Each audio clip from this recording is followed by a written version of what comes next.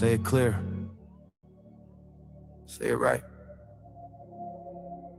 Say our name. Built this nation with our bodies and brains. You benefit, don't give us credit, say our name. We FBA's foundation, no Black Americans. You want us to fight every time you in pain, but when it's time to vote for, silence remains. Yeah. They wanna be us, from the style to the hair, from the lips to the hips, body shaped in our glare. They cross borders, profit off the fight, civil rights paid in blood just to stand in this light. Asia to Africa, you walk through the door, but this land got a history you can't ignore. FBI fought it, still fighting today, made room in the system that kept us away. You praise the same power that never chose you, turn your back on the ones that broke chains just to move you. Say we don't know where we come from, that's wild. North to the south, this land raised my child. Built this nation with our bodies and brains. You benefit, don't give us credit, say our name. Say our name, say our name, say our name. We FBA, foundation law, Black American. You want us to fight every time you in pain, but when it's time to vote for, silence remains. We were renowned, check the globe for proof. Streetwear in Japan still mirror our roots. K-pop chase the cave, study how we move. Rapper world language, everybody fluent. From Atlanta blocks to Mumbai lanes, Heinemann kind spitting bars, connected to the flame. That ain't hate, that's impact, that's reach. Culture travel worldwide when the source run deep. They copy the look, they borrow the sound, but skip the respect when we still hold the ground. Love the rhythm, ignore the pain, celebrate the wave, don't say the name. This was home, before permission, before approval. Say our name. Built this nation with our bodies and brains. Benefit, don't give us credit, say our name. Say our name, say our name, say our name. We FBA, foundation law, Black Americans. You want us to fight every time you in pain, but when it's time to vote for, silence remains. Say our name, say our name, say our name. Say our name. Say our name. Say our name. Say our name. Don't need your respect.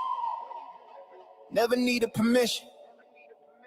We built everything when we weren't even seen as human. Biting the hand that fed you. Surviving on scraps. FBA stopped begging. We learned to build from scratch. Learn to build from scratch. Learn to build from scratch. Say our name. Say our name.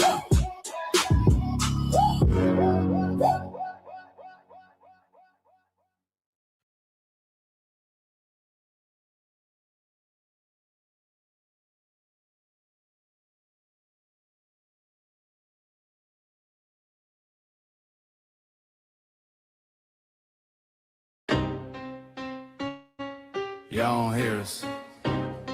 Pull up a seat and motherfucking listen.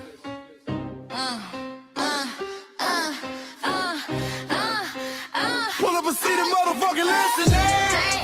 Pack your bag, time to go home. Talking crazy on our soil where our blood and bones grown. This our grind, we outside on it. While y'all fools on the outside looking, y'all show no respect to Black America, so leave. Hey. Y'all don't get it, so it's time to go home. Get the hell up out of America, take your district and just fly on. Y'all don't get it, so it's time to go home. Get the hell up out of America, take your district and just fly on. You landed on the tarmac, fresh off the boat. Talking about y'all building nothing, man, you choking on the note. My ancestors the reason that this country even breathes. Picked the cotton, built the White House, planted the seed. Jim Crow laws, redlined the map, we was the target. You think that struggle's a costume, man, you can't mark it. We fought the wars, we bled the blood, we died for our future's chance. And you come here and give our legacy a side eye while throwing shade on the guard. While you benefit from doors we kicked down with our last breath. Now you spit on the architects who stared down death. Disrespectful, That's disrespectful, ungrateful, a slap in the face to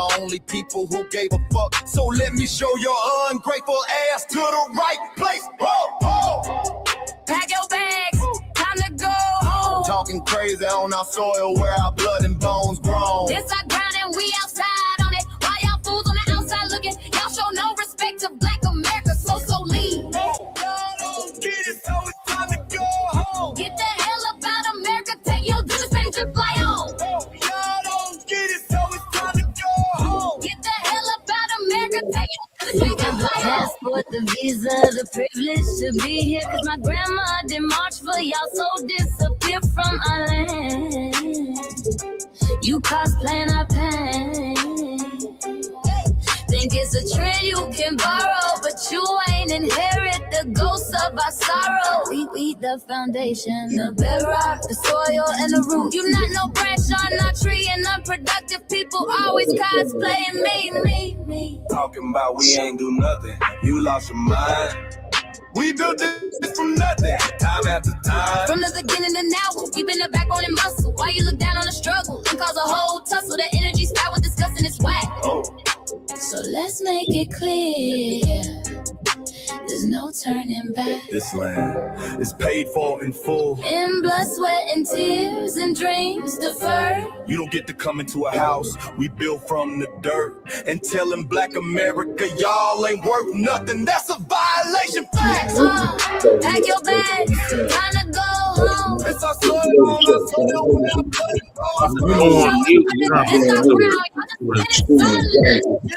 Show no respect to Black America, so leave.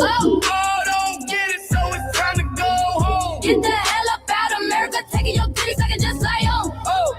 Don't get it, so it's time to go home. Get the hell up out America, taking your 30 seconds just like home. Yeah, fly little birdies. Fly on back to where you came from. This ain't for you. The cell is sacred. We said what we said It's time. for y'all to go home. So fly a little birdies fly. So fly a little birdies fly. So fly a little birdies fly. Fly far, far away from here. So fly a little birdies fly. So fly a little birdies fly. So fly a little birdies fly. Fly far, far away from here. So fly a little birdies fly. So fly a little birdies fly. So fly a little birdies fly. Fly far, far away from here. So fly a little birdies fly. So fly a little birdies fly. So fly a little birdies fly. Fly far, far away from here. Bye bye, little birds.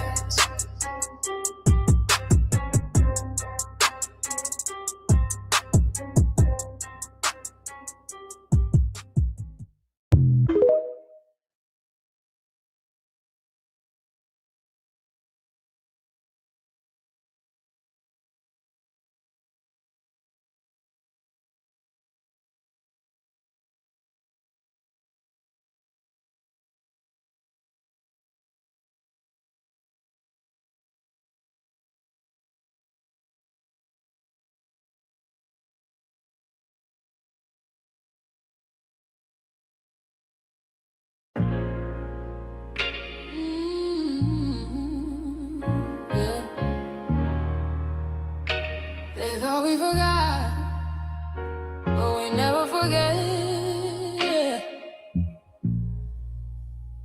This one's for the rules.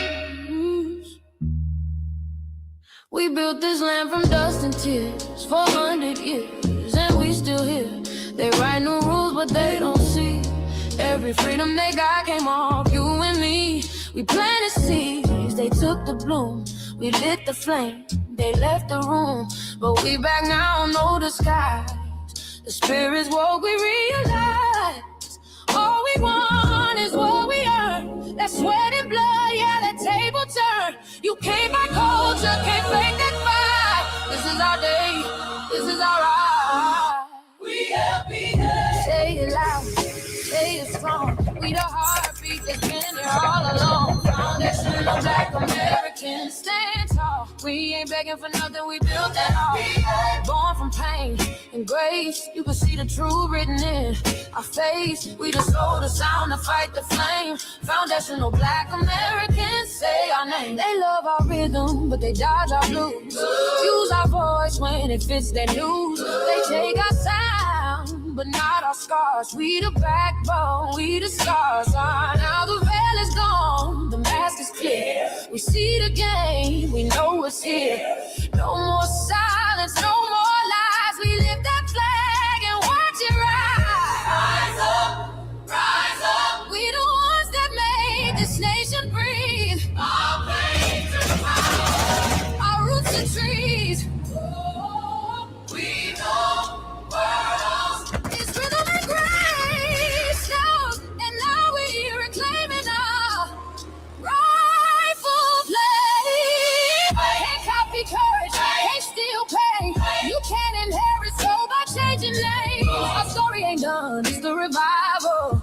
We guard the gate, it's about survival. We FBA, say it proud, say it loud. The world dances on what we vow. Foundational Black Americans. Still we stand, still we fight, still we demand. Every block, every song, we've been right here all along. The soul of a people strong and free. Foundational Black Americans.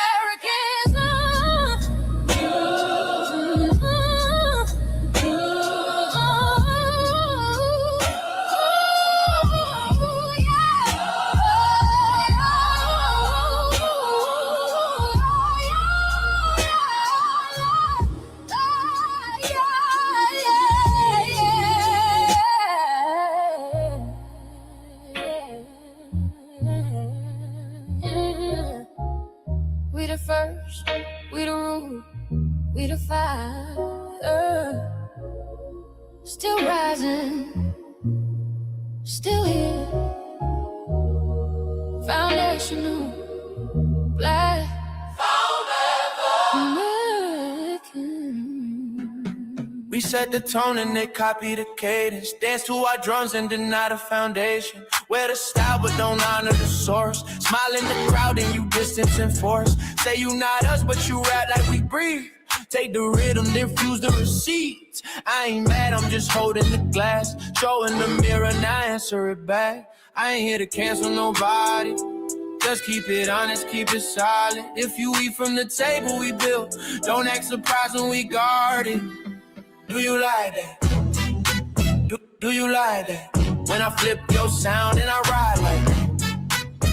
Do you like that? Do you like that? Do you like that? Cause that's how it feel when you borrow my culture. Then act like we never mattered. Hip-hop.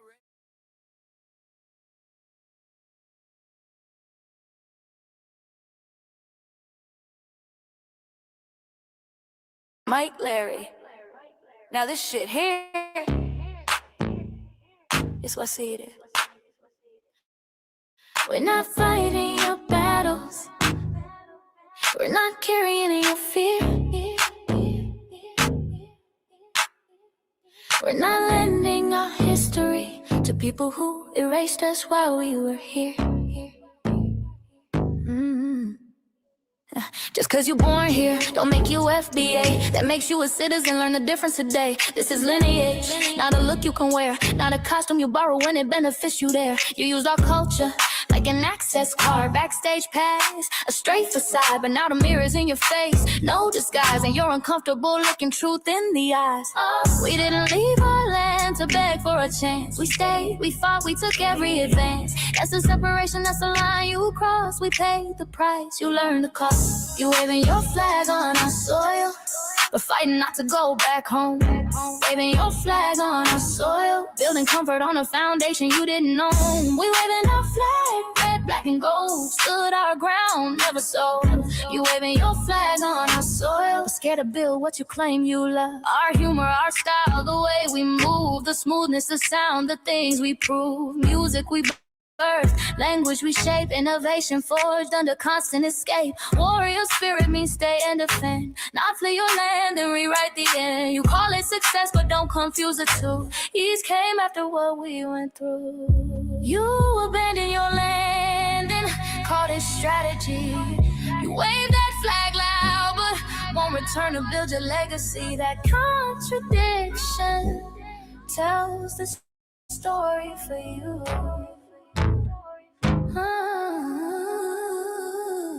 You waving your fighting not to go back home. We living ours where we were forged, every inch earned, every brick known. We can't be deported, and that truth changes everything. We can't be deported, and that truth changes everything. We know who we are, and now we see who you are too. Just because y'all born here doesn't make you FBA at all. It makes you an American citizen. It's biologically impossible to be us because it's a lineage, not some damn costume you can just put on to look cool. You immigrants and immigrant Americans has used our culture as an access card, a backstage pass to our culture. Now y'all have to look in the mirror. Our sense of humor, the aesthetics, mannerisms, the style of dress, the smoothness, the creativity, our genres of music, innovativeness, our slang, our warrior spirit by staying on our homeland and fighting and not fleeing to somebody else's land to beg for a better life and shit on the very people who fought to have us there. That's who we are. And we know who the hell y'all are waving your flag on our soil and fighting to make sure y'all don't go back.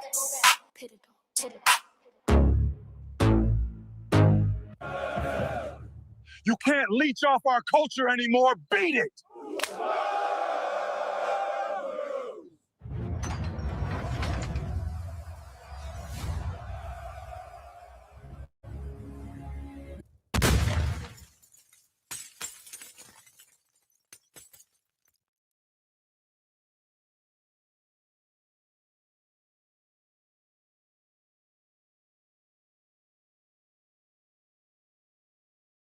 Mike Larry, man, you did it again. We really making history. Let's go. Do you like that? To flip your sound. How you like that? Do you like that? Do you like that? Say it loud, don't walk it back. Do you like that? Do you like that? You grew up mimicking us, now y'all switch it up. Turn the carbon copy, y'all ain't black, what the fuck? It's funny y'all connecting to our culture like it's Wi-Fi.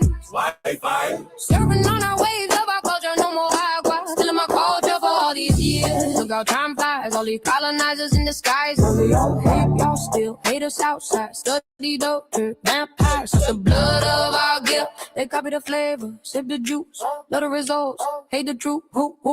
Do you like that? Do you like that? Do you like that? Flip your sound. How you like that? Do you like that? Democratic shields, talking points, the road they fill. Fish and chips, agent on the mic, judging FBA, but ain't you half white? Talking like you one of us, we need a proof face. The agent type with a prune face, like 50 and Jim, it's a cold game. Throwing stones cause we built our own lane. I'm joking, kinda, but I mean, smile calm, pressure intact. Y'all proud where y'all from, where they flag, beat they drum. But when it's us, tone switch fast. Same pride, but it's too much. FBA pride, lineage solid. You can't put this on, can't try it on. Built here, stayed and fought, that's the difference. That's the car. Do you like that? Do you like that? Say it clear, don't twist the facts. Do you like that? Yeah. Do you like that? Do you like that? Point made. No edit. No care.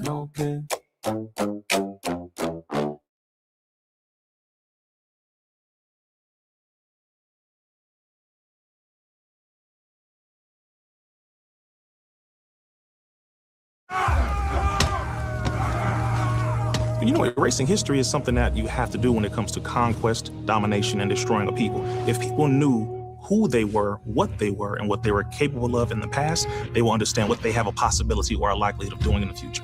Foundation of Black Americans, we've always had a culture of resistance. We cultivated a culture of resistance on this land, and we've been resisting ever since we've encountered European domination. But nothing was really popping in Europe until the transatlantic slave trade, and that's where they amassed a lot of wealth. One thing that I think is unique about our culture as far as how we resist, how we fight back is just the environment we were put in from day one. Being only 13% of the population, the white supremacists were very meticulous about keeping that population at a certain amount. There was never a period when we did not resist the encroachment of the white man. They have a natural behavior of authority no matter where they go. That's why they'll step up in front of us in the line at the store. We're not important. They don't even see us. We've never been able to excel. We've never been able to relax. We've never been able to just be, which means that existence is resistance. It must be something in our DNA, our historical background, to when something doesn't sit right with us, especially spiritually, in our souls and in our spirit, we just say no. We live resistance. You know, from the moment we're born, we're in resistance. And it's handed down generation to generation. And so I think that cultural resistance is actually in our DNA, in our epigenetics, and then it blossoms out into the culture. So there's almost nothing in America that we do, from song to dance to politics to the way we talk, the way we dress, having coded languages considered to be slang today. Everything about Black American culture is a form of resistance. Of course, they want to always downplay our contributions to the global tapestry because they continue to act like our number one export in this country is not Black innovation. Everyone understands that our resistance has been the cornerstone of what foundational Black Americans have always done. We are the life that breathes everything into this nation. The further back you go, the further Black you go. It's just simple like that, brother.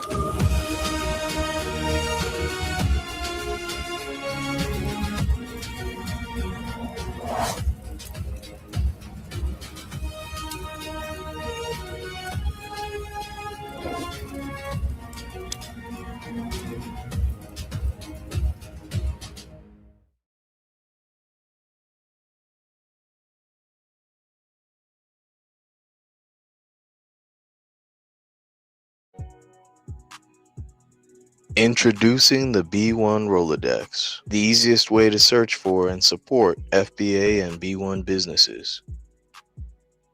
Hundreds of entries from the Black grassroots for the Black grassroots. Free to use, free to download, constantly updated. Trouble navigating the document? Try using the map version. Notice a business missing? Use this simple Google form to submit an FBA or B1 business. Also submit anti-Black businesses, which are now being collected in that last tab. Find resources, contact numbers, and much more using the second tab. All the info you need to start practicing group economics today. Go to blacktruthunited.com. That's blacktruthunited.com.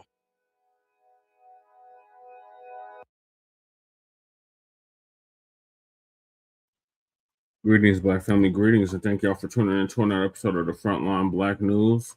I'm your host, Chan Krumah, and we're with our West Coast correspondent, Pakistan Corey. That's Black Experience Enhanced. Also, I'm the co-executive producer, and co-host of, and we just finished with that. So make sure y'all check out the most recent Sabaka's Black Experience Enhanced special edition. We have to push it back a day because I had a mayor's event to attend 2 days ago now. So the mayor's State of the City address. So you know, have to show up and show out. So that's why we are running behind, because this time is supposed to be reserved for Lady Chase, the RBA. And yeah, so that's why we're doing it now opposed to yesterday.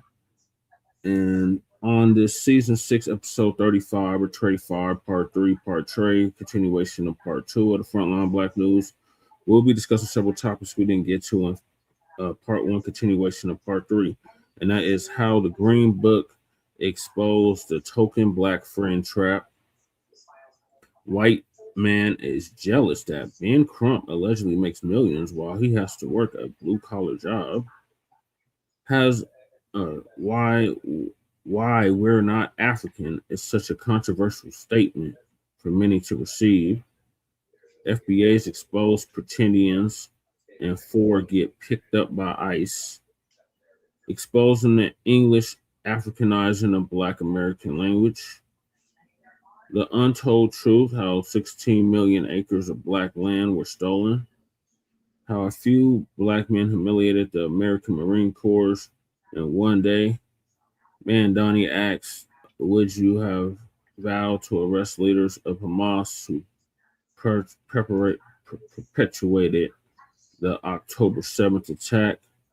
In our Unhoused neighbor news, our illegal migrant news, and our local Denver/Aurora news. And we are based out of East Denver, North Aurora, Colorado. We get the news from a frontline and Black first perspective.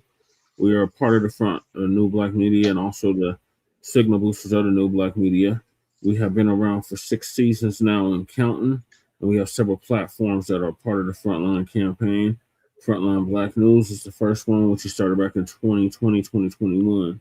And Shabaka's Black Experience Enhanced, which we just had about an hour or two ago, is based off the 50th anniversary of the founding of the original Black Panther Party for Self-Defense. We started on Blog Talk Radio back in 2016 and have been around for 12 seasons now. Shabaka's Black Experience Enhanced covers Black experience from the beginning of time until 10 minutes ago. It is also part of the Frontline campaign. It has recently, within the last 2 to 3 years, moved from Blog Talk Radio to StreamYard. Please make sure you like to share the broadcast, family. Please join us on StreamYard, YouTube, Frontline Black News. The links to all of our channels are in the description, including Frontline Black News.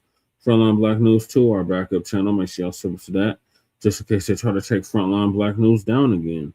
Then we got my main page, or my personal page, Jesse Paris, aka Chain Chroma. Make sure y'all sub to that as well. That's where we are covering the city council here in Denver and Aurora, and the local Denver and Aurora Black events, and the Sunday morning food bank, which I've been doing for the past 10 years. And then we got Lady Chay's backup channel, Seduction Doll 5991. Make sure y'all sub to that so she can start going live on that YouTube channel. I think she needs like 3 more subscribers. Then her main channel, The Revolutionary Agenda, the RBA.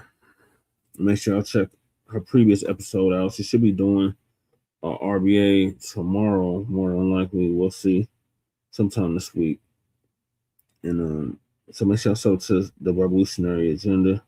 She usually covers content or topics that we don't normally get to on Frontline Black News and Shabaka's Black Experience Enhanced.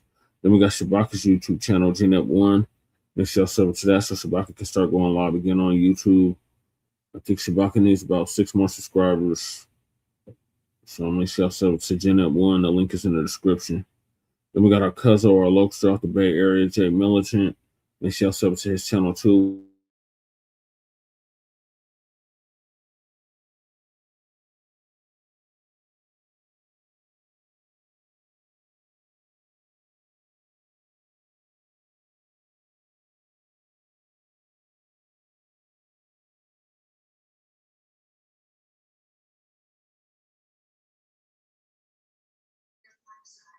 Hey, what happened to you, Brother Che?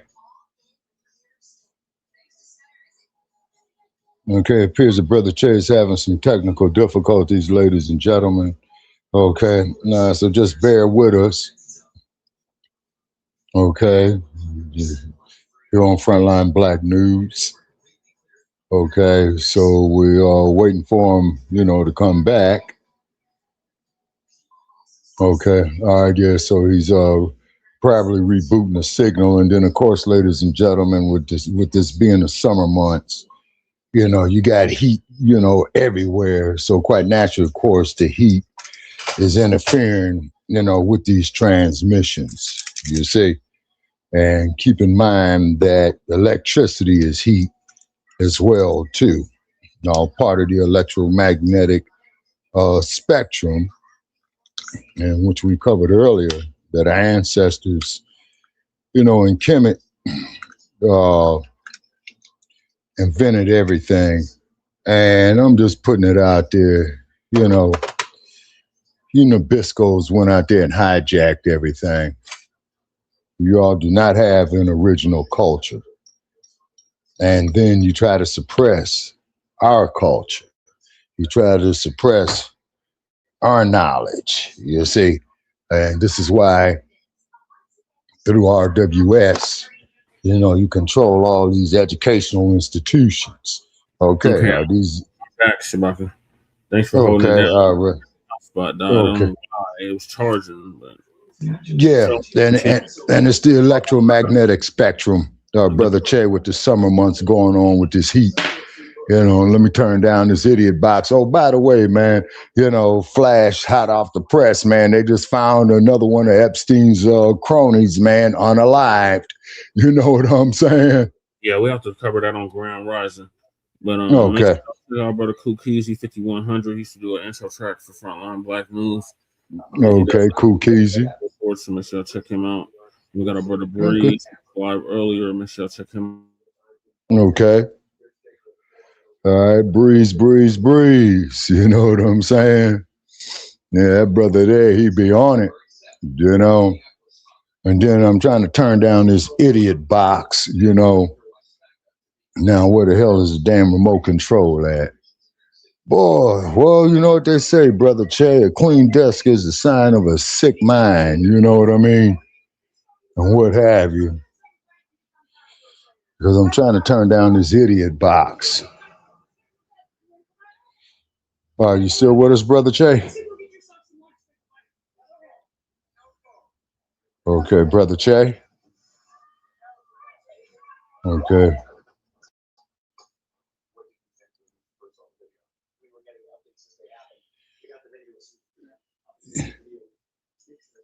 Okay, Brother Che.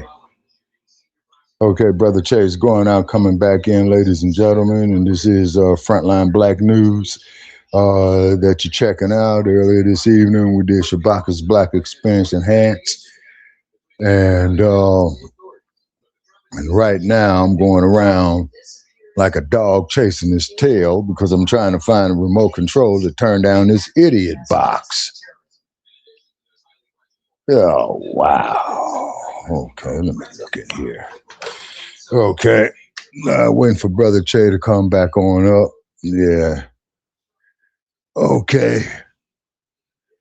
You know, to minimize this background noise, because, you know, we try our best, dagnabbit, you know, to make our stuff professional as possible. And that's why, you know, we need donations right here. And we have Goddess Navi. Salute, Goddess Nabi. I'm sorry, I keep having technical difficulties with this goddamn hotspot. Yeah, it's from the heat. It's from the heat, Brother Che. It's the heat. I just keep overheating. There's not even no heat in my apartment. Yeah. But the damn cord charger wasn't charging right. Hopefully, I got it together now. Mm-hmm. So yeah, make sure y'all check out our brother Church of Black Power, who's originally from Watts, California, is now in Houston, Texas, and he's going to be interviewing me on Friday. So make sure y'all check that out. Friday Okay, after. and please be sure to shoot me the link to that, Brother Che. Yeah, just subscribe to the Church of Black Power. Shabaka. It's going to be on Friday. The link to his channel in the description. Oh, okay. All righty. And make sure y'all subscribe to these channels because they're all part of New Black Media. Then we Exactly. got Torian Reloaded. Make sure y'all check out Brother Torian Rain Reloaded. Okay. Yeah, I see Brother Twin up there, 18188. Hey, how you be? Thank you for joining us. Yeah, he's called. Yeah, Goddess. That is the most appropriate term for the ignorant box or the idiot box. And there's that old saying, are you watching it or is this motherfucker watching you? 3:30 Central Standard on Friday. Mm-hmm. Okay, so which means Goddess Navi that there'll be 2:30 our time out here in the out here in the Pacific time zone. 1:30. It'll be 1:30. Okay. It'd be 1:30 your time, 2:30 my time, 3:30 Central Standard Time, and 4:30 Eastern Standard Time. Okay. And then also too, Brother Che, I just thought about something, man. Okay, I'm gonna run a diagnostics, man, on my laptop. Yeah, you should do that, Shabaka. But let me finish the introduction. Yes, sir. So, yeah, make sure y'all check out Torian Rain Reloaded. He's been around for a decade plus. He's out the DMV area. He put Lisa Cabrera on. And he did several series like the We Fought Back series.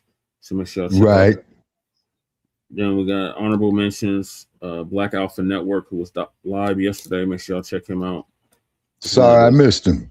Biggest rising stars, or I hate to say stars, but members of the New Black Media. Then we got other Afro Elite out the Shy, who was live. Right. Make sure y'all check him out. And we got oh man, I'll be naming people here all night. Lisa Cabrera, Jay Dizzle, Beat Zilla, Sincere Love to God. Mm-hmm.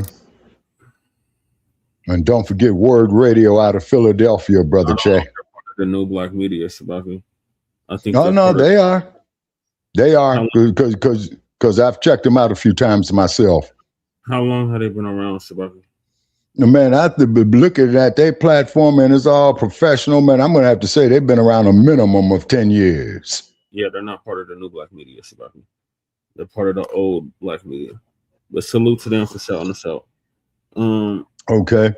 Everybody else is part of the New Black Media, like I said, Lisa Cabrera, Frontline Black News, The Revolutionary Agenda, Water God,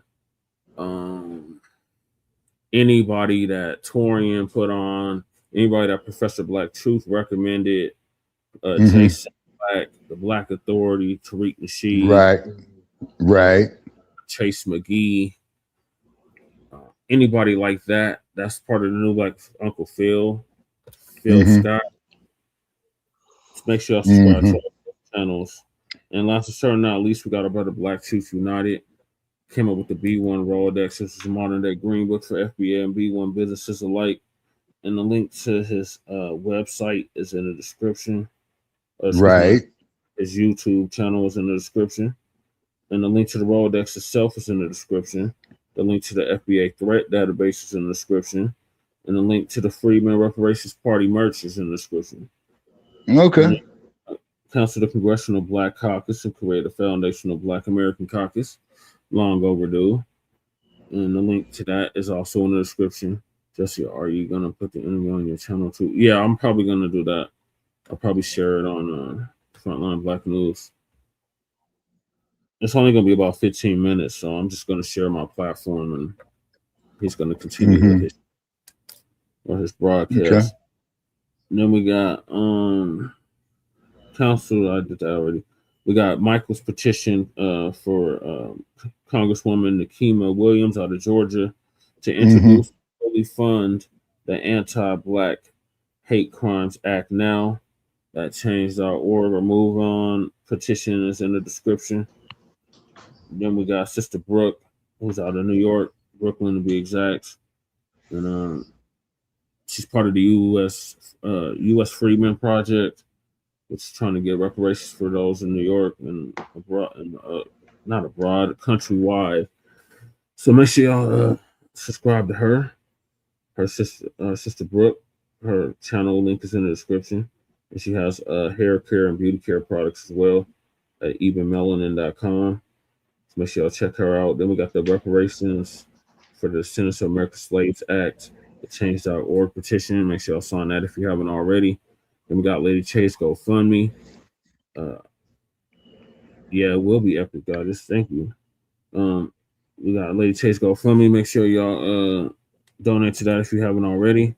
Then we got Standing with Joshua Fox, the brother that put hands and feet all over that racist white supremacist Chet the Bussy, Chet the Builder. No, that's self-defense. See? Yeah, definitely. So support our brother in his self-defense by donating to his GoFundMe. I think he's almost at his goal. Okay. For his medical bills or whatever. He Damn. That bastard to shoot himself after he shot him. And the brother still fought him even after he got shot. So Well, now that's a soldier. Well, yeah, he's a military veteran. So yeah, salute to him. And then we got Stop Netflix from releasing the Damaging docu-series about Michael Jackson. Shout out to Dr. Right. Putting that petition together. Make sure y'all sign that if you haven't already. And as I've already alluded to, and as you can tell from the background, I am a candidate here in the state of Colorado for Colorado State House of Representatives for House District 8. And the election is November 3rd. and support my campaign by going to the website. The link to the website is in the description. Then we got copyright under Section 107 of the Copyright Act of 1976. Allowances made for fair use for purposes such as criticism, comment, news reporting, teaching, scholarship, education, and research. And I do not own the rights to the music. Yeah, exactly. A bad karma is definitely heading his way. And yeah, the brother is definitely. Yeah, Goddess. Yeah, he is a writer. Salute Cheddars Dookie outside. And I do not own the rights to the music. And if you don't understand racism, white supremacy, what it is, and how it works, everything else that you think you understand will only confuse you in all 9 or 10 areas of human and people activity. And that is economics, that is education, that is entertainment, that is labor, that is law, that is politics, that is religion, that is sex, and that is war. And some say health and nutrition. And all 9 or 10 areas of human and people activity. And that was by Mr. Neely Fuller. Oh, he told him to change their you name. Said, no, Goddess Navi, I'm telling them to get out of town or change their name. And yeah, they need to fire the whole coaching staff. Yes, Ruru. And when you he want to come on TV or captured by any race soldier, you must never fuss, fight, or flee. Comply and defend yourself in court. Also by Mr. Neely Fuller Jr. ProduceJustice.com. And last but certainly not least, we got racism, white supremacy. It's conscious. Yes, Honorable. We all hear you. Come on, boy. Yeah, see, he's like the MGM line. Come on, Ruru. See, he want to be on TV. See. Boy, now. He's such a big boy now. And yeah. We got last but not least, racism, white supremacy is conscious and subconscious behavior to maintain white genetic survival, to prevent white genetic annihilation. And that was by the late great master teacher, warrior, scholar, Dr. Francis Cress Wilson, who transitioned exactly 10 years ago at the age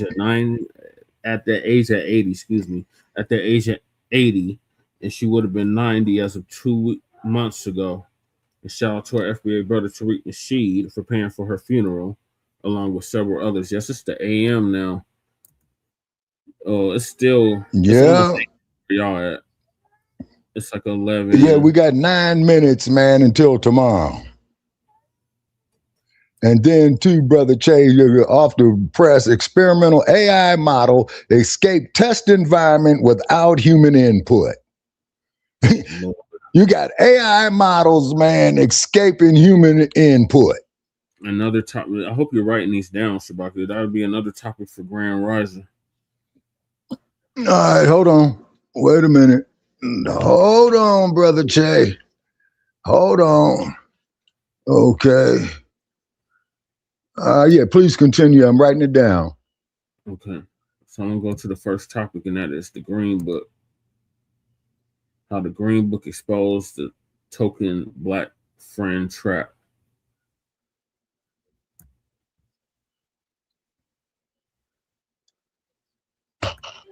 Every Black person knows this.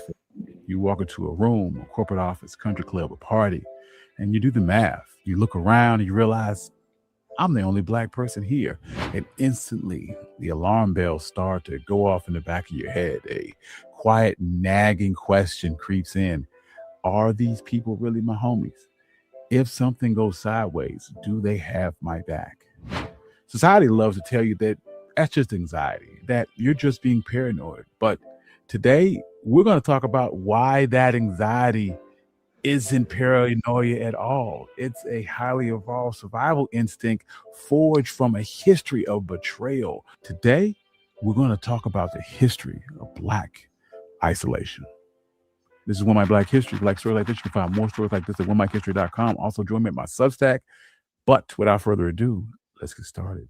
To understand the dangers of being the only Black person in white spaces, you have to understand the lie that they told you about assimilation. For generations, the narrative they sold Black folks is a very specific promise. Proximity to the whiteness equals safety. You're taught that if you just speak the right way, get the right degree. Come on now, tether Dookie outside. They didn't want to do that, We're man. told that being the only black person is a sign of progress, that you've made it.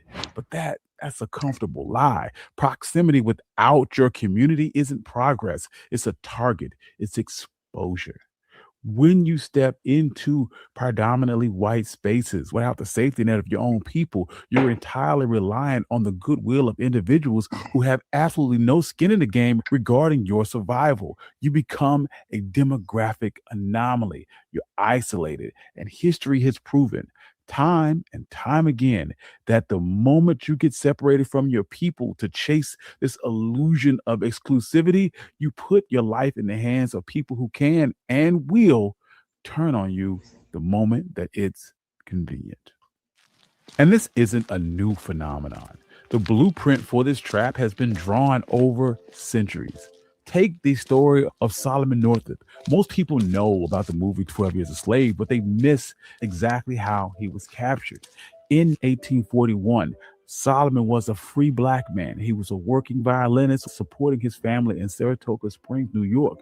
He had the 1840 equivalent of a pass.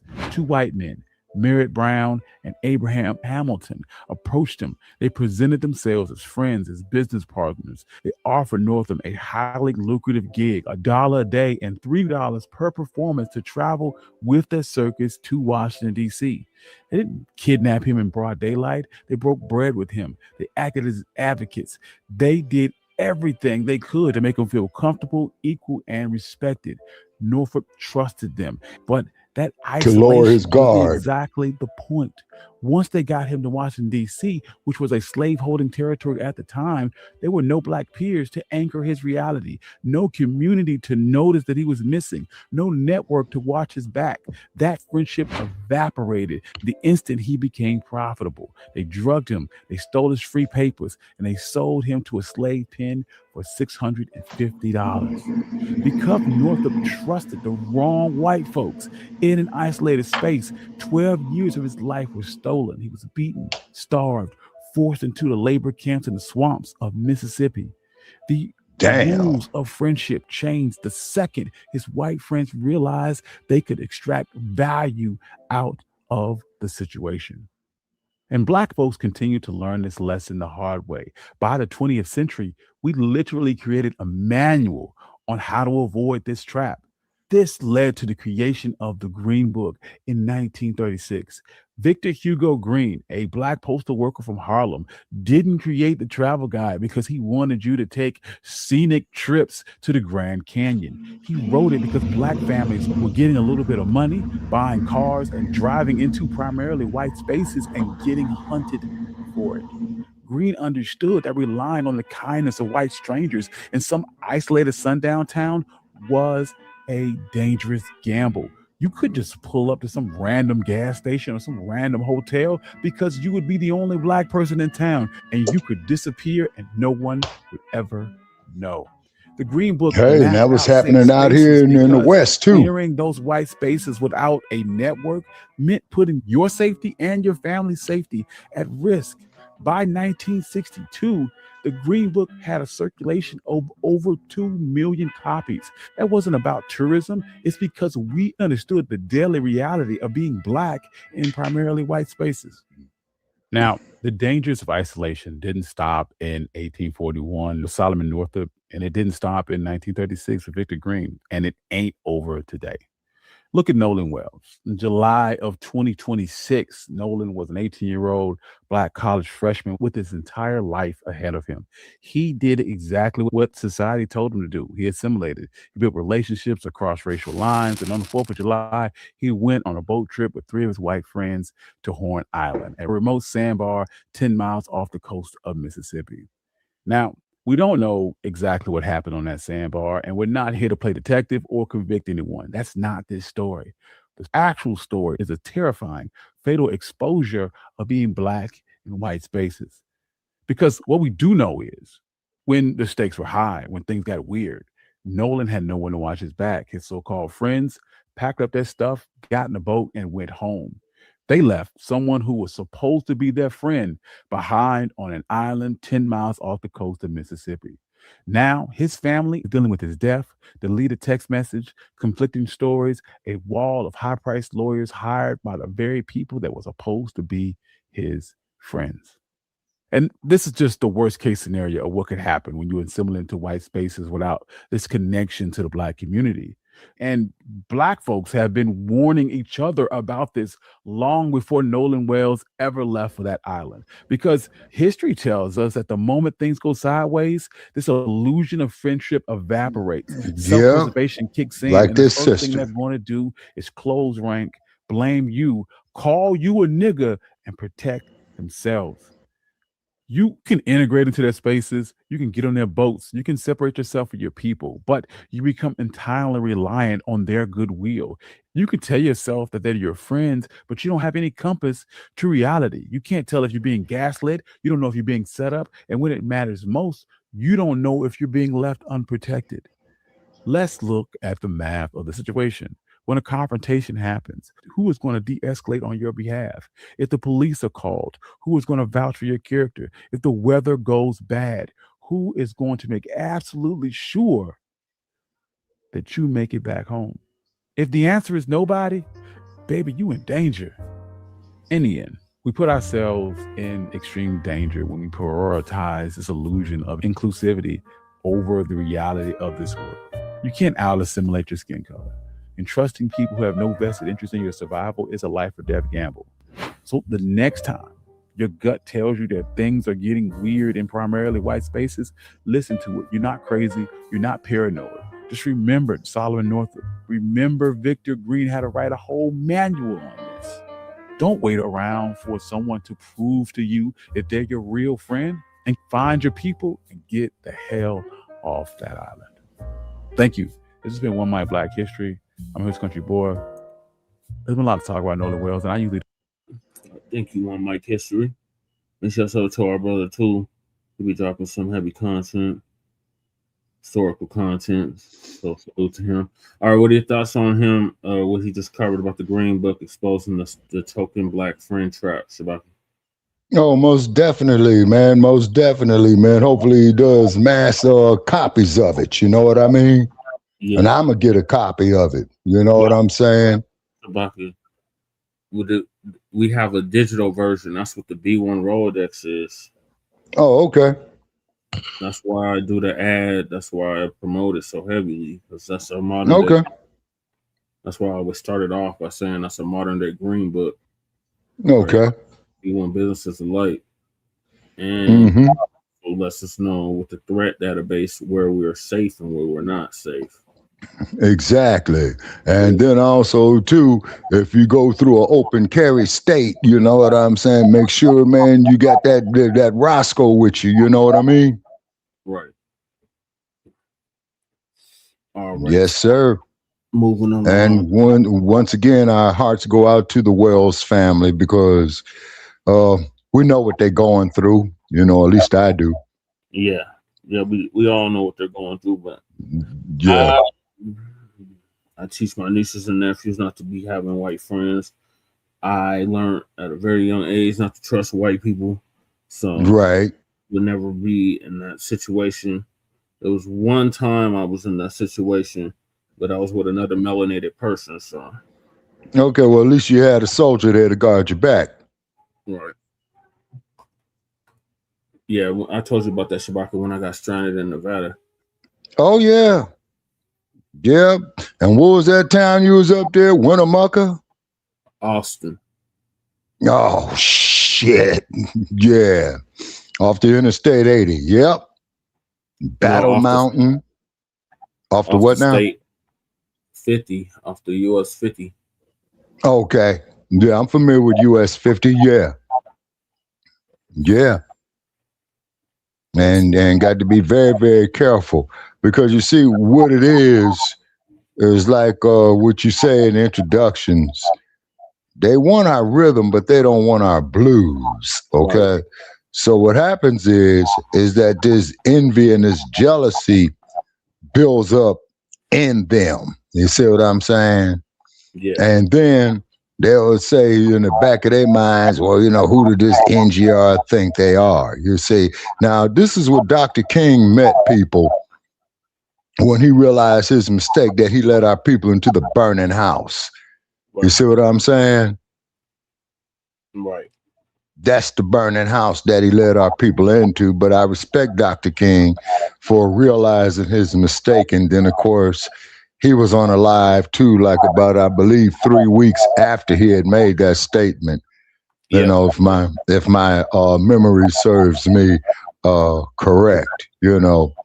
And then Malcolm X had made this. And then, too, and it's kind of like, as I told you, Brother Chad read this book called Martin, Malcolm, and America. The author was James Cone, about how they were reaching out to each other. Do you see what I mean? And then from what I understand, and I'm just saying this here for the sake of our audience, you already know where I'm going, is that the Shabazz family and the King family are very, very good friends. And I believe Ilyasah stated that they were never against each other. It was just that one side was taking the left side and the other one was taking the right side. You see what I mean? Yeah. You see? So therefore, so you trolls out there figuring that we hate you. It's not that we don't, or it's not that we hate you. We just know better. You say, for us to protect ourselves is because you inflicted so much divisiveness on the plantation system. Say, and you know, and that takes a long time to get out. You see what I mean? Right. And then too, like how they appropriated our culture of the rhythm and poetry. To quote Assata Shakur, you know, and then they came out here with all this, you know, the vulgarity of it, you see. But they always saying, well, man, I'm making money, but all money ain't good money. Right. And you should be able, after you make so much of the money, where you get off in a position of control, start flipping the narrative. You see what I mean? Stipulation of the money, Shabaki. They give you all that money, but you can't do nothing to help your people. Yeah, exactly. So you got to review those contracts. You know what I'm saying? Mm-hmm. Yeah, you got to review those contracts. And then once they present you with the contract, okay, taking an attorney, you know what I'm saying? Have it scanned over. You know what I mean? Yeah. And when we was on Blog Talk, I had mentioned that there a few times for the brothers with the art of rhythm and poetry. Oh man, I'm going to Hollywood. Oh, I'm going to California. Hey, and I will say it again, and Goddess Navi will agree with me. Hey, the city of Los Angeles is beautiful, but that city is more deadly than it is beautiful. Mm-hmm. And it will love you to death. So yes, sir. We got Nabisco, who's upset with Ben Crump. He said that's a first. Crump allegedly makes millions while he has to work a blue collar job. Oh, poor Nabisco.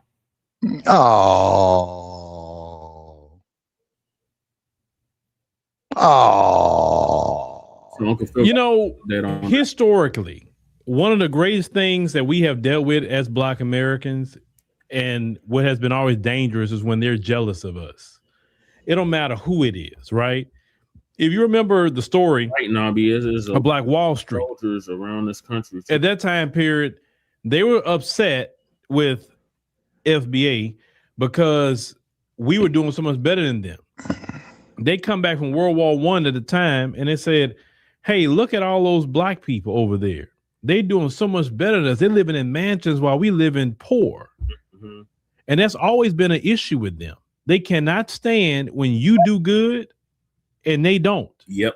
Even though everything's been given to them, literally, it handed to them on a silver platter, they still find a way to even not take advantage of that, mess that up.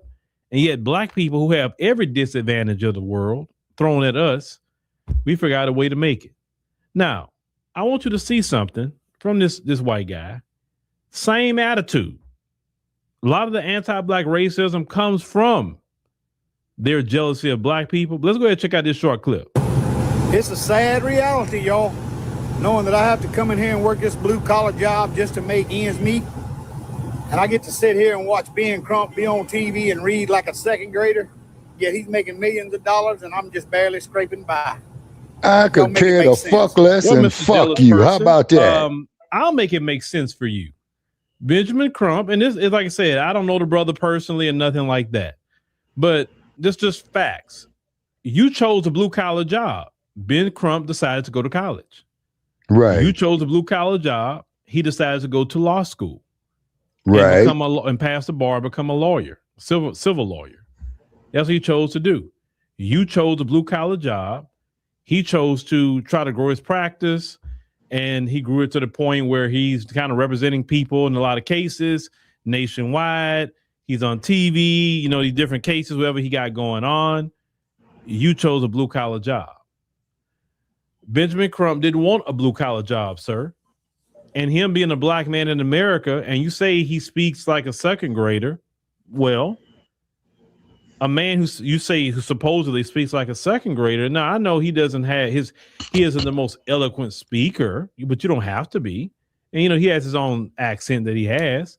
But how come a man that you claim that speaks like a second grader and you allege he's making millions of dollars? I mean, I know he's getting money off some of the, you know, the civil cases. You could have been doing the same thing. You could have went to school. You could have got your law degree. You could have been a civil attorney just like him.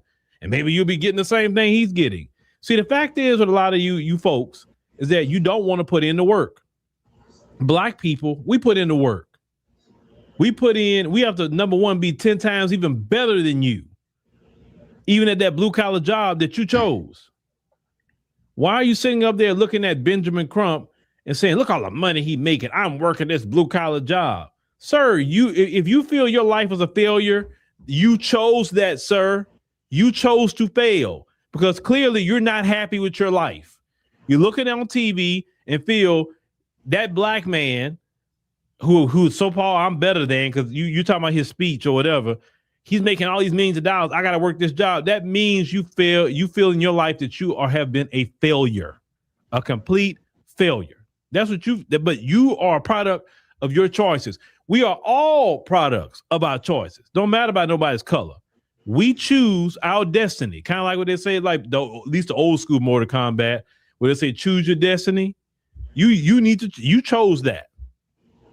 And if you want to actually go to school and become a lawyer, you can. You're still alive.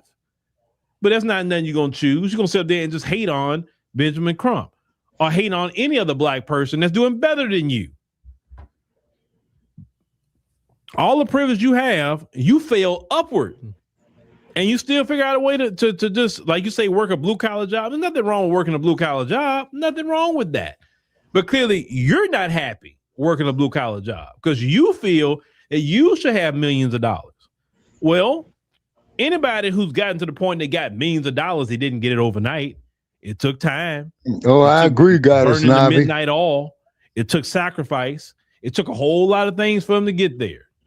You don't know what that man makes a year. None of us do, and I don't even care what that brother makes. That's what it goes on. That brother's bank account is his business. Only bank account I'm worried about is my bank account. That's it. The bank account in my family. That's the only bank accounts I'm worried about. I'm not looking at another man on TV talking about, oh, yeah, he getting all this money, but I'm sitting up here just making content on the internet. No, because anything you do in life, you can turn it into millions of dollars. If you apply yourself, if you do the right thing, and if you can't make what you want to make, then you switch. You know, I switched out of careers. At one point in time in my life, I was on the water, work in the inland waterway, in a coastal waterway, working on towboats. Became a tankerman. I worked on boats for like a 20 and 10 schedule at the time period. And then I moved. My plan was to get my tanker license, get good enough to I can transfer to shoreside tankerman. And I did that. And then I was a shoreside tankerman for some years, tankering barges in the different plants. And I said, you know what? I want to transfer into the plant. I want to become an operator. I made a plan. I did that. I became an operator. Then when I became an operator, I said, you know what? With time, I said, I see people doing this stuff online. They're making money. I'm like, my goal was if I can make enough money just to pay my bills online and I can just work my job, man, it's like I'm living free of bills, right? And then once I got to a point, I realized, you know what, this actually can grow into a real company and be a real thing. Then I said, I'm going to eventually get out of being an operator and I'm going to get into having my own company. I can do this full time and that's all I do. It was a plan. I made plans. It took time for some of these plans to happen, but it took time.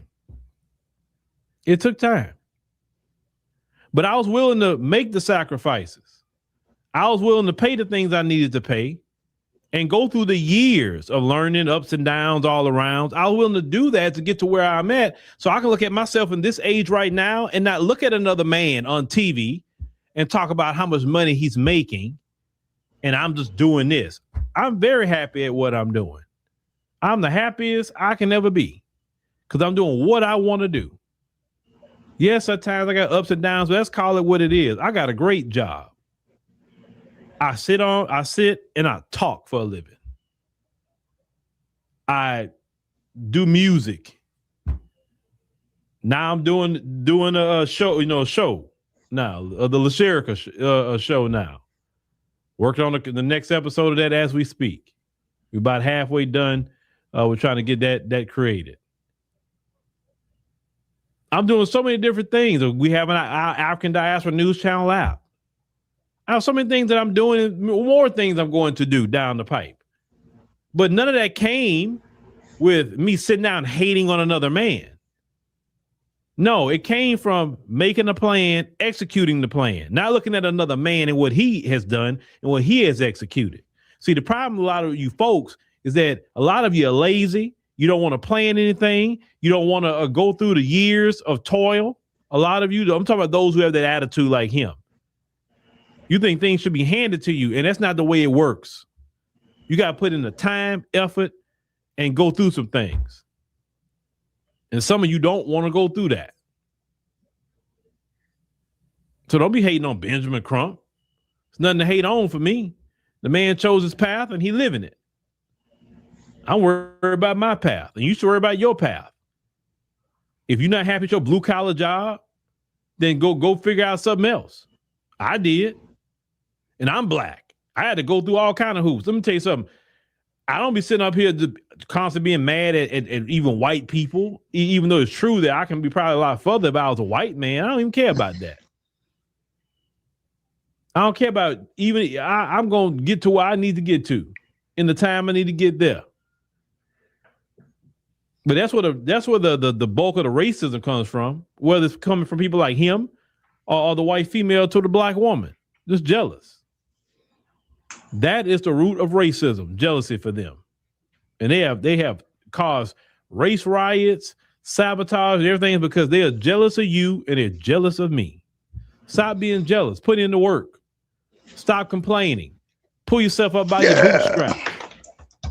That's what there you go with that damn Reaganomics shit, Phil. I disagree with you on that bullshit. Benjamin Crump, he can do it. You claim that you're supposed to speak better than him or whatever. Yeah, I don't hate Ben Crump. Stop complaining online. Shabaka, he's throwing their rhetoric back in their face. You can have African friends because they the main ones that stupid shit. Now, yeah, ourselves up by our bootstraps, and we just need to stop complaining and all of that. But they sabotage us every chance we get. We ain't got no damn boots. No, that is a fact. They won't let us get no straps to pull it. They won't get the pressure off our back so we can pull ourselves up. So he was just reversing that part. Reverse psychology. He was reversing that shit on them. But what are your thoughts on that Nabisco hating on Ben Crump? Okay, well, to hell with the Nabisco. Tell him to bring his ass out here to Nevada tomorrow. We're going to be about a pleasant 121 degrees. Let his ass fry in the sun. And I hate having this attitude, but what it is, though, we stay in the reality. You see what I mean? Because after all the hell that we've been through, after everything that they had thrown at us, man, we still here. Right. You see what I'm saying? Said big facts. Nobody wants to do the hard work. Everybody wants a hookup. And the sad part, the children are getting the motivation from their parents. Yeah. You're right about that, Time. And Nabi says true time, but not all parents motivate nor raise their kids like they're supposed to, though. Yeah. Yeah, that's true. That's true. You know, and didn't we do a show on Blog Talk, Brother Che, years ago about the Black family unit in regard to this? Yes. Yeah. Yeah. Yeah, he should have kept his mouth shut, Nabi. Mm-hmm. Yeah. See, but what it is though is that they hate us because they cannot be us. You see what I'm saying? You know, and that's really what it boils down to. And didn't Dr. Francis Crest do something on that there too, Brother Che? Yep. Mm-hmm. Yep. That was our confrontation, color code confrontation. Yeah. You see, and one thing about Phil Donahue, I will say about Phil Donahue, okay, because I looked at some of his past shows, you know what I mean, over the years, and like Phil said, you know, he don't support either side. He just guaranteed provocative conversation, and he did bring a bunch of it, people. Yeah, he did. You know what I'm saying? He did bring a bunch of it, you know, and he had everybody up there. David Duke, the Ku Klux Klan, members of the Black Panther Party, Nation of Islam, you know what I'm saying? Had the greatest up there. And one day the greatest had must have been off in a bad mood, and this white woman gonna say to the greatest, well, you know, you're so arrogant. He says, look, lady, people don't pay to see me win, they pay to see me get my ass whooped. And then one time he was on there, Brother Che, and a white woman had said to Mr. Ali, there should be a man like you in every race, creed, and culture. See, you know, and I've told people in private conversations who are not black is that Ali was a bridge between black militancy and let's see, how did I put it? He was a bridge between black militancy and white racism, and he is the only man that I know of in my lifetime who did that. And then too, not getting off topic, I saw a clip with him on the Mike Douglas show with Sly Stone, and Sly Stone was so stoned, man, it was a wonder Ali didn't hit that loaded bastard, you know. And don't get me wrong, hey, everybody dug Everyday People, you know what I'm saying? Yeah. By Sly and the Family Stone. And then from what I understand too, when the Black Panthers was doing their thing over there at Defremery Park, he would come out there and he would entertain. But I think, you know, he was doing all that before he got totally wasted, you know. And then it was a family act. It was his brothers and sisters, you know, and Sister Rose, who played the trumpet, you know what I'm saying? And what have you. And then I think Larry Graham was with him. And then Larry Graham, of course, as we all know, went off and did Graham Central Station. You say, and that's the thing is that I see. Okay, I spot on time. Okay, so I don't know what Goddess meant by that. I missed the previous comment. Okay, Time said we have so much culture. We have too much influence. We have so much charisma, style, fashion, and have it all. But coming together for us, yeah, but coming together for it. Yeah, Time, that's real talk. No, Time, you're that has not your job. I was just stating real truth. Okay, all righty. Okay. You know? This is what Nabi was responding to. Yeah. And I take ownership for my community. Okay, Tom, I've done that, man. When I was up there registering people to vote, going to jail, getting into fist fights. You know what I'm saying? Yeah. Because I looked at so many of our people that got hit with those fire hoses and shit. You know what I'm saying? And then, of course, you had old John Lewis that had that nightstick glide upside his head talking about that's good trouble. Lord. Yep. All right, so moving along, Shabaka, we got a really controversial topic. Why we're not African is such a controversial statement for many to receive. Mm-hmm. So update on that as well. Okay. Man, you know my position on Really that there, appreciate Brother it. Che. Make sure to click the subscribe button, like button, and all that other fun stuff. Shout out to everybody, at least definitely on the ADNC app who's watching us right now. Shout out to all of you. Also to the brothers and sisters who watch simultaneously on Facebook. Shout out to the brother I talked to today in the store. He said he watches us on Facebook all the time. So shout out to that particular brother. And also as well, definitely on YouTube. So tonight, you know, there's a statement that keeps coming up. I know Cameron recently brought it back up again when people are saying who are descendants of slaves that, you know, we are not African. I think we've had this conversation before, but it keeps coming up, you know, in the discussion. And, you know, I'm a person that believe in history. Yeah, Tom, I remember that record. Okay? Yep. And so Yeah, it was a slow melody. History, historical fact, definitely science, and things like that. Because they are legitimate things that why people say they don't or they're not African per se, but there are also things that scientifically would connect you, but maybe some things not culturally connect you, if that makes sense. And because I've been to the African continent, I can definitely vouch for that as a Black American. All right. So, and of course, we'll do our disclaimers like always. And let me tell you something else, because I have to establish this. Okay. I think I said this last night about shout out to Mr. Kellen. I'm gonna say that about Sister Emma. Sister Emma's not my mother. Okay, so go and tell Emma what I say is not gonna change what I say. I don't think y'all should be telling Emma anything. Okay, she doesn't control me. I say what I like to say. Okay, so I'm just letting you know that because y'all, they got people that do that. They'll go and say, Phil said this. Why is he saying that? Like, you can tell me about it, or you can say, hey, I like to talk with him, have an interview with him or something. Let's have a different conversation. I love to have conversation with y'all. You know, it'd be great. A lot of it probably be on the app, though. I'm not gonna throw everything on YouTube unless it's a conversation I think can come here. But hey, we can have conversations. I'm not above having a conversation as long as we're respectful and talk to each other as brothers and sisters. We can have these conversations, right? Yeah, but Uncle Phil, I hate to say, sir, you never return my call. And I have a father, and they don't get involved with none of this stuff I do anyway.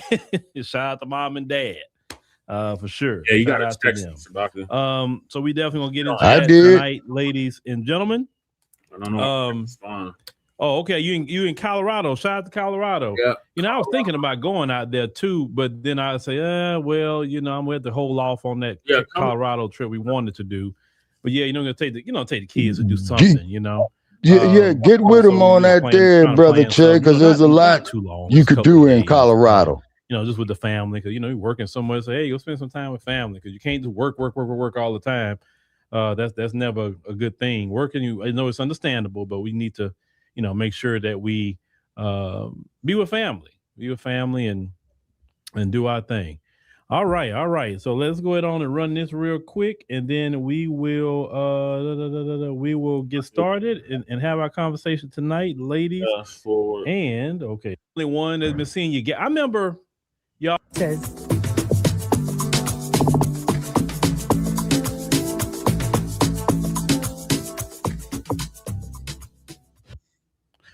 All right, ladies and gentlemen, let's go ahead and get started. That way we don't take too much of your time. I know y'all are busy people. And before we get started, man, I got a little short rant, not too long. It's about bills. What the hell is going on? Goddess, I do have an Instagram account, but it's skewed. Bill, and it was higher than I ever seen before. Like, what is going on with these bills? It's like, bro, we're using the same power we've been using, nothing different. And I know I'm not the only one that's been seeing you get. I remember y'all ridiculous. XL was when I seen our natural gas bills be over $100, and I'm like, now you know your natural gas bill used to be around $50 maybe. And maybe it'll be that price if we got like a cold, like remember Eula Love got killed over a gas bill of 20-degree weather, and we running that, because my central heat is attached to natural gas, so that would be understandable. But something didn't happen with the natural gas. They didn't jack that up. The lights, they didn't jack that up. Everything that's going up, and nobody's pay is going up. And I thank God I'm in a position where I can handle some of that.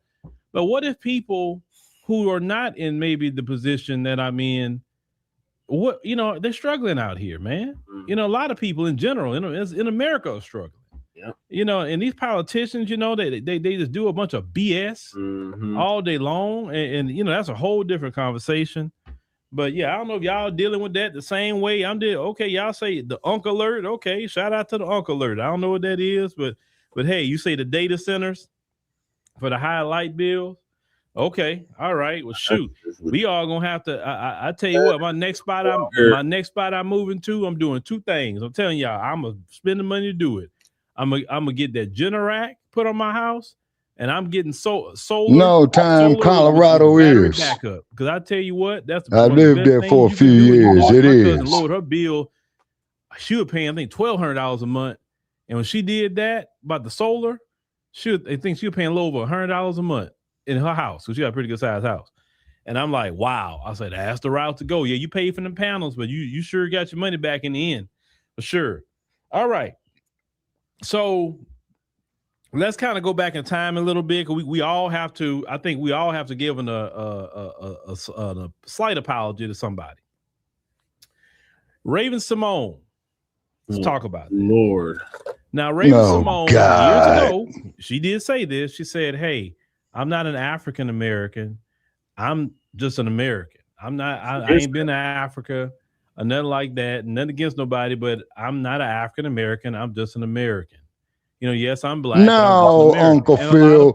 The dizzy bitch said that she's from blackness itself at the time. And Phil, get the shit right. God damn. A long time ago. So you want to definitely talk about Raven Simone. Asian. And we all say, what is she doing? Why is she saying that? But that's when everybody at the time was, under the moniker of African American. So that meant like a blackness to us at the time. But now, I can feel sure Raven Simone is kind of looking like, wow, everybody's saying, they demonized me for saying this. But now, look, everybody's starting to say it now or whatever. And it's interesting now, more and more people are saying it. I remember at that time period when a lot of Black Americans were saying African American. You had people, not all, but you had some those who from the African continent would say, well, you're not African because you were born here. Man, fuck them neo-colonialized, brain-dead motherfuckers, man, who sat out there and sold us out for some goddamn trinkets and some alcohol. They're ridiculed as well. That's something that's not really talked about. They say, oh, you're not really a Nigerian. You're more so a Black American. That's what they'll say about them if they first or second generation. If they're born here. So they're not even looked at as a Nigerian or as a Ghanaian or whatever the case may be, if you was not born there. So they look at you different. And these are people who have maybe Ghanaian parents. She's married to a whole white woman. So if they look at them like that, they're really not Nigerian like that because they were born here, they was cultured here, they was raised here. They really don't have the Nigerian accent unless they just learned it and speaking it at the time. They mostly have the same accent we have here as Black Americans or whatever region that maybe Nigerian American is from, who were born here on the soil. Okay, that's just I agree with you, Ty, that they're doing within their particular community. Now, case in point, you bring descendants of slaves in the Americas, definitely the Caribbean, and I want. It's two things I want to get into with this tonight. It's two different videos I want to show. Now, the first video is going to be from a FBA, and the second one is going to be from a Jamaican woman. Okay, let me play the first video, and then we're gonna get into all this, ladies and gentlemen.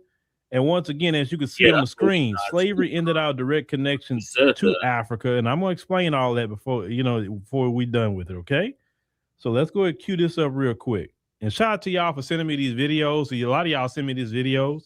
I check, and I don't know why y'all like sending to me on TikTok for some reason. So shout out to y'all. I've shifted from saying I'm an African American because I'm not. I'm a Black American. I say Black too. I'm not an African American. I don't. Nothing about life, my family, nothing leads back there. Everything leads back to we were stripped of our culture and created our own. Again, that continent is that continent, bro. Like, yeah, that's literally our roots. Let me stop there before we get to the next video. So when we have these conversations, we got to know how to have it where nobody can poke holes in that conversation, though, because there was something she said that you can kind of poke holes in, or you need to tighten up when you have that conversation. Let me play what she said, and I'm going to stop it right where you can really poke a hole in what she said. I've shifted from saying I'm an African American because I'm not. I'm a Black American. I say Black too. I'm not an African American. I don't. Nothing about life, my family, nothing leads back there. Everything leads back to we were stripped of our culture and created our own. Again. All right. So she said nothing leads back there. We were stripped of our culture and we created our own. Okay. So you're a person that's going to be, I guess the term is devil's advocate. Then what culture you had prior to, because you said you had a culture prior to that. And you said it was stripped of you. And so what culture did you have prior to creating her wife? Culture, what you're talking about now is Black American. What culture was that? And you gotta damn, boy, I've heard it all now. What you're actually saying, right? So the brother said toward the end, that's Hollywood for you. Whatever. Now, scientifically, yes, we have African ancestry, African DNA. Yes, that's not really debatable. If a person want to say, I ain't got no African DNA, then I'll say, okay, well, I'll pay for the DNA test. And if you don't take that test, you're giving up your intellectual property rights. None.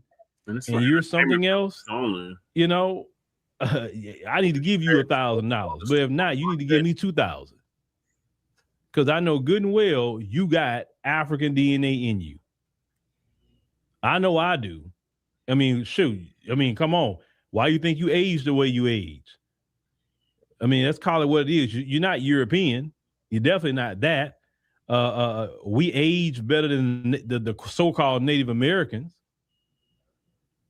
I mean, shoot. I mean, we do have a connection to the African continent that way by DNA, yes. So when you say we were stripped of our culture, technically, during the transatlantic slave trade, we came from different places. Now, some say we was already here and this and that and the third. Okay, the people that was already here, that was a minimal amount. Okay, there are Black people all over the globe. We're talking about this section of history. So yes, I'm gonna say, let me talk about my family in particular. My family came through the transatlantic slave trade. My family landed in Virginia first.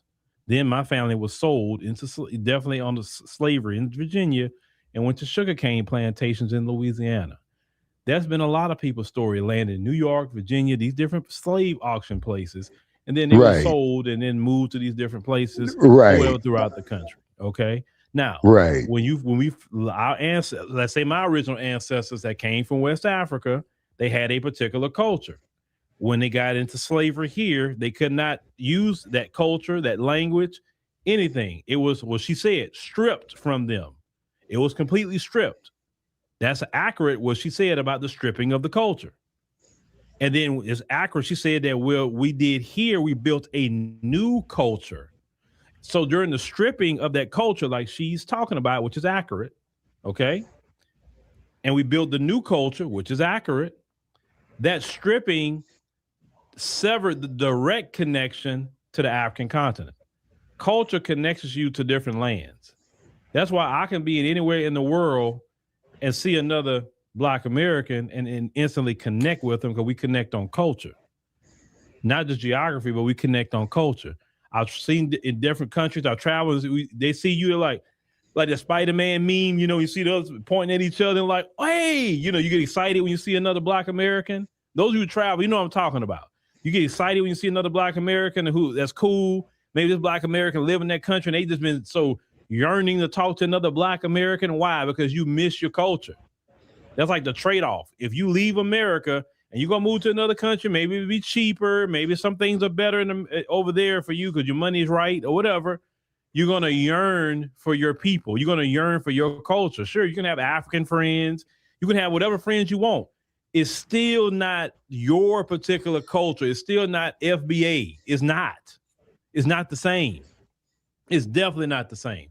So we lost a direct connection to the African continent. So it's easier for me to say I can go see my great grandmother and grandfather on the census, the one they took right before we were free.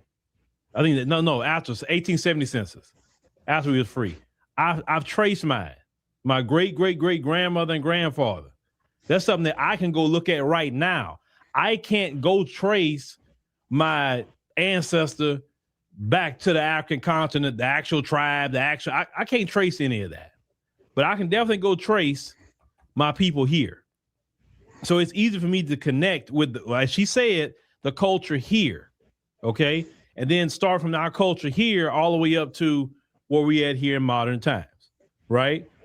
So because people try to poke holes in it, because people try to say, well, you hate us. Like, no, it's no hatred. It's no hatred at all. It's a fact.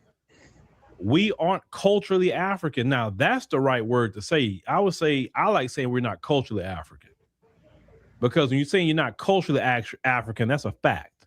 We don't know your traditions like that. We don't eat your foods. We don't even know of them unless we go on a fact-finding mission and we want to try the foods, right?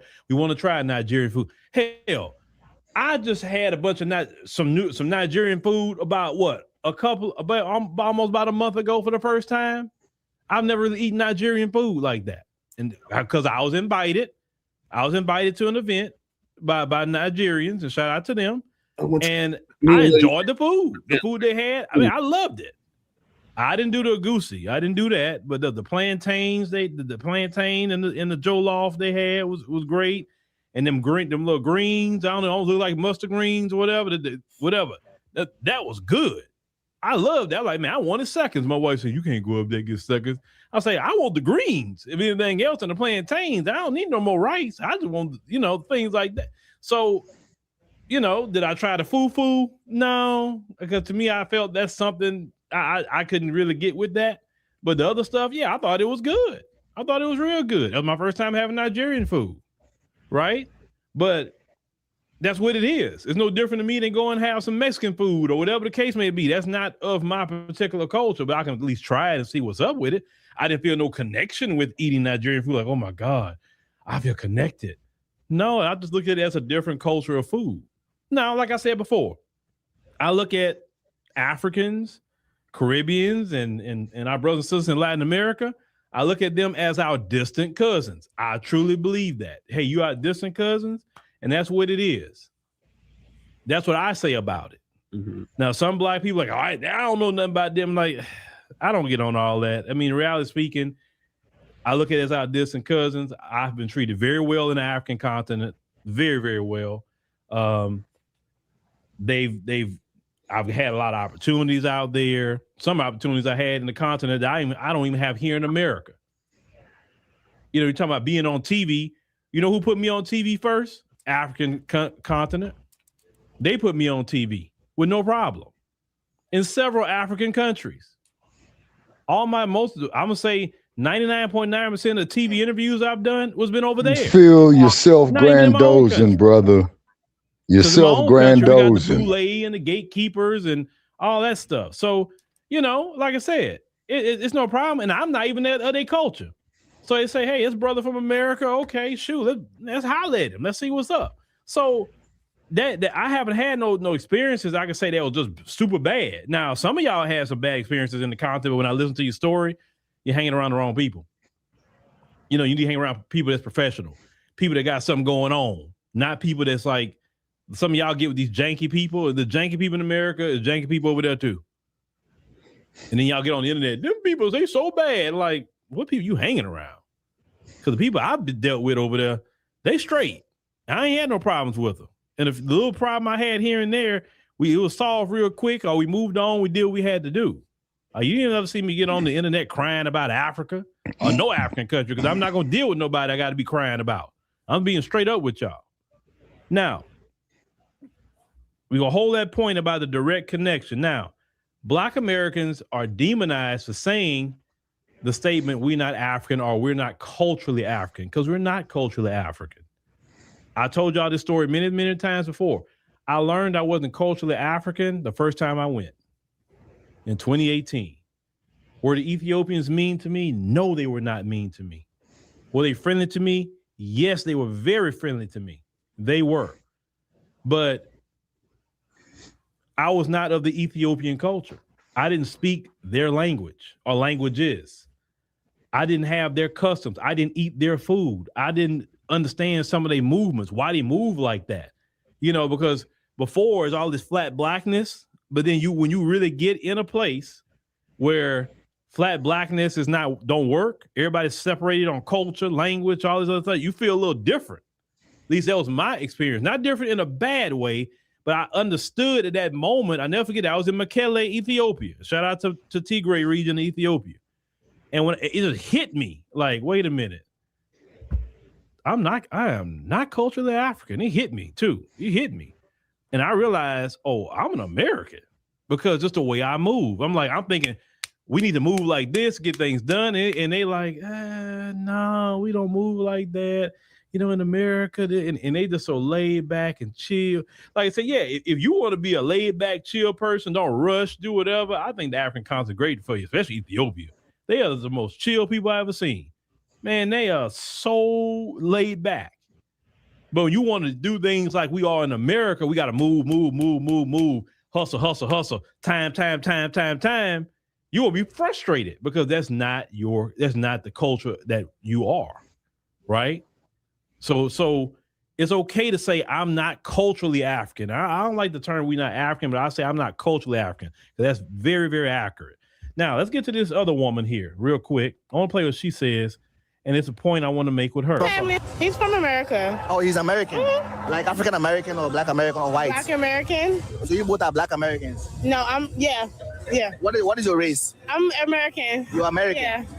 I'm Black American, I guess. Black American, yes. Lady, you need to go to a damn insane asylum dressed up in that shit. Damn. You know Jamaicans have roots in Africa? I don't know. I don't even really know much about where my family's from. Have you been to Jamaica before? Yeah, once. All right. So she's been born and raised here. She only been to Jamaica one time. That's her homeland, though. Jamaica's her homeland. She admit that. Her husband is a Black American man. Okay. And shout out to the sister and all that in the video. But she said that she's not African. Now, we know that Caribbean people went through the transatlantic slave trade. We understand that. They landed in the Caribbean first. Okay. Some of the most brutal tactics was used against our brothers and sisters in the Caribbean. Mm-hmm. The Caribbean was the place that they would severely bug break a lot of the men. Yeah, we did a story on that on when we was on Blog Talk. Check. Yep, I remember. This is why when people talk about Jamaicans, they're so anti-LGBT. Well, that comes from slavery. You know that European in their history. They love pussy. Yeah. Yeah, you said it right, Phil. European. Now, you only hear the narrative they want you to hear about them doing it to the women, and which was horrible, which was very, very horrible. But they don't like to talk about all the pussy taken. Yeah, the buck breaking farms, Che. We did a story on that. Yep. You think he was the only one? Please. They've been doing that. That's part of their culture. You go look at that Greco-Roman stuff, what they were doing. Yeah, around that time. exactly. You know what I'm saying? That wasn't in African culture like that. All that LGBT and all that. That was very, very, very, very foreign to Africans. And that's what I try to tell El Guy, Brother Che, and he didn't believe me. That was not the culture. You can do the research. That's a foreign culture. And I never forget, I forgot that African brother name that said that. To say, hey, any of y'all practicing that, you practicing the white man's culture. He said that is not the black man's culture. That's not an African culture. And it's not. I can't even say it's FBA culture either. And for sure, it's not Caribbean culture. Go to San Francisco, Phil. But who had brought that kind of lifestyle to mimic in front of Caribbean people, black people in America, Africans? It was them. They brought that culture.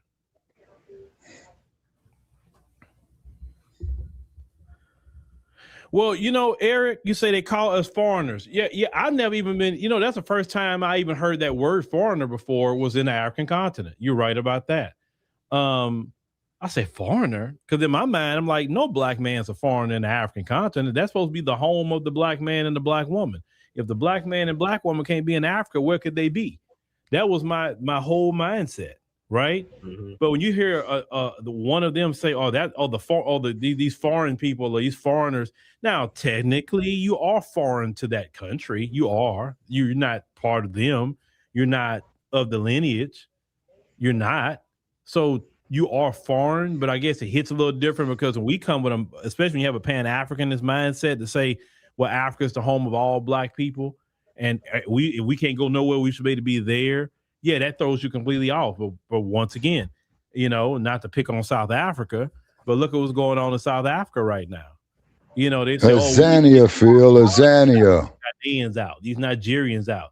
They're stealing our jobs. And you'd be like, you going after the black people, but you're not telling the white folks nothing? Like that's insane. Anybody would say that's insane. The white people could live in peace. They had you in apartheid. They still kind of got the country financially apartheid, right?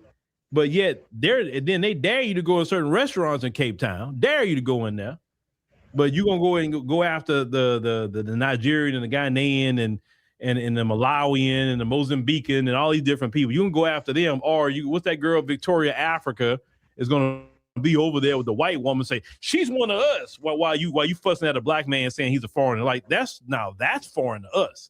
That's not our culture. No, to me, that's downright ignorance. We're different. And I'm okay with being different. I'm okay. And it's okay to be proud of your culture. It's okay to be happy who you are. Listen, it's okay to be a Nigerian. It's okay to be a Ghanaian. Nothing wrong with that. It's okay to be a Jamaican. You can be from Trinidad. Wonderful. I'm in support of your culture. But it's definitely okay for us to be a Black American, FBA, Foundation of Black American.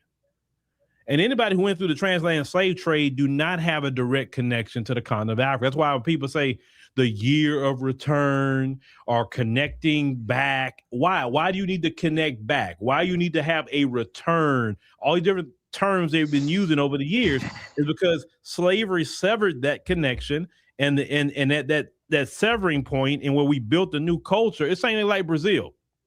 Brazilians, they had more Black Brazilians enslaved over there, and still you have more Black people in Brazil than here and even in America. Yep. Way more of them was taken over there, right? Yeah, the Portuguese. Brazilians call themselves Brazilians. Brazilians have their own culture, their own food, their own history of slavery. They was enslaved a lot longer than we were. I think about a decade longer than we were. No, Phil, they didn't get free till 1894.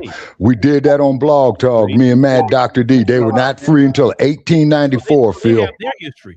They can't really say they're African because they're Brazilian. Do Brazilians have Black African ancestry? Sure they do. We got Black, but they're not culturally African. They're culturally Who's in the building?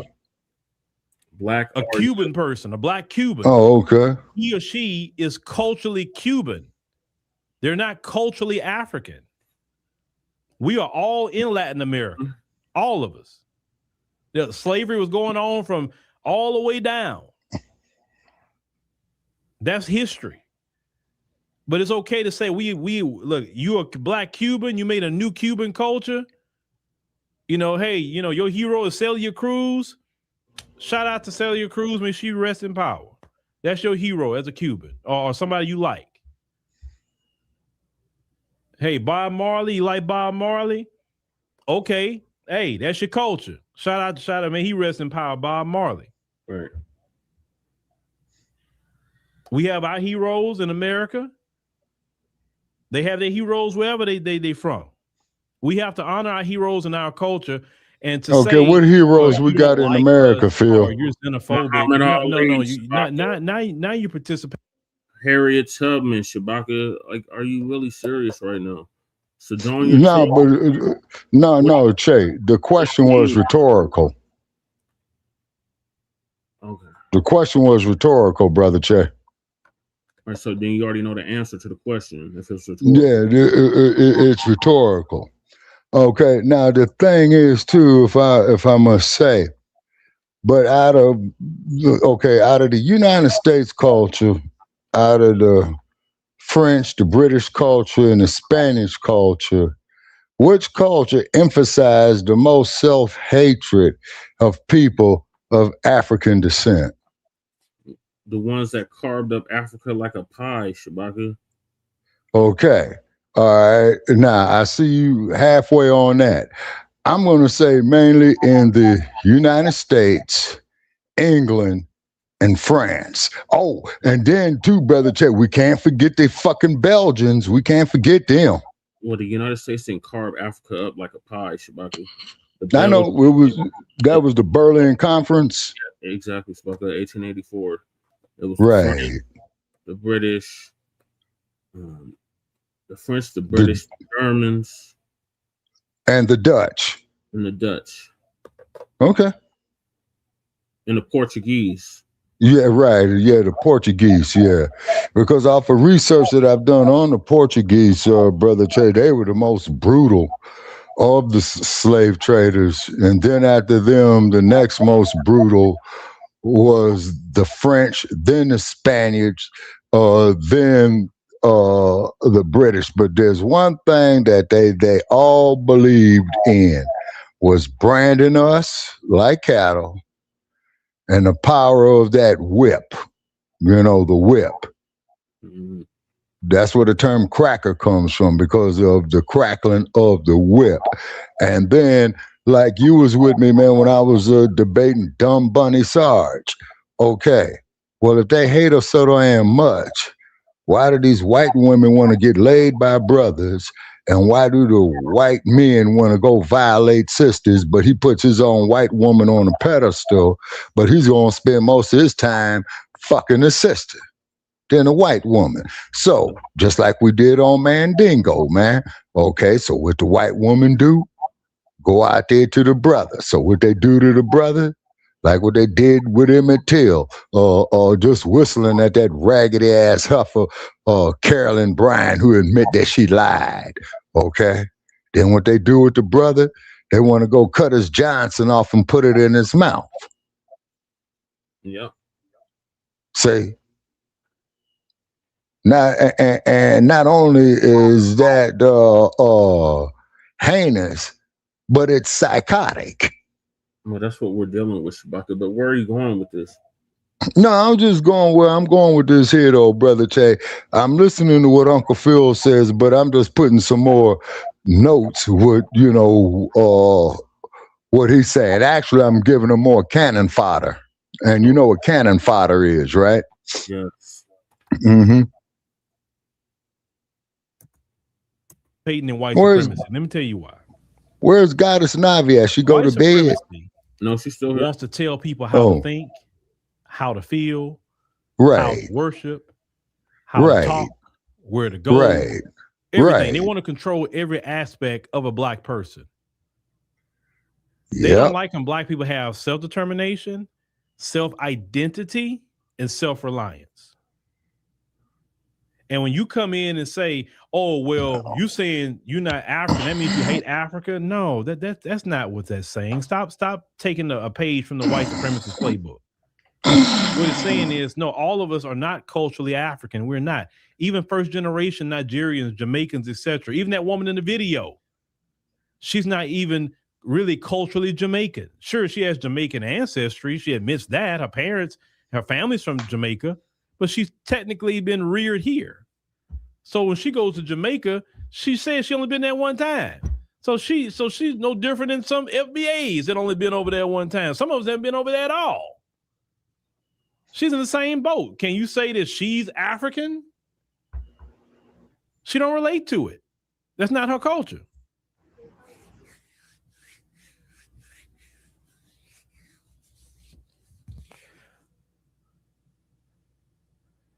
Okay, what's going on? Hold on, I'm reading something y'all saying. Darius said that your Nigerian neighbor said you'll be called white because. Glad you brought that up. In Kenya, you know they'll call us Mzungu in Kenya. Yep. You know that? Moray talk. Why they'll call us Mzungu in Kenya? Moray. Now, clearly, am I Caucasian? Clearly not. Or a lot of you watching Caucasian? Clearly not. But they will call you Mzungu. Why? And I had one of them to explain why you will be called that sometime. They say because you speak, because they view America the white man. You speak like the white man. You move like the white man. You move just like him, right? Your ways are like him. So you don't move like we do. You don't have the Kenyan African culture. You just don't have that. So you're more like a Mzungu. Well, and that's why so they're saying Kenyatta kicked Obama out of Kenya. African. They're telling you that. And that's okay, because we're not culturally African. There's nothing wrong with saying that. We wasn't even born there. Our family ain't been there in over, centuries. How can we be culturally African? Can we learn some of the culture? Sure, we can. Is some aspects of the culture great? Yeah, it is. One thing I love about the African continent, what I've seen in most countries, they have a lot of respect for elders. Listen, this gray hair that's in my beard will get me in way more doors than it would get me in America. In America, they value youth. So that's why you have people that get gray in their beard, constantly coloring their beard and coloring their hair, because youth is in America is more honored, even though youth has a lot of silliness to it. But you have people that will color their hair forever because they don't want to be viewed as old. That's why they got all them plastic surgeons in Beverly Hills with that shit. Right? Oh, I don't want to get old, so let me be 55 years old instead of trying to be a city girl. Let me be 55 years old as a man and trying to be a city boy. I can't grow up because I don't want to be looked at as old. And then you got younger people calling you old and all of that. Then you get mad they called you old. But really what they're telling you is, bro, like, hey, are you evolving a little bit? Why are you dressing like me? Why are you acting like me? Why are you in the same places I'm frequently? Why you ain't with your crowd? That's really what they're telling you in so many words. And some of you get so offended by that because, unfortunately, you've been pressured in America to try to hold on to youth. I mean, I don't care about all that youth stuff. I'm like, listen, I want to definitely take care of myself. I want to be, healthy as possible, and thank God I'm okay. Mm-hmm. But I noticed in the African continent that you getting kind of gray in your hair or beard or anywhere as a man or a woman, man, way more things open up to you. They got more respect for you when the elders are hella respected. I noticed that. Right, and that's what I was trying to tell Brother Che. Put you in a nursing home. Now that's something I'm gonna say that's something new for Black people. That's not always how we've been. Now let me be honest. In our FBA culture, we've always taken care of grandmama and granddaddy. We got together as a team. Whether we did it in shifts or we had to hire somebody, and we all put together on hiring somebody to, with 24-hour care. You got somebody work days, somebody work nights, or whatever the case may be. But we always got together as a family. We didn't throw away mama. We didn't throw away daddy. We didn't throw away grandmama in no nursing home. We didn't do that. Right. Now these new Negroes, they're acting just like white people. Because white people don't honor their old people. They're like, I'm sick of you, mom. The first thing I'm doing is throwing you in a nursing home, and they just abandon them. Yeah, I've seen that shit happen. Black people stop. Now that part of Mzungu culture, let me say that much. Y'all need to stop. Stop adopting them white folks' culture. Because that, to me, that's sad. No, well, they've been neo-colonialized. You get on my nerves. Let's put you in this home and you just put them there and forget about them. That's why I tell any of y'all, any of your kids even tell you, you know what? You get older, I'm gonna put you in a nursing home. So you know what? Let me go ahead and cut you off my wheel right now. See, let me go there. Don't be getting mad at people say he didn't leave his kids anything. She didn't leave her kids anything. Do you really know what them grown kids did or said to them for them not to leave them nothing? Some of these grown kids say some of the most and are disrespectful. Yeah. Now I will say this much. Once again, I'm gonna mention the African continent. They don't disrespect they people like that. They elders the elders gotta say so, and even who they marry.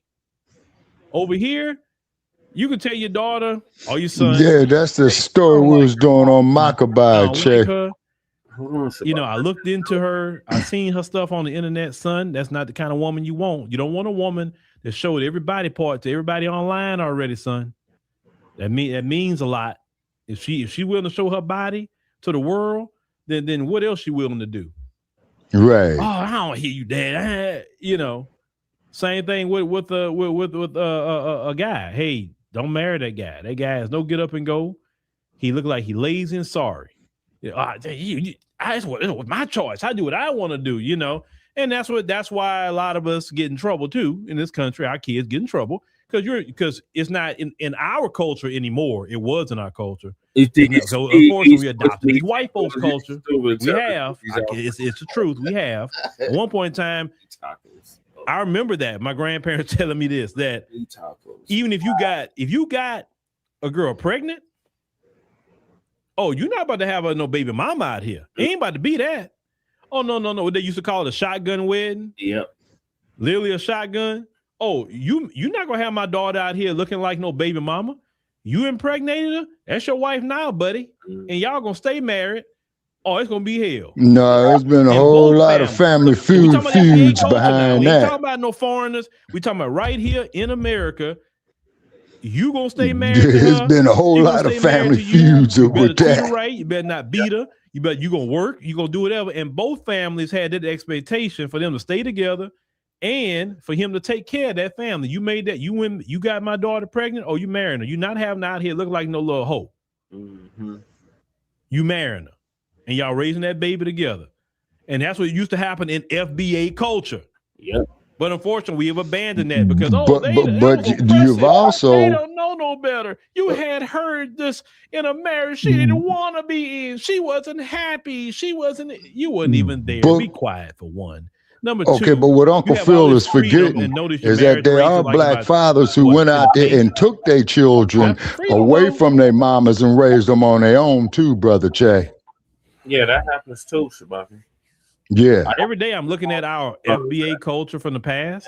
They're racing. Seems like they had it a lot right. And today, our culture I'm talking about this as a whole, is very wrong. Because once again, you've adopted that white man's culture. In a lot of ways, you have. Some things that we do today is not our culture. And I thank God I at least got to see a glimpse of true FBA culture. And then I got to see today. Hey, Leonard. Say a lot of things we do and say today is not who we always have been. Anybody that grew up like me in the 80s and 90s know what our culture really is. And then you see the transfer. Well, I got you beat by 20 years, Uncle Phil. Sorry. To what you see today. It's even certain crimes that we wouldn't do. You would just hear certain crimes like, oh, we know a white guy did that. Yeah. Ain't no black man did that. Yeah, like Charles Manson type of shit. We knew our people. Right. We knew certain crimes we wasn't going to even commit. Jeffrey Dahmer kind of shit. Suspect. We knew it wasn't a black man or a black woman at all. Now today, some of y'all doing the same thing that white folks are doing. Mm-hmm. So since everybody talking about a Black American Renaissance, let's Renaissance back to the true Black American culture, which is throw away every aspect of that white American culture, which is then the first thing you got to get rid of is his language, Uncle Phil. Oh, we're gonna get on the language. You said being around them folks, it said does that crap to you when you stand on nothing. Amen. Amen. Because at that time period when our culture was the strongest, we couldn't be around them. Shout out to the 30. It's true. First, make sure that like we was around our people, our culture, our ways. But you know, who you're around is your choice. I mean, you can't help who you work around. But hey, Leonard De Judah, how you be? How you be? You have choices in who you trust me, you have choices. Even if you live in America, you got a choice what city you live in. Yeah. You got a choice what grocery store you frequent. Yeah, be broke and see how many choices you got. You don't even see the folks if you don't want to. You may see them minimally, but you may not even run into them. And some Black people do live like that. Damn, Leonard. People like that. A long-winded Baptist minister on meth. Damn. Damn. Yeah, you said McQueen said in the 90s. That's when we had shame and thought before we did something. McQueen, I saw a video on TikTok about high school in the 90s, and I got so sad. Not because I want to be back in high school, no. But I got sad because I remember those times, how simple they were for all of us. I'm going to say not just for us as Black people, but all of us as in America. I'm thinking about my classmates, whatever. Just in general, how it was in the 90s. It was so simple. No, we didn't have no AI. No, we didn't have no cell phones like that. No, we didn't have the internet like that. But we had way more. We had more community. We had more cookouts. We had more just fun. Pep rallies was a big thing. Yeah. You know, more sports playing was a thing. It just, you know, hey, you want to try to dress fly. Not everybody today, they don't want to dress fly. They copy each other. It's a carbon copy of each other. You know, back then, you mentioned the 90s, all the women looked different back then. The girls, they all looked different in my class. Nobody looked the same. Today, everybody see one girl dressed this way, they all dress in the same way. This girl wear hair like this, all of them want to wear their hair like this. This girl want to put on, and let me tell y'all something, the real thing I don't like. If we're talking about the ladies, it went from a minimal makeup, minimal accessories, different hairstyles, fly hairstyles to drag queen makeup. Oh my God. I think that's the most, that and the tattooing, the septum rings. Because listen, let me tell you something. You had drag queens and all this stuff back in the 90s, but that kind of makeup y'all wear today, that was drag queen makeup. And they had to do that because, well, you call them trans women now. They had to do that because they're covering up something. They're covering up that they're biologically men. But real women don't need all that freaking makeup like that. Man, you talking about that RuPaul shit. To be honest, if you look at all the characters I've designed, like LaSherica and all of them, if you even look at Soraya, notice how their makeup look and notice how it's minimal. I don't like the drag queen, and most people don't like the drag queen thing. Most men don't like that drag queen stuff. And they're not doing it for guys. I'll tell you that. They're not wearing all that makeup for men. They're wearing it to compete with other women. Or they'll say, I'm doing it for myself. No, you're doing it to compete with other women. That you're thinking that's what it is. So it's like a competition with other women. And most men like, well, you ain't got to wear all that. Like, what are you doing? You know, girls back in the Gap, some of them would just put on some, what's that stuff called? Oh, the strawberry chapstick. Oh yeah. Some of them just use strawberry. Yeah, I remember that shit. Some good cocoa butter, moisturize their face. You know, minimal everything. Their hair was always fly though. They didn't wear no claws on their nails back then. You know, they didn't do any of that, and they were fly. And a lot of guys wanted to talk to them. So yeah, the 90s style. What's one artist I can say right now, human artist I can say that's kind of using that style and people like it? Momo Boyd, the girl that made that song, Oops, her. If you look at the way she presents herself, it's kind of 90s. minimal makeup, not all these tattoos all over the place. You know, it's not all these piercings. She looks very 90-ish.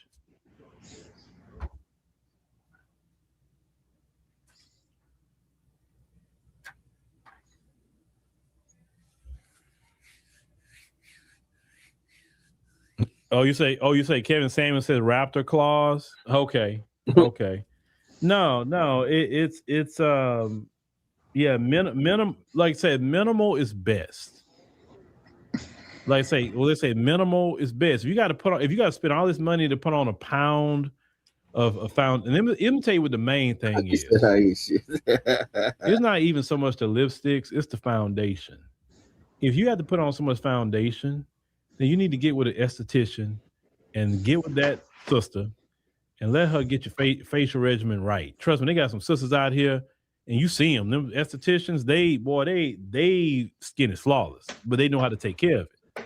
Get you a good esthetician, get some facials. You got to stop drinking all the alcohol, right? The soda, yeah, right.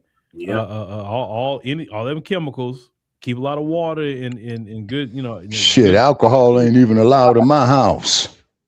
And use the products the esthetician give you, and keep up with your facials and stuff like that. Trust me, you can have the same skin that the estheticians be having. Yeah, boy. Boy, brother Chair, I got my stuff hooked up here with shoestrings and bubble gum for real. But yeah, that was the thing about the 90s, is that it was just a natural look. It was natural. That's what it was. Uncle Phil, the 90s was bullshit, man. Try the 70s, brother. You know, you can really see how if you look at the 90s hairstyle, they really was big about the hair. And we ain't talking about wearing wigs either. We talking about their actual hair. What the girls used to do, because I remember they used to do it. Every summer, they would get their box braids. Yeah. And they'd keep them box braids for the summertime. That's how they would grow their hair out. Then they'll take the box braids out, and it may have me be right here. Take the box braids out and go to here. Then they just do their hair, whatever. Then they'll put it in again, and then they have to go down their back, eventually wearing the box braids or whatever. But they would focus on styling their hair. That's the thing was minimal makeup. Whatever earrings they're wearing. It wasn't a bunch of jewelry. It had some jewelry, for women. Some rings or whatever too, or whatever. But it was more so the hair, and only talk about prom season and all of that. So, and also prom season didn't look like you stepped out of, like you see some of the prom season today. I say I would never let my daughter, right, go to prom the way some of these girls now are going to prom. Like, are you crazy? What kind of parents are you? Why are they wearing stuff so low cut? These are children. This isn't grown women. Right. Our Black parents need to get back to putting some boundaries on our children. Then you wonder why they're getting pregnant on prom night. Well, Uncle Phil, that's your opinion, brother, and you're entitled to it. You're getting a little bit too self-righteous for me, Uncle Phil. But anyway, wasn't supposed to even get into that conversation. You say all that makeup dry. You know what? Like for instance, like my wife, she been stopped wearing all that makeup. She stopped. And people tell all the time, say, well, you look so young. You like, I didn't know you was this age or whatever the case may be. And the secret is not wearing all that freaking makeup. The secret is taking care, once again, getting an esthetician, using the right products that they give you and things like that, keeping up with your facials, and your skin will look great. You ain't got to put a pound of makeup. You can put just some lip gloss, or you want to put some lipstick on, or you want to do something with your eyes or whatever, but your natural face should be enough. You say he lying. Leonard said he lying. Right. It wasn't none of that. No, all that weave. I mean, you say weave. You know what? Some of them weaves they did get started in the 90s. They were wearing weaves back then, but it's not like today where the wig. I'm gonna say the wigs are very dominant. I can't even say weave because sew-in, quote unquote, sew-in weaves, not glue. We talking about actual sew-in weaves. That's Eurocentric shit. My mom used to do them because my mom was a cosmetologist. So she liked the sew-in weave, not the glue. So I don't put no glue in nobody's hair. Is that I said no. I rather sew it in. So it looks better, So But now it's got more so to those wigs, and that's that. I don't personally a fan of those wigs, but the braiding or anything that looks more so a natural style, I think that looks better. Just my personal opinion. But you say, and Halle and Anita Baker stepped out, yeah, and not every lady can wear a short cut like that either. You got to have the right head for that and the right body type. Is Anita Baker still alive? All right, y'all. Well, thank y'all for coming in and checking in with us tonight, and we'll definitely catch you on the next one. Man, ain't giving that cool makeup recap. Damn. Lord. All the black people that are men. Oh, Lord. Oh, we got to get on the Pretendians next. All right, Shabaka, what are your thoughts on what Uncle Phil's talking about? We are not culturally African. Well, only thing I could say, though, on that there, Brother Che, it's a bit of a paradox. What is a paradox? A contradiction, which is true. War is business, business is war. Like I said, man, in the morning, when I wake up, I'm still listening to My African Sunset by Miriam Makeba. I'm still listening to the Healing Song by Hugh Masekela. You know what I'm saying? Some of the rap stuff, man, I would listen to like LL Cool J, and what have you. Some of the OJs where they did an album called Ship Ahoy, But this loud head banging, cuss 'em out tapes and shit, man, hell no, man. Motherfucker was cussing on a rap record so damn bad, man, I took it personal, man, and it's a damn computer, you know what I mean? Yeah. Yeah, see, but don't get me wrong, I appreciate the art of rhythm and poetry, right? But have it do some positive shit about, man, I gotta go kill these niggas and all this old kind of shit. No, brother, that's disheartening. We don't control the industry, Shabaka. Well, that is a fact. Yeah.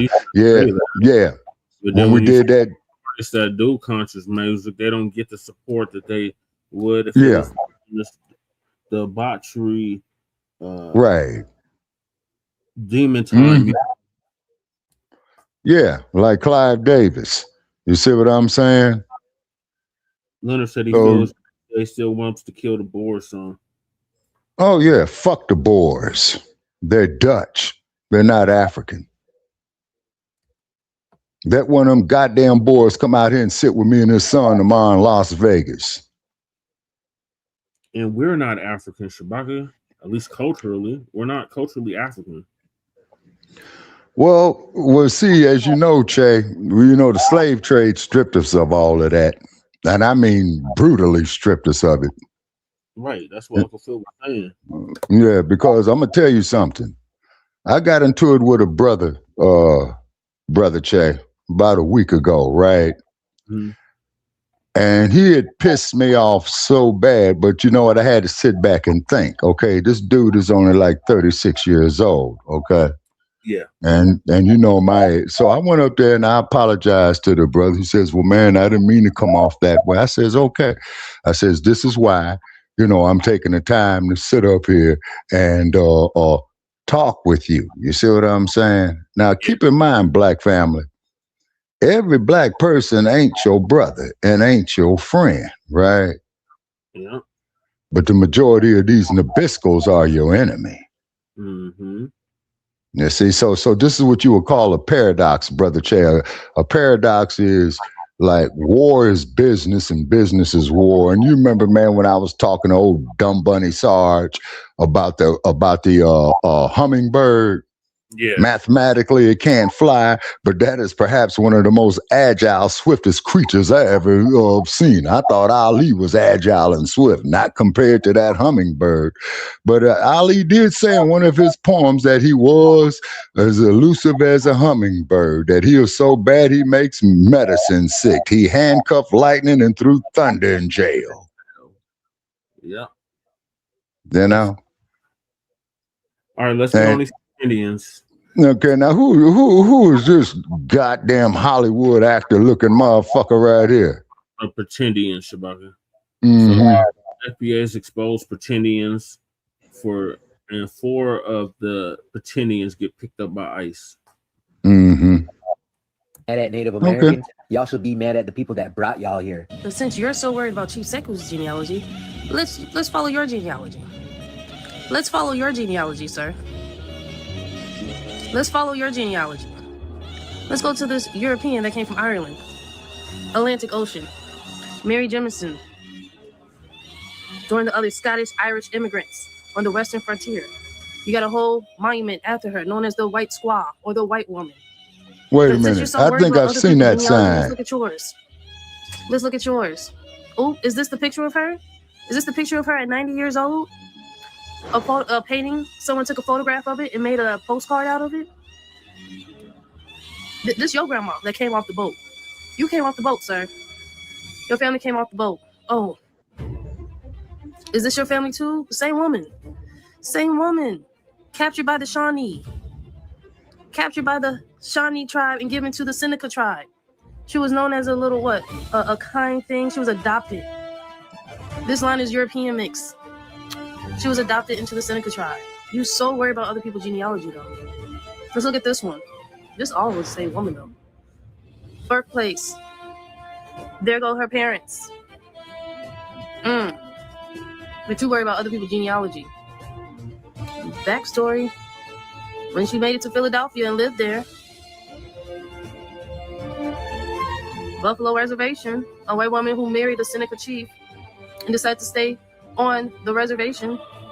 It's not Seneca, it's Seneca, sister. Kidnapped by the Shawnee. Her whole It's Seneca, Shabaka. It's not Seneca. It's Seneca. The Seneca Village. That's where Central Park is now. family was unalive. Wed Seneca chief. When she was given her freedom, she decided to stay and live as an Indian for fear of her Indian children. Sir, you so worried about other people's genealogy. Let's look at yours. Let's go back down. He don't have no records. But when you go to his son, what is he labeled as? A white man. A troglodyte. Mm-hmm. Wait a minute. Another one. White man. But let's go down to the next one. Watch how they reclassify his people. Now they're Indians. Cynical. Your people came off the boat. We were here before y'all were. They took all our land and put us on a reservation. They just brought you guys over on a boat. Might have to drop a dime on them. Sure. Man, fuck that damn cave dwelling troglodyte. I don't like that shit. For sure, bro. I don't like that shit. Little Richard Ali, Ida B. Wells.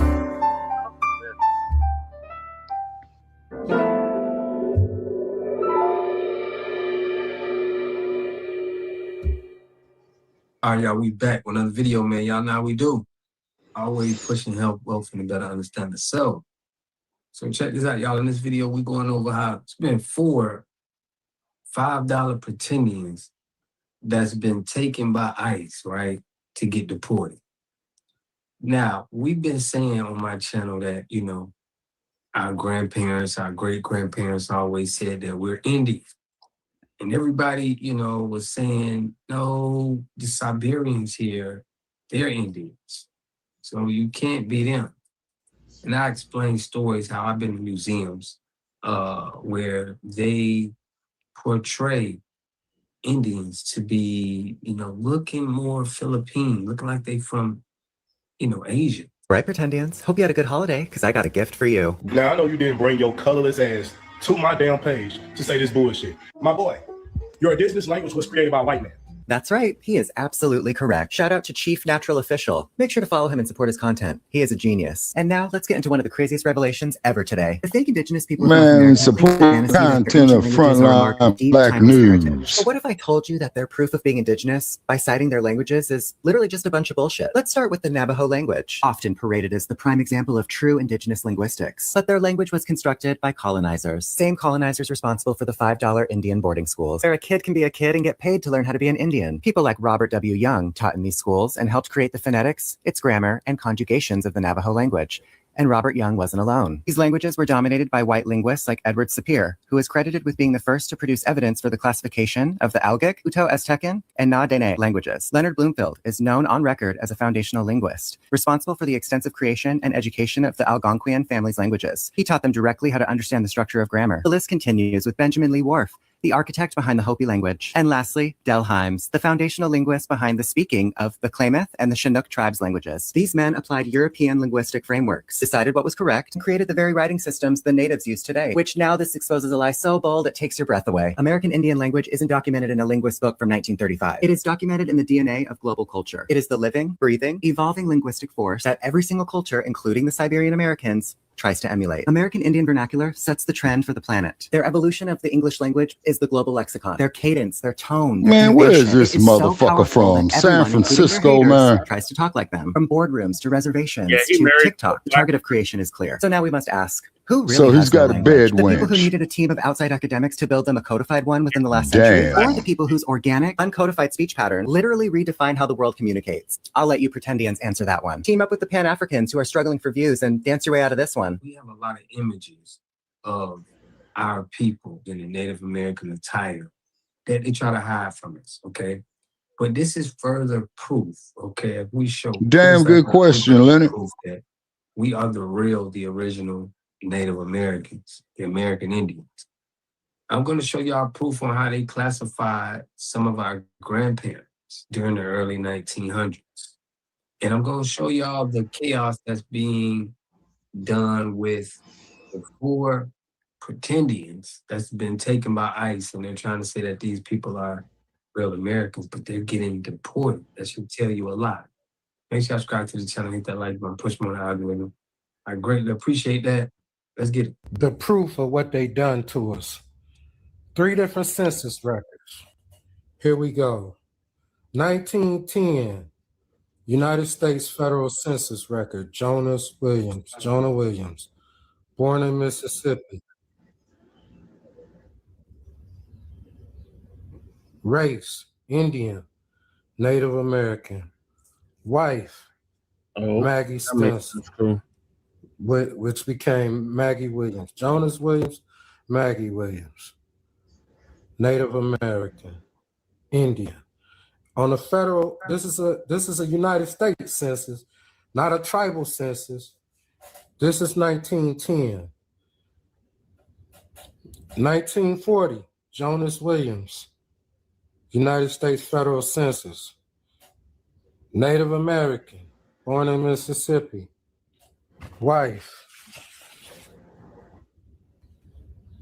Again, wife, Maggie Williams. Indian Census, 1937, Indian Census, Choctaw Agency, meaning the Choctaw Reservation, Mississippi Choctaw, tribal roll number,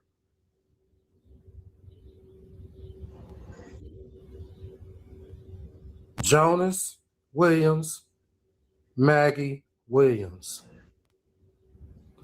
Native American. Oh, okay, that's good. They on the reservation. How does their daughter, my great-grandmother, look, here's her parents on her death certificate. Her parents, her father, Jonas Williams. Her mother, Maggie Stencil, who became Maggie Williams.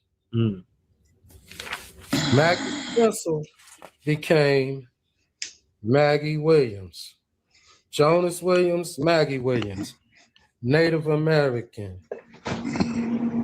On the Indian census, Native American. On the reservation. On the government, a regular federal census, Native American. Same parents, Jonas Williams, Maggie Stencil. How does the daughter of 2 full-blooded Native Americans become Negro? How does the daughter of two. How does the daughter of two full-blooded Native Americans become Negro? That means that my grandfather was a full-blooded Choctaw. That means that my mother is half Choctaw and that I'm at least 1/4 Choctaw just from my mother's side. But my mother, yes. So stop playing with me. All right, so here y'all gonna see how they arresting the Pretendians, okay? Everybody been capping with us when we've been showing proof after proof after proof that we the real American Indians. Watch how they are arresting some of the Native. I don't even want to call them. I'm gonna call them the Pretendians. For what? What's the charge? What's she arrested for? What the is the charge? The man yelling in the video is trying to help his friend, a Native American woman being arrested by immigrations and customs enforcement agents, better known as ICE. Where's your dog? Where's your dog at? Last Wednesday, Sophie Wutso was arrested and detained by ICE in Minnesota. My cousin had been taken by ICE. It's absurd that indigenous people are being detained by ICE, which there's not one person who's more citizen than an indigenous person on Turtle Island. Xavier Wutso is an Abenaki actor. We know that these are European and Siberian, bro. They need to cut it out. The gig is up, man. All of that. And we're Indians. We're Native Americans. We got so many people claiming that. And they know damn well they not no Native American. We have paperwork that shows that they reclassified us. If y'all are, why did they reclassify us so much? You can't make this An stuff up. influencer based in Quebec. Their cousin Sophie is Abenaki and Dakota living in Minneapolis. After her arrest, Xavier took to social media to call for action. Du centre de détention où est-ce qu'elle est. Mais l'affaire, c'est que ICE kidnappe n'importe qui, tellement de monde. Xavier says Sophie was released a few days later. Let him scan your face. Why'd you hit him? No! Just a day before the killing of Renee Good by an ICE agent, 20-year-old Jose Roberto Beto Ramirez was arrested and detained by ICE in Minneapolis. He is a U.S. citizen and Ojibwe from Red Lake Nation. The detention of Native Americans goes beyond Minneapolis. Everybody in here U.S. citizen? We're first ones. We're Native American. We're the first ones. This video This is so posted cap. online in June of last year shows ICE stopping Thonoi Thumb Native Americans in Arizona. Journalist Mark Trahant says Indigenous people are being racially Yo, they using this. Hey, we the first one. You the dang first one, bro. profiled alongside other nationalities. They do not have the right to ask you for identification. They keep trying, but legally, I mean, that goes back to the whole Nazi era of your papers. And you do not have to carry papers in the United States. You do if you're a green card holder. According to the Migration Policy Institute, ICE detentions have almost doubled under the Trump administration.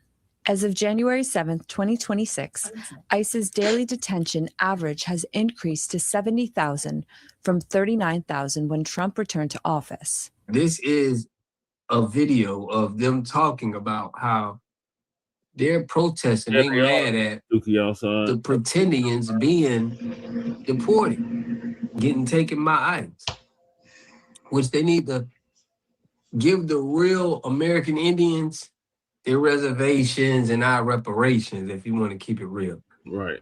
Let's get it. Let me know what y'all think about it. There were 4 tribal members who were picked up by ICE in a community called Little Earth right here in Minneapolis, St. Paul. And one of them has been released, but they couldn't locate the other 3. So the council members here, they're all elected officials of the Oglala Sioux tribe. And they gained access to the facility and they couldn't find their 3 tribal members. They claim that they're not classifying them by their nationality, which tribal members are also citizens of the United States since 1924. You know, there's nobody more American than American Indians, but they were unable to find them here today. And they're going to be giving out tribal IDs to their tribal members who are in Minneapolis, St. Paul, at the American Indian Center down on Franklin Avenue. Stay vigilant, stay assertive, stay constructive. We're in unprecedented times, the way that I see it. So, Fuck ICE. I'm an Oglala Sioux tribal member. I'm a constituent of the elected officials that made a trip all the way here, and that is Donroy Go. Now, I showed y'all early in the video how that brother said that we were classified as Native Americans. Then they stopped once they started classifying these people. You can't make this up. This is the truth of what's going on. And we have Pretendians. They running with this. We're the first ones. Like, come on, man. They came over here. Listen, we were fighting them. They were on the side with Christopher Columbus. Yep. They was here. Who was a fucking land, drunk. just like what the YT man was doing. This is just an act to make it seem like, okay, all of them treaties that they signed was official, was it, when it was not by the right people. Check this out.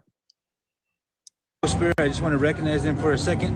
Councilman Donroy Gosper, Councilman George Dreamer, Councilman Garfield Steele, Councilman Tyler Lunderman, and there's one more, Councilman Ryan Jumping Eagle. They came all the way here to retrieve their tribal members who were captured by ICE, and we failed in that mission today, but it will continue. So stay where you're at and stay vigilant is all I can say. We're closing our borders to any ICE agents. You're not allowed to come terrorize our tribal members on our homelands. You're not allowed on our fucking reservations. Period. Thank you. Oh. Yeah, they're still in there, or they don't know where they're at. They're claiming they have not self-identified. What's your name, sir? Chase Iron Eyes. Why did I take them to this? These are houseless relatives. They're homeless folks. Chase Iron Eyes. You think that's his real name? No. They came over here and made names and all kind of stuff, man. This is,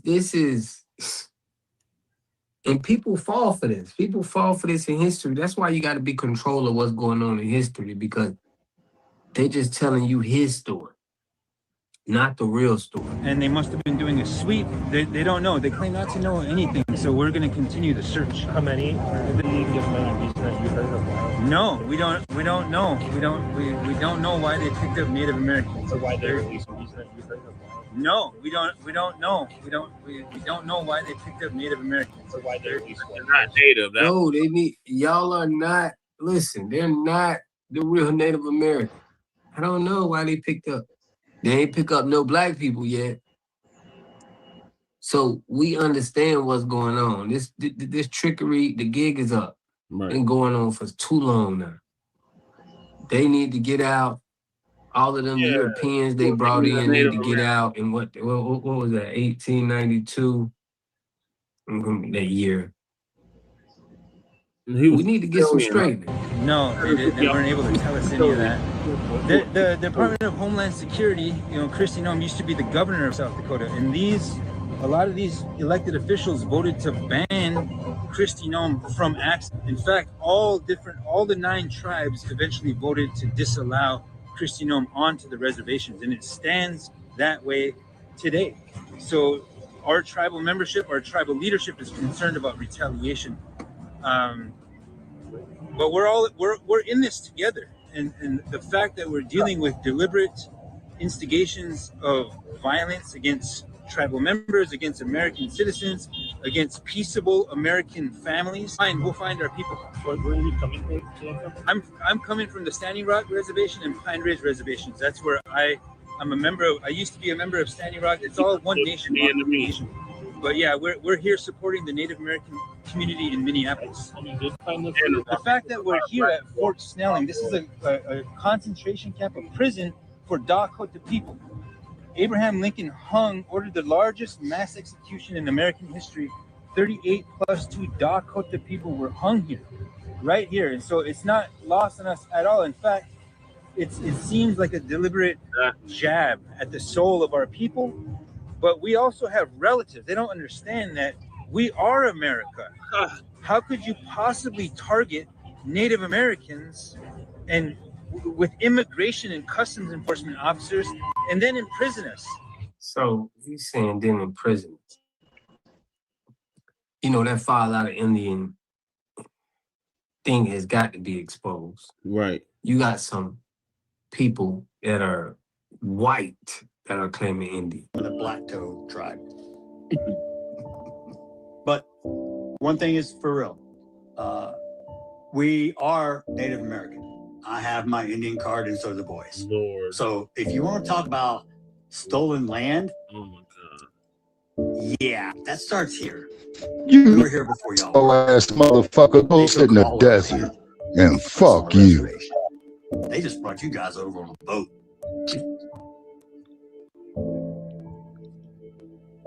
Next question. The next statement is you full of shit. What I mean, every time there's a Super Sunday, there's always culture.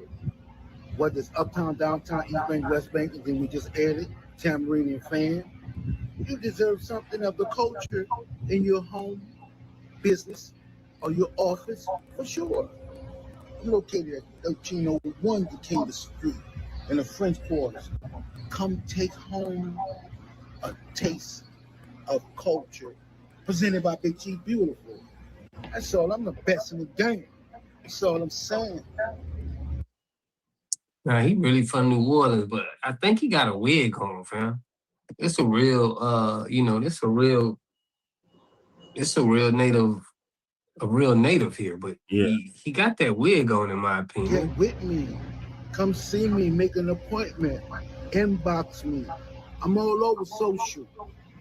That's right. You deserve a taste of Mardi Gras Indian culture in your home, office, or your business, presented by Big Chief Beautiful. Oh boy. Yes, sir. Yes, ma'am. Hello. So he looked like an official member, but I think he got a wig on, man. But I want to know what y'all think about this in the comment section, man. Pretendians being detained by ICE. Another case of stolen identity. You got the Siberians stealing our identity, the little hat stealing our identity. It's like they're using us against us, man. Let me know what y'all think in the comment section, man. I'll catch y'all in the next video. Peace and love. A community must have three things to have a community in it. You must have a wholly independent economic structure that can provide goods, service, products, and things for your own people, and jobs and tax spaces for your own people. You should at least control four basic things. You should be trying to control water, food, medicine, and energy to be able to survive and compete. Here we got Mr. Pollock. He had a cornfield. He took advantage of a free water test from us, and this is what we found in this water. We found sulfur, we found hardness, and we solved these problems with an easy fix of 2 tanks. So get your free water test today. Stay blessed. Click the link below. All right, Shabaka, what are your thoughts? Yeah. Okay, my thoughts on that, man. See, this here, Brother Che, is an issue. Okay, that's gonna have to be studied, man, in my opinion, for about 10 years. It's already been studied, Shabaka. It's just people don't accept the truth. They want us to think that this is a white country. It's not a white country. It's never been a white country. Well, I'm in full agreement with you on that there, Brother Che, because I don't have no regard for no Nabisco. I love seeing them motherfuckers burn up in the sun. Right. But how are these so-called natives getting deported if they're supposed to be native to this land? Well, okay, what is the criteria of which they are being deported? They're not here legally. Otherwise, why are they getting deported? How are you going to deport somebody that's here illegally? Okay, but wait a minute, though. But now, where were they born at, though, Brother Che? They were born in America, Shabaka. But that doesn't mean you can be born in America and still be a foreigner. Mm-hmm. So basically what you're saying is anchor babies, pretty much. Yeah, they're anchor babies. Okay. Native to this land. But they keep talking about they're not native. Okay. And if they were born here, they're anchors. Okay. Trade lead black codes. Oh yeah, let me check that out. They had a contract that's expiring. Okay. Mm-hmm.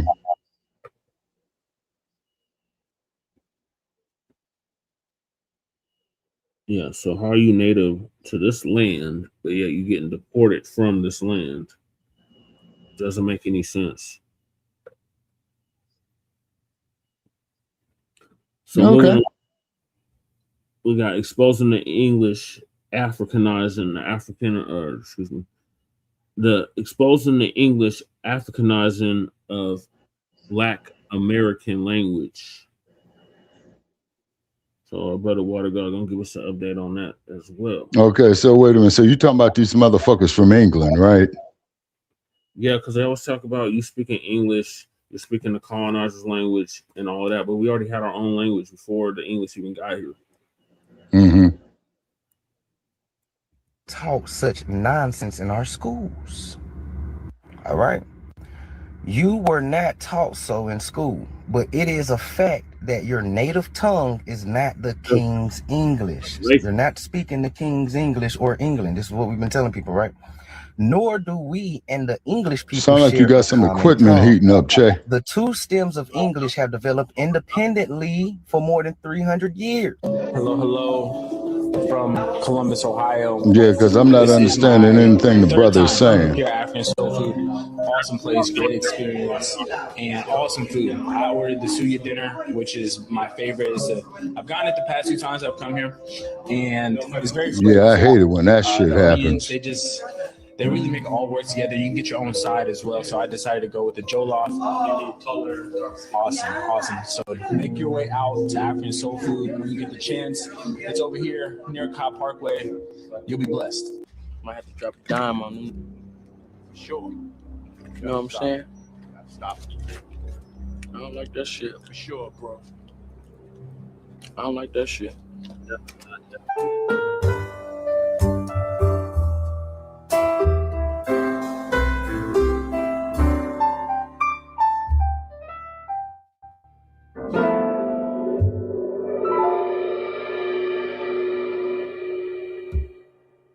All right, so y'all know how we do. Always pushing health, wealth, and a better understanding of self. So check this out, y'all. In this video, we're going over how they are trying to Africanize our language, our customs, everything that's associated with what things that we created. We're finding out that these things have been Africanized. Okay, so now it's our language. A lot of people have been saying, you know, we got traditions that's from Africa, but now we're realizing that the traditions and everything came from us. We can trace our lineage further than anybody else. Yep. And this is facts from the Louisa skull, from Albert Perry. America, yep, that's true. There's more information that we find out, and it's some videos that I dropped on my channel that shows you recent findings as of this year, last year, that shows that all right, welcome back, Shabaki. Black Americans have been on this land in America and had their own customs, language, and a lot of things that they're not discussing in school. They're not teaching this in school. But shout out to this brother who exposing the language, the words that we already had, that they tried to take it over and associate it with English. Okay? And I first heard about this. I'm getting a lot of distortion on the internet right now, and he's going over African American vernacular English. Yeah, the phone is trying to heat up a little bit because I had to walk over there and stick it in the freezer a couple of times.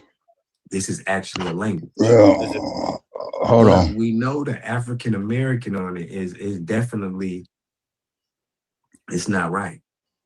So we're going to go over what this brother's saying. I'm going to give y'all some more commentary. Make sure y'all subscribe to the channel, hit that like button, push me on the algorithm. Like and subscribe to Shabaka's Black Experience Enhancing Frontline Black News. Are y'all finally ready for it? It's content. Here we go. King's English in Language of America. not a common tongue.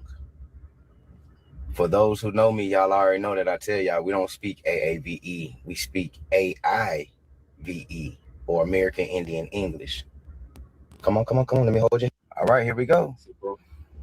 Right, the Algonquin language extended from the Mississippi River to the eastern shores of North America. The tribes in Maine were called Abenakis, or more properly, Wabanaki, people of the Sarara or the Aurora Borealis. Their language was a dialect of Algonquin. The language of each tribe was, to a certain extent, dialect through they could understand each other without an interpreter. Listen. An unwritten language is always changeable, and words in use among the Indians 200 years ago are scarcely recognized by their descendants of today. So that the language of the Pinocots at the present time is only a dialect of ancient Abenaki. Keep up, flipping the page. So y'all seen it there, but a lot of people are saying that, okay, it was the Blackfoot tribe, Blackfeet tribe, right? Yep. And they feel that just because we are, our classification is Black, they think that a white man made it. And now we're understanding that a lot of our words that we were using was already here in America. Okay, they didn't do nothing but use things that was already being used right here in America. Check this out. All right. These causes will produce in the course of time a language in North America as different from the future language of England as the modern Dutch, Danish, and Swedish are from the German or from one another. And fuck the Dutch, man. We need to get the silly notion out of our minds once and for all, quote, the King's English, right? We don't even speak. Is the proper language of America. Why have we been taught such nonsense in our schools? All right. You were not Well, taught schools so are in indoctrination. School, but it is a fact. Not education. That's indoctrination. You don't get educated until you go to college. Speaking the King's English or England. This is what we've been telling people, right? Nor do we and the English people share a common tongue. The two stems of English have developed independently for more than 300 years. The language of America grew out of Elizabeth English brought to these shores by the colonists.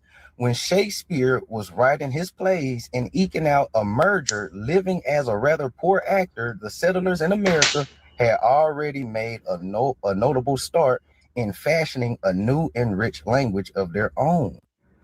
So this indeed was the birth of the newest and oddest language in the world have ever known. It was new because of sheer necessity. It was odd because its newness and subsequent growth had no kinship whatsoever with the so-called mother tongue, right? Such Indian-inspired words as these were taken to be new English words, despite the fact that they were not English in any sense. They were and still are American words, such as moose, possum, raccoon, skunk, caribou, chipmunk, cayuse, terrapin, right? Woodchuck from the Cree, hickory, okra. Okra can't be, we ain't about to get there, right? Okra is an American word. Just keep going though. Squash, pawpaw, pecan or pecan, hooch or hoochie, right? Squaw, papoose, tomahawk, moccasin, wigwam, totem, teepee, hammock, toboggan, micknaw, hominy, powwow, caucus mountains, huh? Tammany, and prone, right? And there's a lot of other words, such as when you get to the South American Indian words, such as those enter our language from South American or American Spanish, like puma, coyote, mesquite, tobacco, corn, and etc. Let's keep going. We did not learn in school that thousands of American words. Well, Leonard J. Brother Che showed an excellent video on what you're speaking of, man, when we was on Shabaka's Black Experience earlier this evening. Carryall, Creole, or Creole, right? Buccaneer, scent, butter, Buru, Gopher, Cajun, Jambalaya, Mardi Gras, Coupe, lingerie, shanty, Koch, plume, rapids, shoot, levee, chowder, and etc. These were just a... So we're going to get to it, but ask yourself this. How can a white race, right, say that they got an English language when we've been on this earth way longer? Right. So they said, the YT man only been here for what, like 6,000 years? How could he have not taken our language and make it into the English language? Somebody that already has a language and making it American. Because we're seeing these terms. So we know that the base of English language, it has to come from the people that was already here. It only makes sense. Right. If we were the original people, everything is going to come after us. If I'm lying, y'all let me know in the comment section. I'm going to let them go. A couple of examples of the French borrowing words from the America. The Germans as well, too. Words such as beer, garden, kindergarten, pretzel, wiener, dollar, yodel, noodle, hamburger, loafer, bum, dumb. Okay, specify these the are the Jota. words that the Germans borrowed, and this is just a few words and examples, right? And y'all can keep talking about the show earlier, Shabaka. Oh, okay. Oh, okay. Yep, Waukegan. Yep, those are all Indian names. Yep. Actually, the word Chicago means bad smell. That's not how it was pronounced. It was Chicago. No, S Chicago or something like that. Yeah, I got it in a book here, Brother Che, because I think we covered this here a few weeks back. Yep, they hide our Asian empires too. Yep, like the song. It was saying, what is it? Because with an X.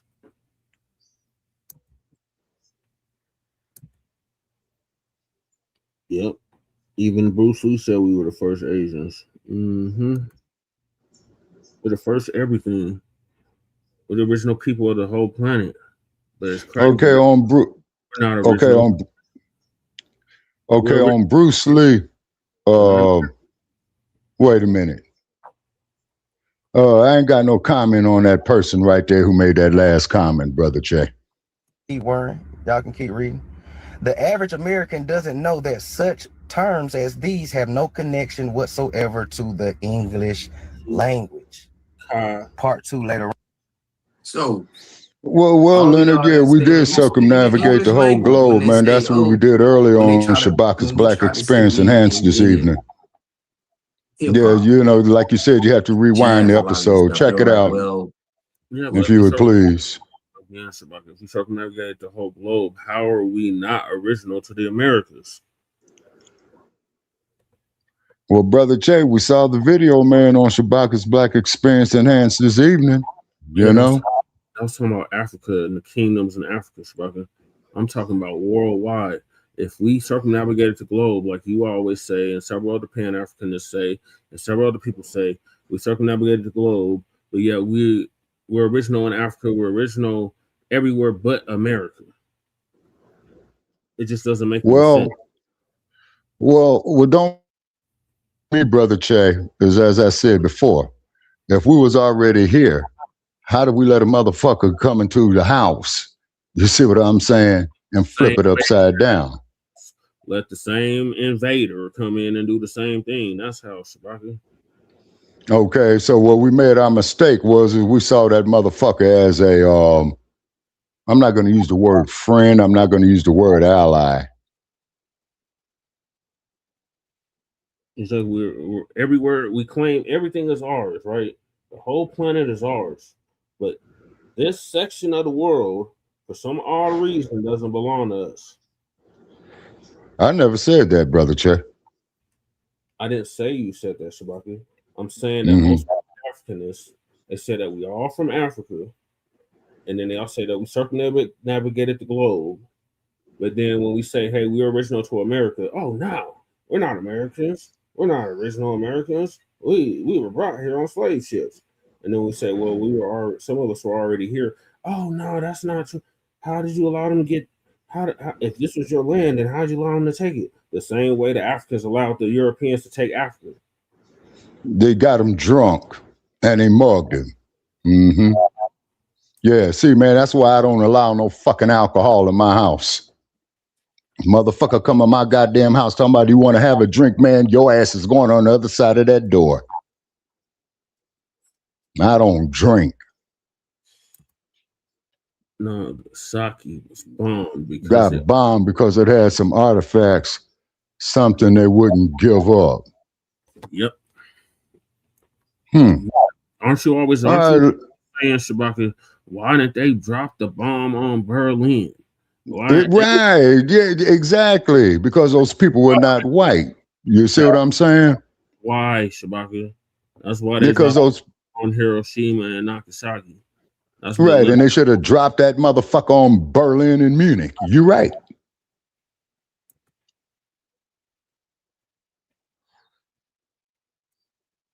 Lord.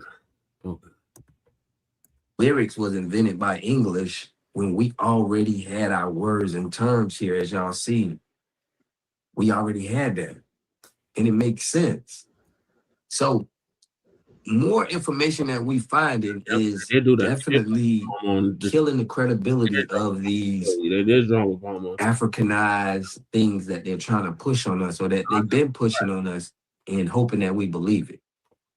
And this plays a part into influence. All this was covered in hidden. No, I'm not nobody's nigga. Not what he's. You're going to see a lot of people trying the hardest. Read what he said, Shabaka. Like, you're just like not. It's like going over your head. He's talking about the Nagas. That's the original black people in Asia. Hey, wait a minute. Hold on, brother Che. Wait a minute. God damn, man, I don't have my notes right here. Yeah, because you're talking about like the black samurai. All the black people in Asia, Shabaka, are Nagas. Those original people of Asia.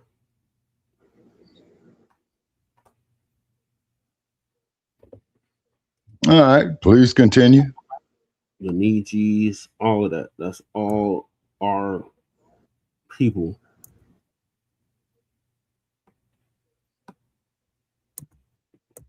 Trying their hardest to discredit foundationals. They're trying so hard. They're trying so hard that where it's like, it's not even making no sense to me. It's like this seems like a push from somebody else for us to keep believing the lies that they were told, right? Mm-hmm.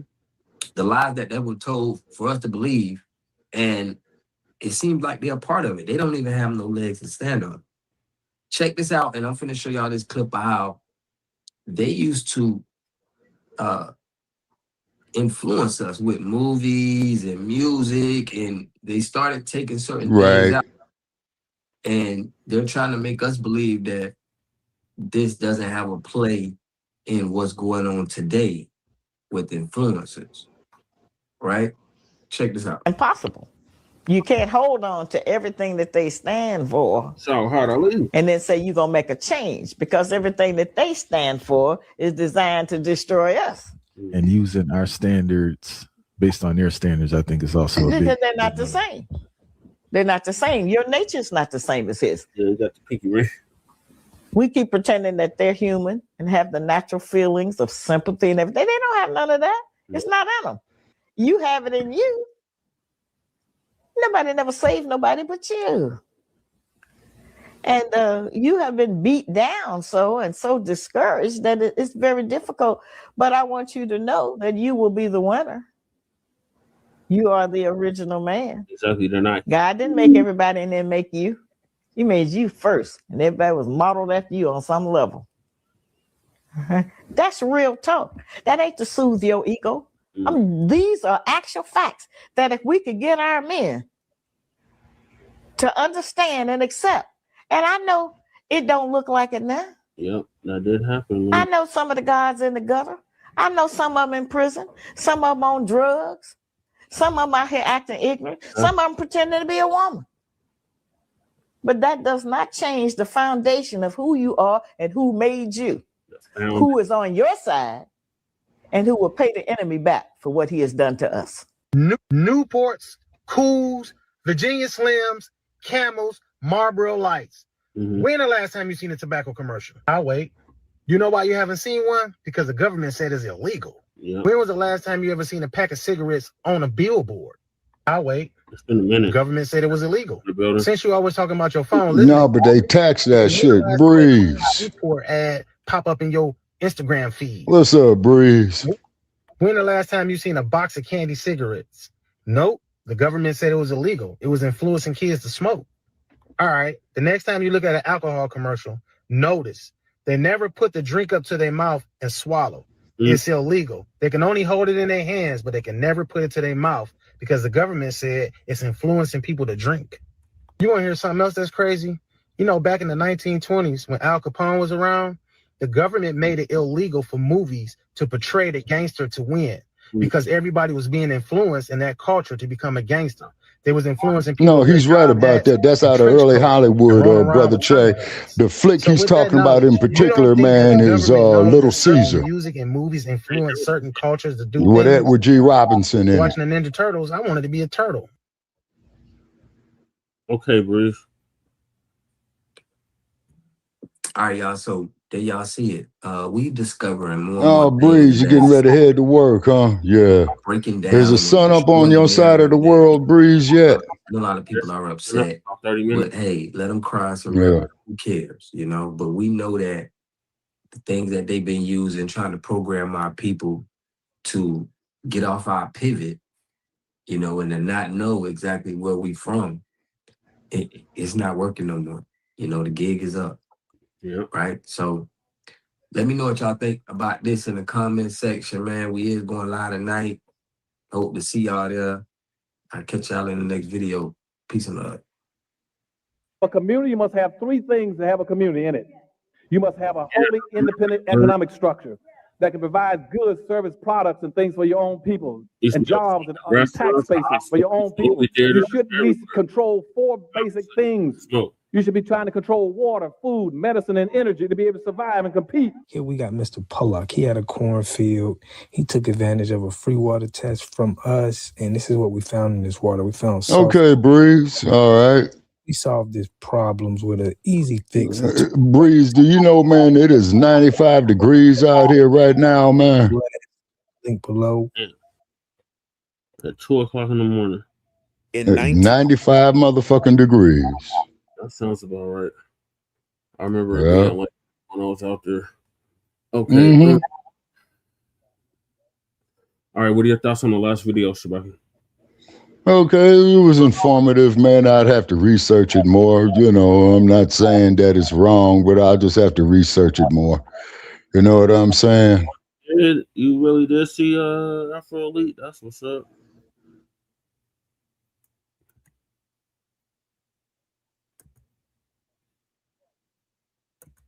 It's 69 here. Man, that's a goddamn cold wave for me. Shit. Yes, 5 a.m. now. All right, so the next topic is the untold story how 16 million acres of black land was stolen. Oh, yeah. Black farmers in America owned 16 million acres of land. 16 million. 45 years after slavery ended, with no inheritance, no capital, no protection, and no help, formerly enslaved people. Okay, Breeze 511 in Virginia. Okay. Extraordinary land empires in American history. 925,000 black-owned farms. 14% of every farmer in the United States was black. That land was the foundation of black wealth in this country. It was collateral. It was food. It was independence. It was a thing that could be passed to a child so that child would never have to work another man's field. Today, that number is under 5 million acres, and by some counts, closer to 2. Between 11 and 14 million. Yeah, well, they lost it to predatory lending, Che. Understand before we go any further. That land was not sold. It was not abandoned. It was not lost because black farmers were bad at farming. It was taken through paperwork, through loan offices, right, courthouses and county supervisors and a federal. Right. that the Yeah, United we did a States story on that there, Che. doing it. Yep. Yeah, the In today's Freedmen's dollars, Bank the wealth stolen that they is started the conservatively goddamn estimated Federal at Reserve with. $326 billion. Yep. Estimates run higher. And by the end of this video, you're going to know exactly how it was done, who did it, and why almost none of it was ever returned. I'm begging to give it back. Before we go deeper, this is one of the crimes I documented in my book, 150 Crimes Against Black America. The land theft, the massacres, the medical experiments, the stolen wages and the stolen children. 150 documented crimes, every one sourced, including dozens I will never be able to cover on this channel. If this video makes your blood boil, that book will hand you the entire record. The link is in the description and the pinned comment. Get your copy today because they are not. What is that? The power of what? Let's start with how the What's that say? The power of habit, brother Che? is what makes the theft unbearable. All right, I'll go over to this janky ass library, man, and see if they got it.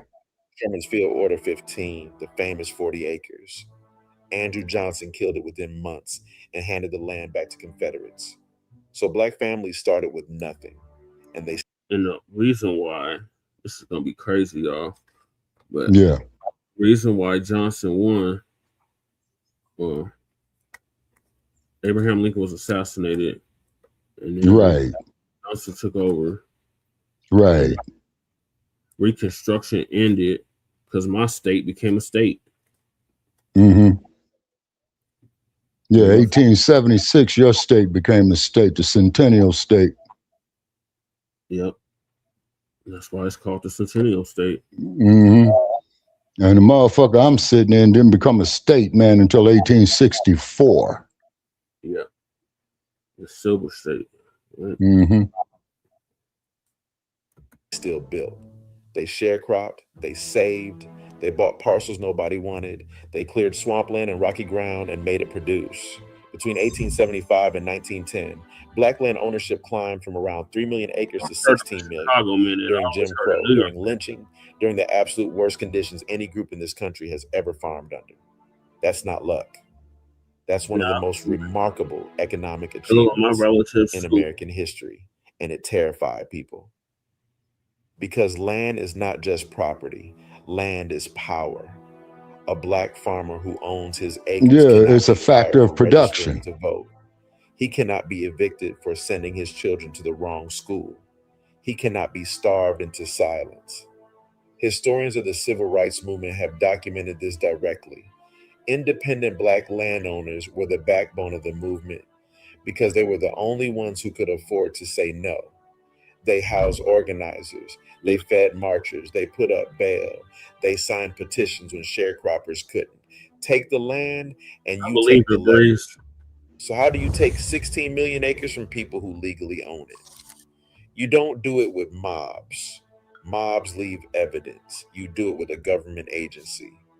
The United States Department of Agriculture, and specifically its local county committees, controlled the lifeblood of American farming, operating loans to buy seed and fertilizer in the spring, disaster relief when the crop failed, ownership loans to expand. And here's a design flaw that became a weapon. Those decisions were made by local county committees, elected by local farmers in counties where black farmers couldn't vote. You talking? Wait a minute. You talking about the governor of Nevada? Were the same white neighbors who wanted his land. That's not a conspiracy theory. That's the structure. Brutally simple. Well, ain't that a bitch? You borrow in the spring, you plant, you harvest in the fall, you repay. As one of the original Pickford litigants put it, if you do not get your money on time, you are not going to be successful. So the county office would not always deny the black farmer outright. Sometimes they would just delay him. Approve his loan in July instead of March after planting season was over. He misses the season. He cannot repay. Now he is in default. Now the USDA, the same agency that caused the default, forecloses on his land. And the land goes up for sale, often bought by the very neighbors sitting on that county committee. The federal Right. government functioned as the collection arm of a land grab, and it did it with forms and deadlines instead of hoods and ropes. Yep. In Elbert County, Georgia, in the 50s and 60s, a single Farmers Home Administration supervisor has been documented steering the process against Black farmers in exactly this way. And what happened in Elbert County was happening in hundreds of counties across the South. Then there's the second weapon, and this one is still taking land today. It's called heirs property. Because Black farmers in the Jim Crow South often couldn't get a lawyer, couldn't trust the courthouse, and had good reason to fear that a recorded will invited attention. Many died without one.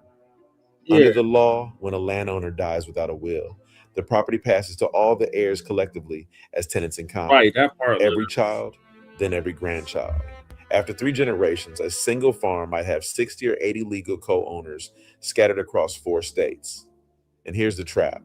Under the law, any single one of those co-owners No, Leonard, they do. the entire property.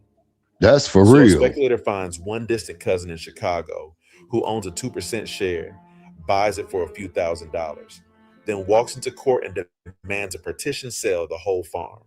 The court orders an auction.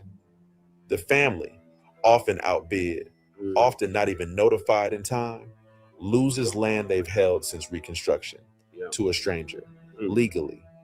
Researchers have identified heirs property as one of the leading causes of involuntary Black land loss in the American South.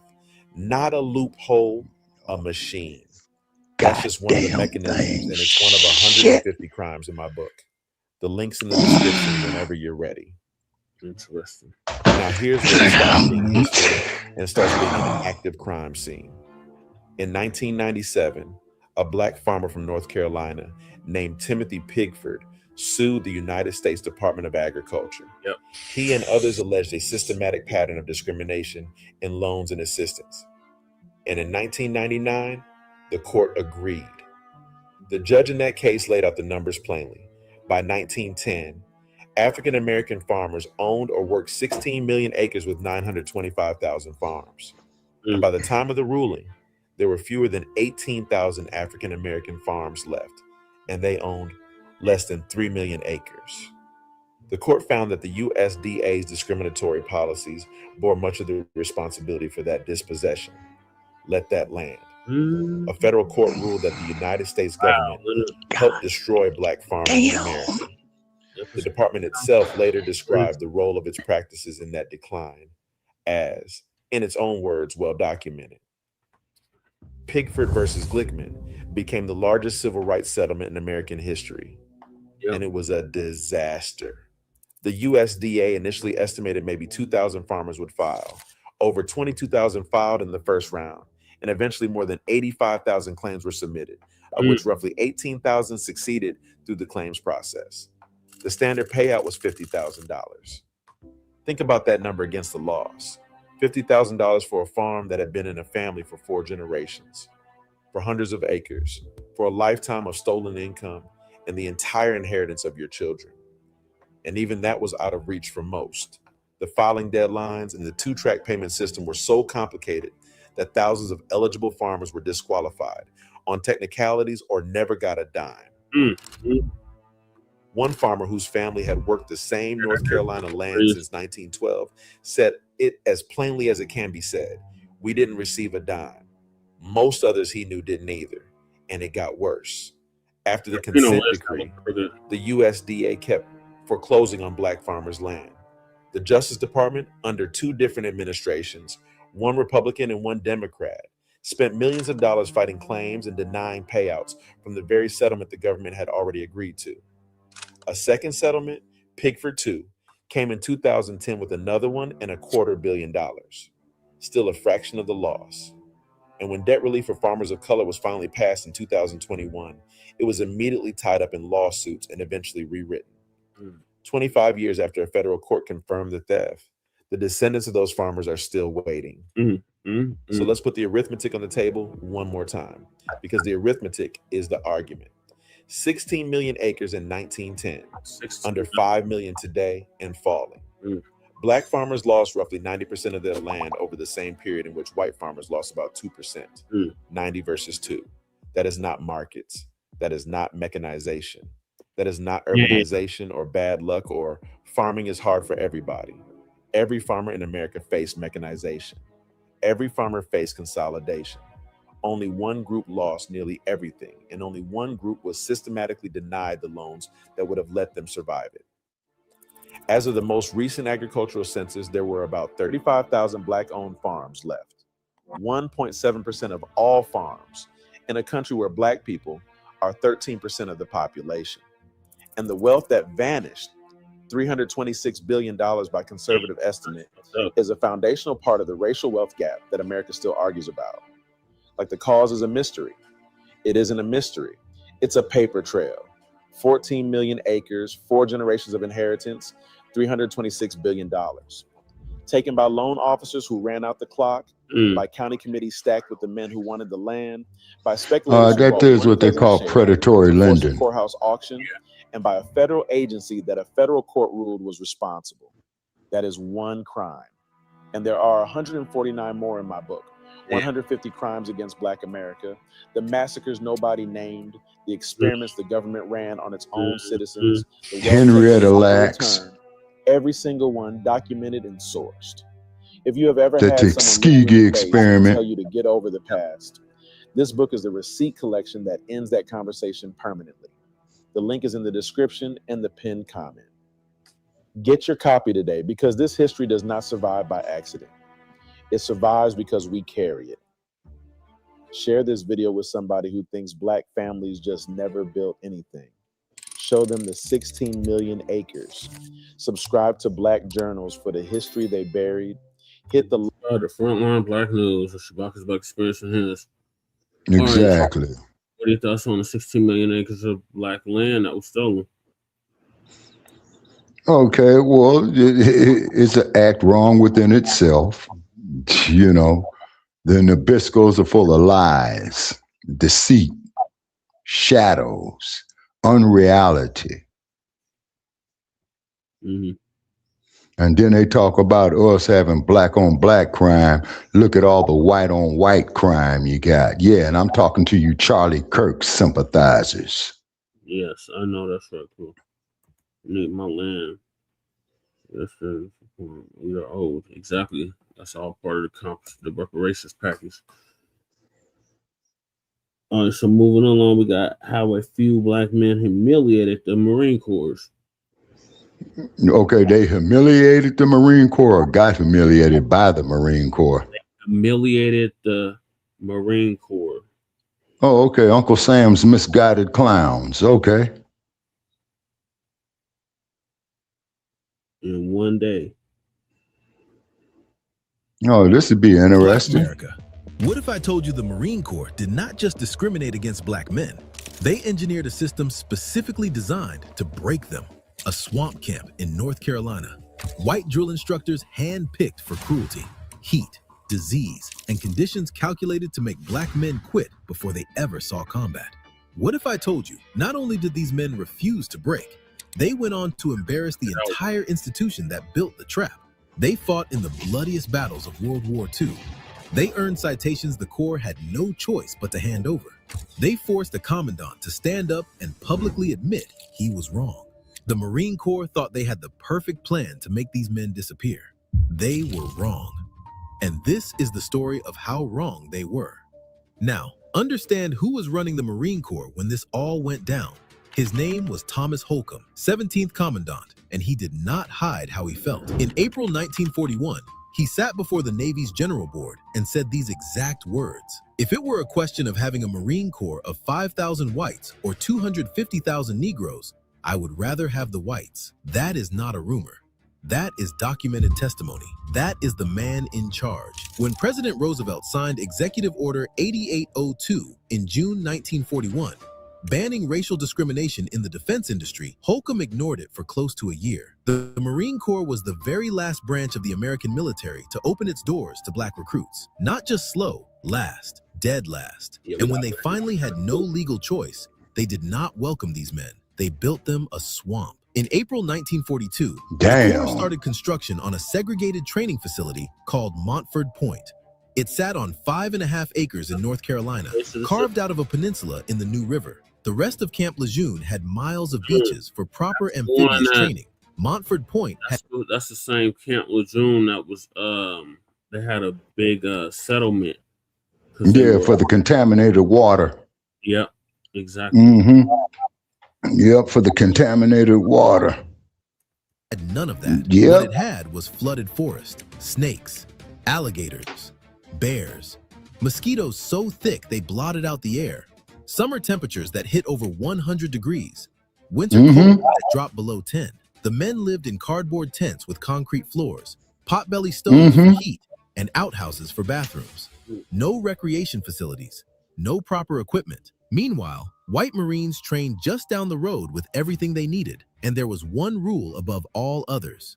No black man was to give orders to a white Marine, not ever. When these men arrived, their service record books were stamped with one word: colored. Did not matter if you had a college degree.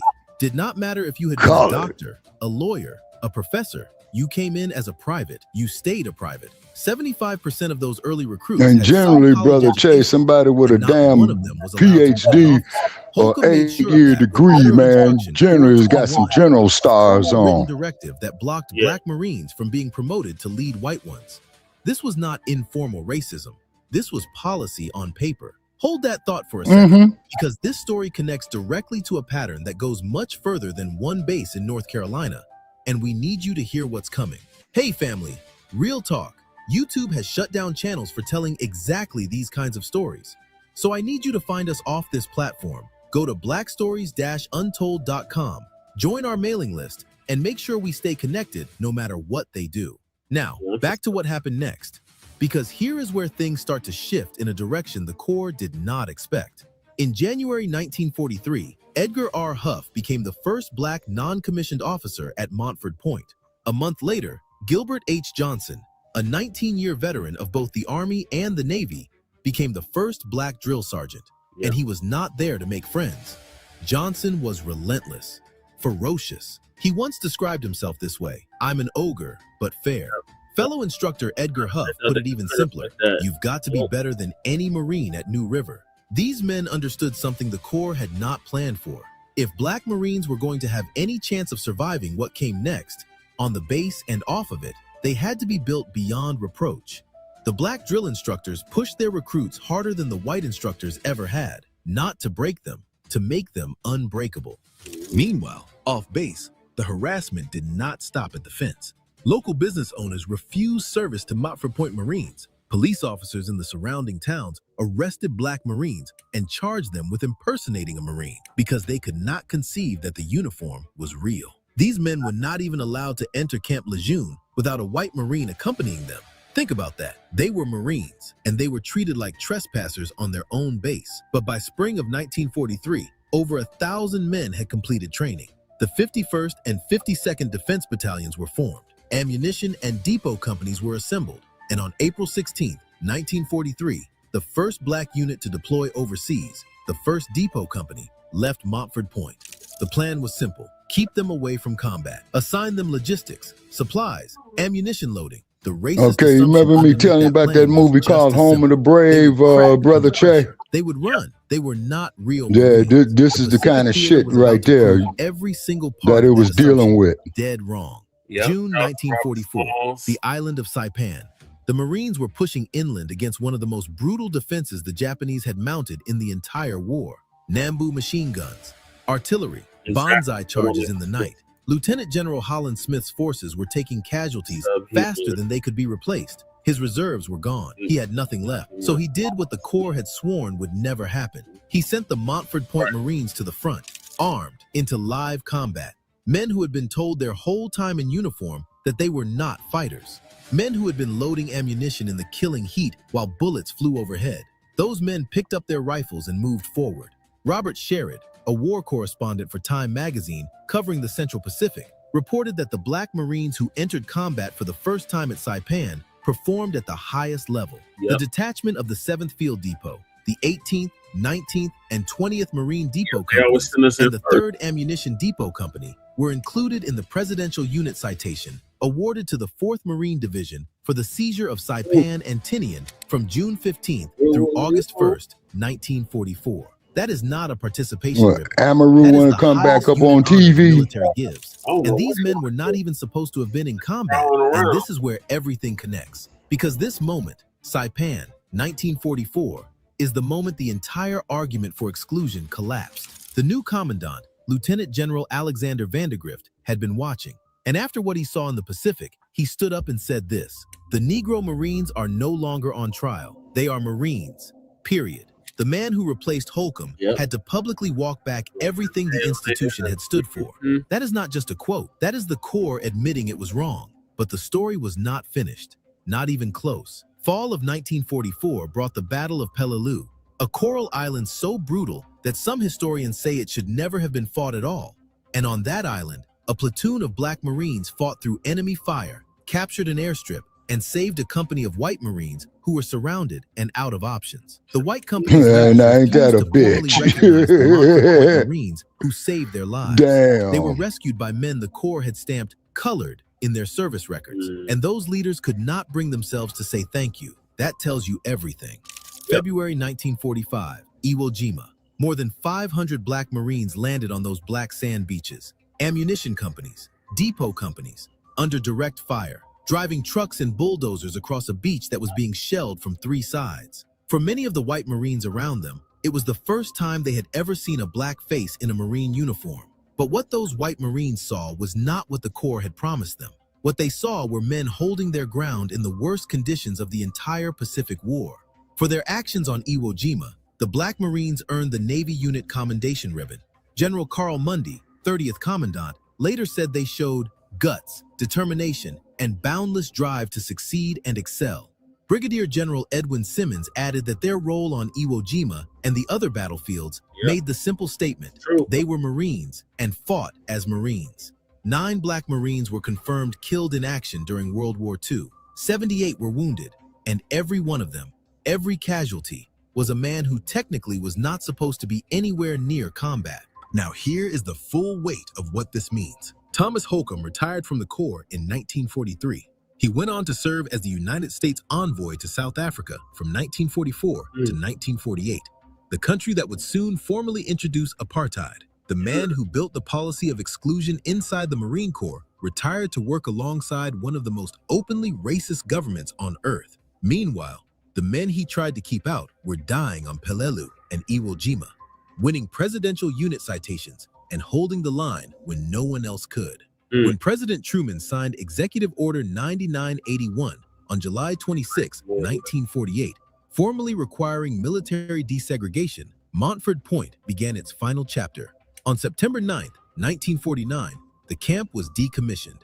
Integration became official, and in 1974, 3 decades after these men had proven themselves in the Pacific, the camp was finally renamed. Not Montford Point anymore, Camp Gilbert H. Johnson, named for the man who drilled these recruits into warriors. Hashmark Johnson, the ogre who was fair. Frederick Clinton Branch had become the first Black commissioned officer in the Marine Corps Reserve on November 10, 1945, the 170th anniversary of the Corps' founding.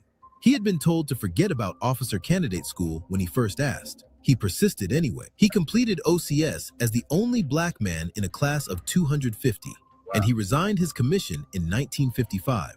Not because he failed, but because the discrimination inside the institution never stopped. The Corps could not even keep the man who broke its own I wonder if his family man could file charges, man, against the Navy Department for that. 400 Montford Point veterans gathered in Philadelphia. I think they can, Jay. The Montford Point Marine Association. They kept the story alive themselves because no one else was going to do it. Then in November 2011, 66 years after the war ended, President Barack Obama signed legislation awarding the Congressional Gold Medal to the Montford Point Marines. On June 27, 2012, the formal ceremony was held at the United States Capitol. Obama stood before them and said that, despite being denied many basic rights, the Montford Point Marines committed to serve our country with selfless patriotism. The medal's inscription reads, "For outstanding perseverance and courage that inspired social change in the Marine Corps." 70 years. That is how long it took to say it officially. And as of January 2026, individual medals are still being presented to surviving veterans in their 90s and to the families of men who never lived to hold one. A Navy ship has been named the USNS Montford Point. Families of these Marines have walked its decks. But here is the truth you need to carry with you. The Marine Corps did not integrate because it had a change of heart. It integrated because Black men refused to be broken. They integrated because A. Philip Randolph, who built the first Black labor union in this country, the Brotherhood of Sleeping Car Porters, threatened to march on Washington and told Harry Truman directly that Black men were in no mood to bear arms for a country that treated them like enemies at home.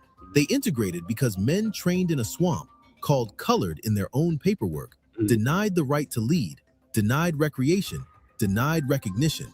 Those men went to Saipan anyway. They went to Iwo Jima anyway. They bled anyway. And when the smoke cleared, there was not and they a also single went to argument left Vietnam. standing. The story they tried to erase is not really about one camp in North Carolina. It is about what happens when a system designed to break people runs directly into people who refuse to be broken. The Marine Corps tried to humiliate them, and instead, they humiliated every lie the institution was built on. Over 20,000 men trained at Montford Point, more than 13,000 served overseas, and the Corps that swore it would rather have 5,000 white Marines than 250,000 Black ones ended up needing these men to hold the line when it mattered most. That is the story they erased. That is the one they did not want you to know. Now you know it. This was Black Stories Untold. And as always, thanks for watching. If you want more stories like this, click the video on your screen now. And Che, and be sure to watch that movie Home of the Brave, man. You know what I'm saying? One of the reasons white I think I have seen it before. Yeah. And the brother who played in that part that I was telling you about, the actor's name was James Edwards. Okay, James Edwards. Yeah. All right. I'm not gonna play this. Now, here's something for you. You know what I'm saying? Do you know that it was 2 Marines that gave Muhammad Ali 2 of his defeats? Who? Leon Spinks and Ken Norton. Oh, Spinks and Ken Norton, they were both Marines? Yes, sir. That is a fact. Okay. And guess who else was a Marine? Big George. Nope. Richard Steele, the referee. Oh, Richard Steele. Okay. Mm-hmm. All right, so Mamdani, we're going to switch gears. We're starting to get to the unhoused neighbor and illegal migrant news. Migrant news, yeah. So now we're on to Mamdani. Mm-hmm. And Donnie was asked, would he vow to arrest the leaders of Hamas who perpetrated the October 7th attack? This is what he had to say. Okay.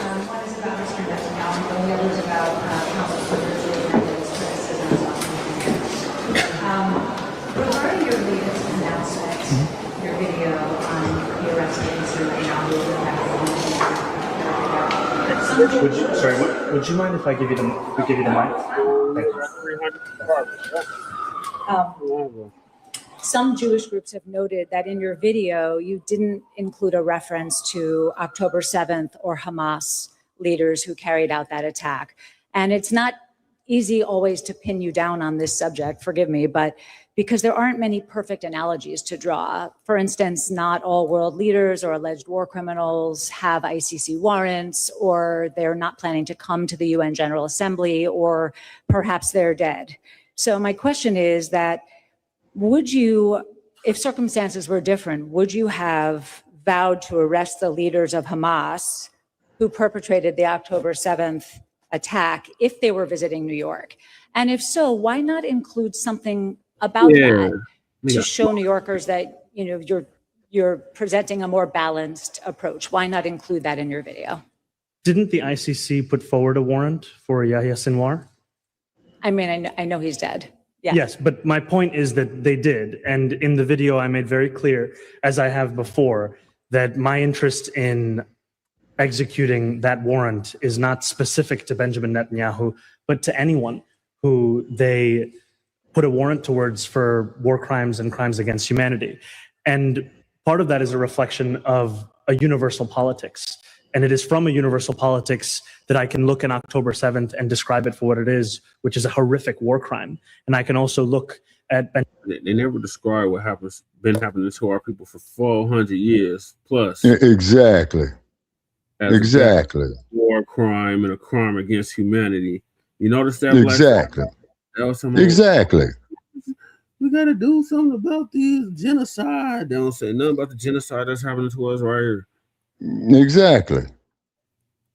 Benjamin Netanyahu and see the way that he has orchestrated this genocide. Oh, and also elephant deem him ears. similarly be a war criminal. And I think especially at a time when there are those in Washington who are discussing measures to take apart the International Criminal Court, what so many are looking for is a sense that there is in fact a rule of law across the world where there are crimes that are so grave that they offend all of humanity. And I believe that we should hold those who perpetrate them accountable, no matter who they are or where they're from. And when it comes to the ICC, they've put forward warrants, whether it's Yahya Sinwar. Include the ones here, do we hold them accountable too, Mamdani? What you got to say about that, Mamdani? Mm-hmm. Benjamin Netanyahu, I think a few other members of the Israeli government. I believe that all of them should be honored. Lord. That's who New York elected. Lord, how mercy. When the place you come home to becomes a war zone. I'll hear you, Ruru. Do you want to get on? Ow. Ow. All right, now we're on to the Unhoused neighbor news.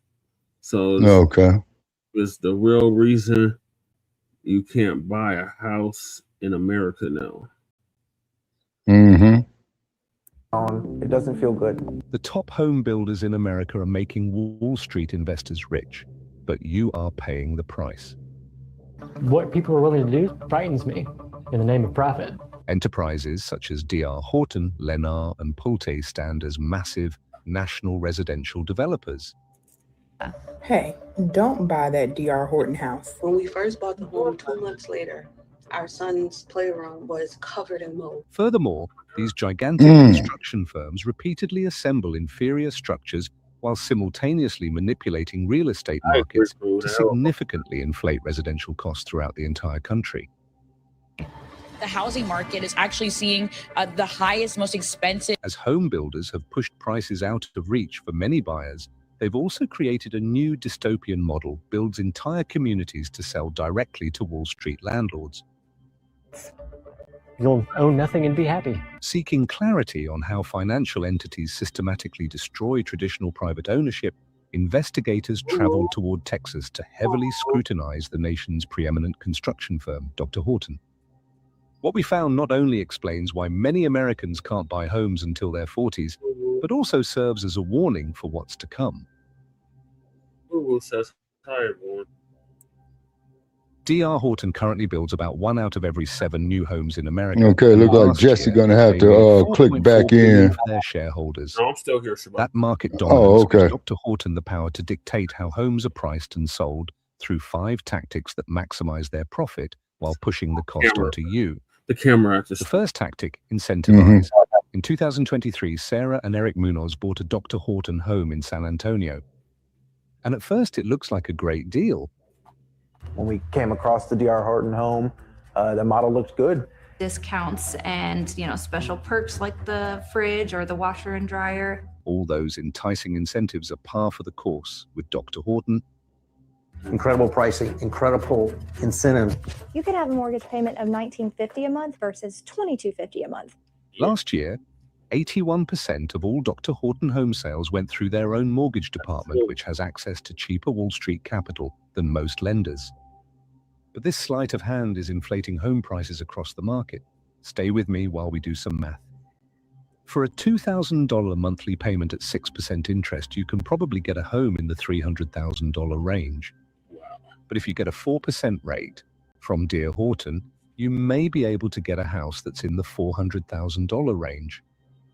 These incentives. I would have to see the amortization on that, brother Che.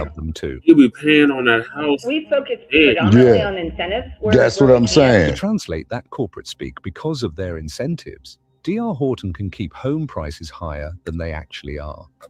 Then those that is a human rights violation. Can push home prices higher, even beyond DR. Horton's own subdivisions, in response reporting, Dr. Horton said that these mortgage incentives make monthly payments more manageable for buyers, but did not answer question about maintaining their base prices. And as home buyers are paying more, they are often getting homes that are made as cheaply as possible, which brings us to tactic number 2, cut costs. The home definitely had some issues right off the bat. The frame of the home was kind of set up like Jenga. That's mold. Over here, we've got the world's biggest crack in my foundation. It's a DR horror. Termites. Not only are some of these houses poorly built, but they are actually making people sick. For the average American family, home ownership currently feels like a vanishing target. High entry costs and a historic lack of inventory have turned the path to a mortgage into a steep uphill climb. While it is easy to blame rising interest rates for the freeze, the landscape of the American suburb has been fundamentally altered by a small group of corporate entities that have consolidated their control over new development. At the top of this hierarchy, mass manufacturing. Because see, all these damn corporations own stock in each other, brother Che. Historical builder revenues against Dr. Horton's recent earnings. In 2024 alone, they generated nearly $37 billion in revenue, a figure that reflects their unprecedented consolidation of market share. This level of market dominance grants these mega builders significant economic power, allowing them to exert heavy influence over regional pricing and construction standards while shifting long-term costs onto the consumer. To maintain these high property prices, housing giants rely on a potent financial tool, captive in-house lending. Over 80% of Dr. Horton buyers finance their purchase through the builder's own department, DHI Mortgage. In a climate where average mortgage rates are stuck at 7%, builders offer a powerful incentive. They buy down the interest rate to 4 or 5%, often adding thousands in closing credits to secure the deal. This scale illustrates how aggressive financing incentives interact with property value. By using cheap Wall Street capital to subsidize a lower monthly payment, the builder can keep the base price of the home tens of thousands of dollars higher than its actual market value. When these inflated sales are recorded in regional databases, and you know who's cashing in on this here greatly? This pushes up housing Jared Kushner, in the entire surrounding community, regardless of who built the home. The monthly discount is a temporary relief that masks a long-term reality. The dumb son-in-law. The buyer is overpaying. Exactly. Just like when we was on the air the other night, we was talking about the Rebuild LA project, man, that I said was a goddamn fraud. Of a massive federal RICO class action lawsuit. The National Consumer Law And I think the homie in the Crenshaw district said, man, them lots are still vacant, man. They call the monthly payments. With rubber piled on them, got grass and weeds growing on them, man. And that's damn near shit 30 years ago. Closing documents to lowball the estimated property taxes. Look at the disparity between these figures. The scheme allegedly calculated tax liability based only on the land value, the vacant dirt, while completely ignoring the value of the fully constructed house sitting on top of it. Families signed their contracts believing they had secured the American dream. But a year later, when the local tax assessor re-evaluated the improved property, monthly mortgage payments skyrocketed by hundreds or even 1,000. This foreclosure stamp represents the final stage of the process for many families. Those who were promised affordability were pushed to their financial limit by a systematic corporate calculation. The physical reality of these homes is often as precarious as the financing. Homeowners are discovering these structures are built as cheaply as possible.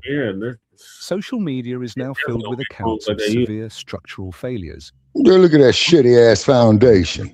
Cracks. Earthquake hit that motherfucker, man. That whole damn place is coming down. Within weeks of the move. Look at that. Statewide class action lawsuit in Louisiana has brought further. Man, fuck a class action lawsuit. Sue that motherfucker on your own. You go class action, you really gonna lose. cost is alarming. Families report toxic Look at all that mold. through new drywall, leading to chronic respiratory infections. And you got fungus right there, in children who are which is worse than mold. What's our boy's name? These widespread reports indicate a systemic failure in quality control. The speed of construction and the Cancer minimization of Alley. material costs Yeah, remember the have brother that entirely was running eclipsed the for fundamental obligation to build. Oh safely. yeah. He used to tell us about that type of shit. Mm-hmm. Pictures like that, all kinds of mold like that growing. Mm-hmm. Mm-hmm. It is logical to assume that a multi-billion-dollar corporation would prioritize fixing these life-altering defects as soon as they are discovered. Instead, the warranty contract often functions as a trap. Builders mandates specific repair companies that apply cheap cosmetic fixes, masking deep structural decay without ever addressing the root cause. Yeah, shoving these towels up under my front door, man, in case some scorpion cousins want to come in here. Yeah, you don't need no on home repairs and litigation. To the institutional investors, Some motherfuckers is definitely working a night shift. You know what I'm saying? Yeah, I remember someone was at one of them hotels and they found a scorpion in the damn chair. Mm-hmm. Mathematically, Mm-hmm. it's cheaper for these mega builders to construct effective houses and settle the resulting lawsuits than it is to invest in high-quality materials and labor. Basement The flooded. American home has been financialized into a high-margin consumer product. And the office What flooded. appears to be a dream deal is often a lifelong corporate liability, transforming the core of the American neighborhood into a profit center for Wall Street. Look at almost any real estate listing today, and you see prices that have completely decoupled from average incomes. This universal difficulty in buying a home is more than a side effect of recent inflation or a lack of physical space to build. The modern housing shortage is a specific business strategy. Yep. It uses And all them corporate board members need to be in fucking jail for human rights violations. To see how the public lost control of their own neighborhoods, we have to look back at a specific financial fracture that occurred 40 years ago. Half a century ago, the home building industry was defined by local competition. If a family wanted to build a new house, they chose from dozens of local mom-and-pop builders in their own town. Yeah. This local pressure kept construction quality high and pricing fair. Yep. That system began to break during the savings and loan crisis of the 1980s. As regional banks were wiped off the map, small community builders lost their And you could thank Ronald Reagan for that. Operate. Massive corporate builders survived by bypassing local banks entirely. They went public on Wall Street, securing billions of dollars in institutional capital that their local competitors couldn't touch. They used that capital over That's the next 3 predatory. decades to buy out smaller competitors and acquire massive tracts of land, effectively removing those resources from the local market.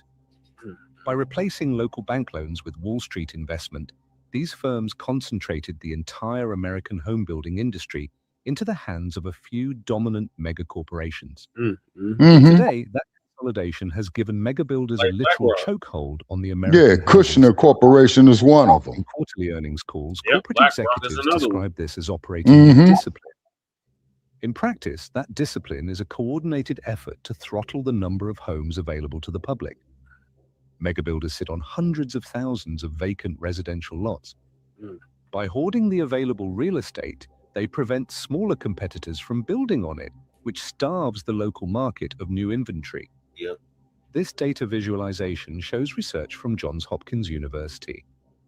It found that intense home builder concentration reduces housing production nationwide by a staggering 106,000 every year. Yeah. This gap results in roughly 150,000 fewer homes built annually than what a healthy competitive market would provide.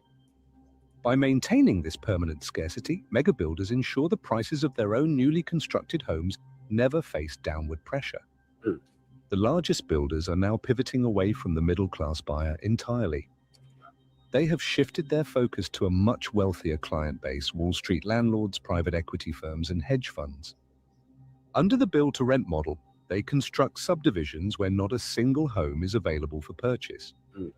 The builder sells the entire neighborhood directly to institutional investors. Look at Dr. Horton's 2024 fiscal year. They sold nearly 4,000 single-family rental homes directly to corporate investors, generating over $1,200,000 in revenue from that specific pipeline. 1.2 billion. Neighborhoods are designed Them so the motherfuckers residents belong in jail. or own the land beneath their feet. In a perfect world. They exist to hand their paychecks over to a faceless corporation every month. If this trajectory continues, an entire generation of Americans risks being locked out of the middle class. Yep. The market is shifting toward a model where shelter is a service provided by a few corporate entities rather than an asset owned by families. This system relies on a few firms hoarding the land, setting the price of shelter, and collecting lifelong rent from a population that can no longer build wealth through ownership. So for every housing crisis functions exactly as the executives described in their earnings calls. By keeping inventory low, they keep their prices and profits high. Until legislative action restricts Wall Street from treating homes as speculative assets and breaks up these land hoarding monopolies, the American dream will remain a luxury product that the average citizen was never intended to afford. Robert Smalls, shout to Yeah, we discussed Robert Smalls, Che. We gotta move in a new way. Right, now we're gonna have sure to that every Oconda. neighborhood is safe and clean. And Yeah, that's Panther Town. So your girl, Barbara, what is her name? Barbara Waters? Barbara Lee. Oh, Barbara Lee. Barbara Lee. Barbara Lee. Yeah, that's the BART train right there, Bear Rapid Transit. And that there's in West Oakland like a motherfucker. It looks like a miniature version of Chicago. Yeah, dude. So Oakland doubles down on the encampment policy. Or homeless encampment cleanups after four sweeps. So mayor revives controversial homeless encampment pilot program. we've got to move in a new way to make sure that every neighborhood is safe and clean. And my goal is to make Oakland the safest, cleanest, and greenest city in the country. Lady, your ass belongs in fucking jail. Initiative for cleaning up around encampments. Look at that shit. From a similar program in Portland, Oregon. Lee's proposal would pay unhoused residents to clean their areas. We're looking at out-of-the-box kind of solutions that are working in other areas to try to put pilots here in our own city to see if they'll work here. No, lady, now what the fuck you charging $40 to park for 2 hours in that motherfucker? Is you crazy bitch? Ordinance allowing city workers to immediately sweep encampments without Yeah, brother Che, I told you that venture I went up there in Oakland, man, I lost $3,000 motherfucking dollars up there behind that goddamn parking. $3 grand I lost. Councilmember Noel Gallo opposes the mayor's plan and says encampments are not only disrupting residents, but also local businesses. I'm here with Economy Lumber, that it's a growing business. They're trying to rebuild it due to the fact that, they had a major fire that was created by, we had homeless on the railroad side. We're in the process of rebuilding. We love Oakland. We want to stay in Oakland. John Bacon is the president of Economy Lumber and says while they don't know exactly what the cause of the fire was, he says dealing with encampments is tough on business, citing hiring armed security as an example of an extra expense.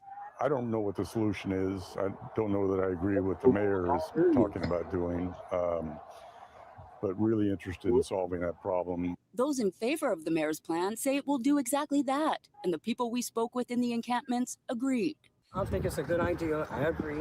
I think they should have been doing it. And if they intend on starting to do it, they should do that as soon as possible. Lady, you need to get off that shit. It makes it look better. You guys might bring in more money if it's more cleaner.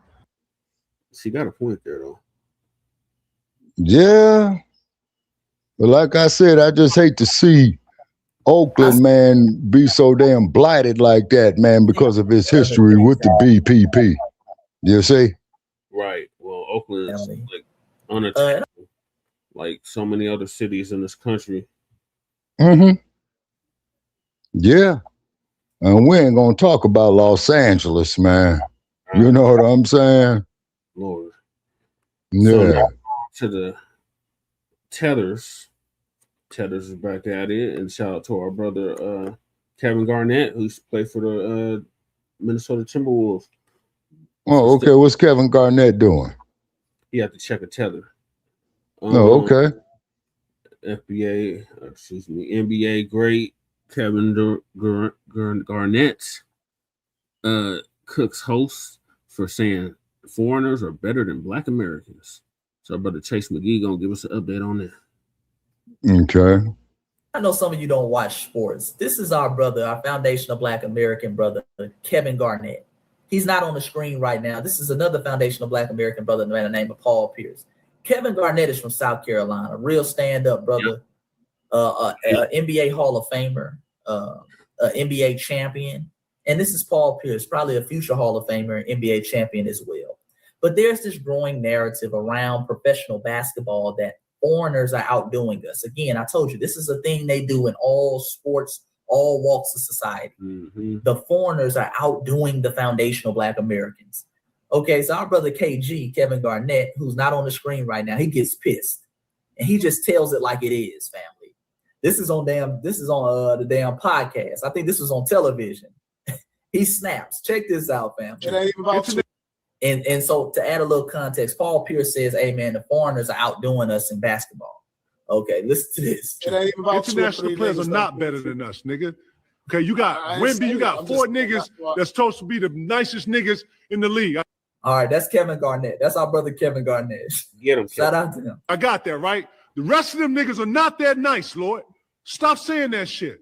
Them niggas are not better than us. You put one of them niggas on any court in any hood, they'll get boned over here, nigga. Ooh. That's right. Boy, our FBA brother let him have it, didn't he? He said, man, stop it. Boy, them boys will get cooked over here. Okay? Yeah, our brother Kevin Garnett grew up in Chicago. That's that Chicago energy coming out of him. Put some respect Pretty on much. State, nigga. Fuck wrong with you, nigga? You tripping. I'm just saying at the top. Why We should be they're not better than us, nigga. You put them niggas couldn't even go outside and hoop, nigga. Fuck is you talking about? Who our best American player today? I'm talking like hoop. I ain't talking in the NBA, nigga. I'm talking hoop. Them niggas, I get it. Wemby, Jokic, Shea, and Luka. Them are exceptions. Them are exceptions, bro. Them ain't. How many niggas come out of Sylvania, my nigga? Right. Facts, brother. And he's saying the same thing we say. I want y'all to see this happens in every field or area or section of activity in America.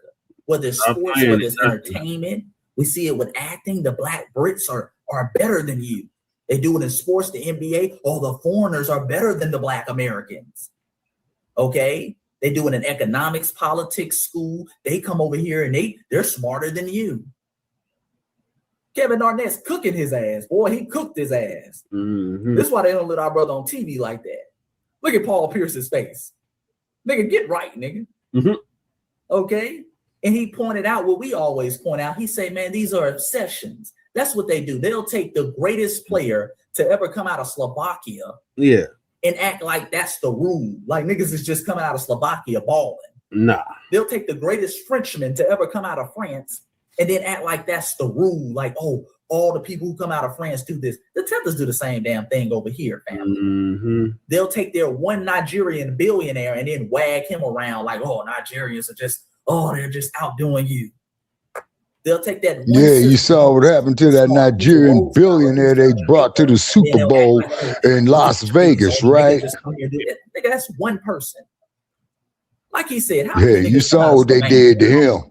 Ain't no damn basketball players. That was the diamond in the rough. And that's why Paul Pierce is looking like that.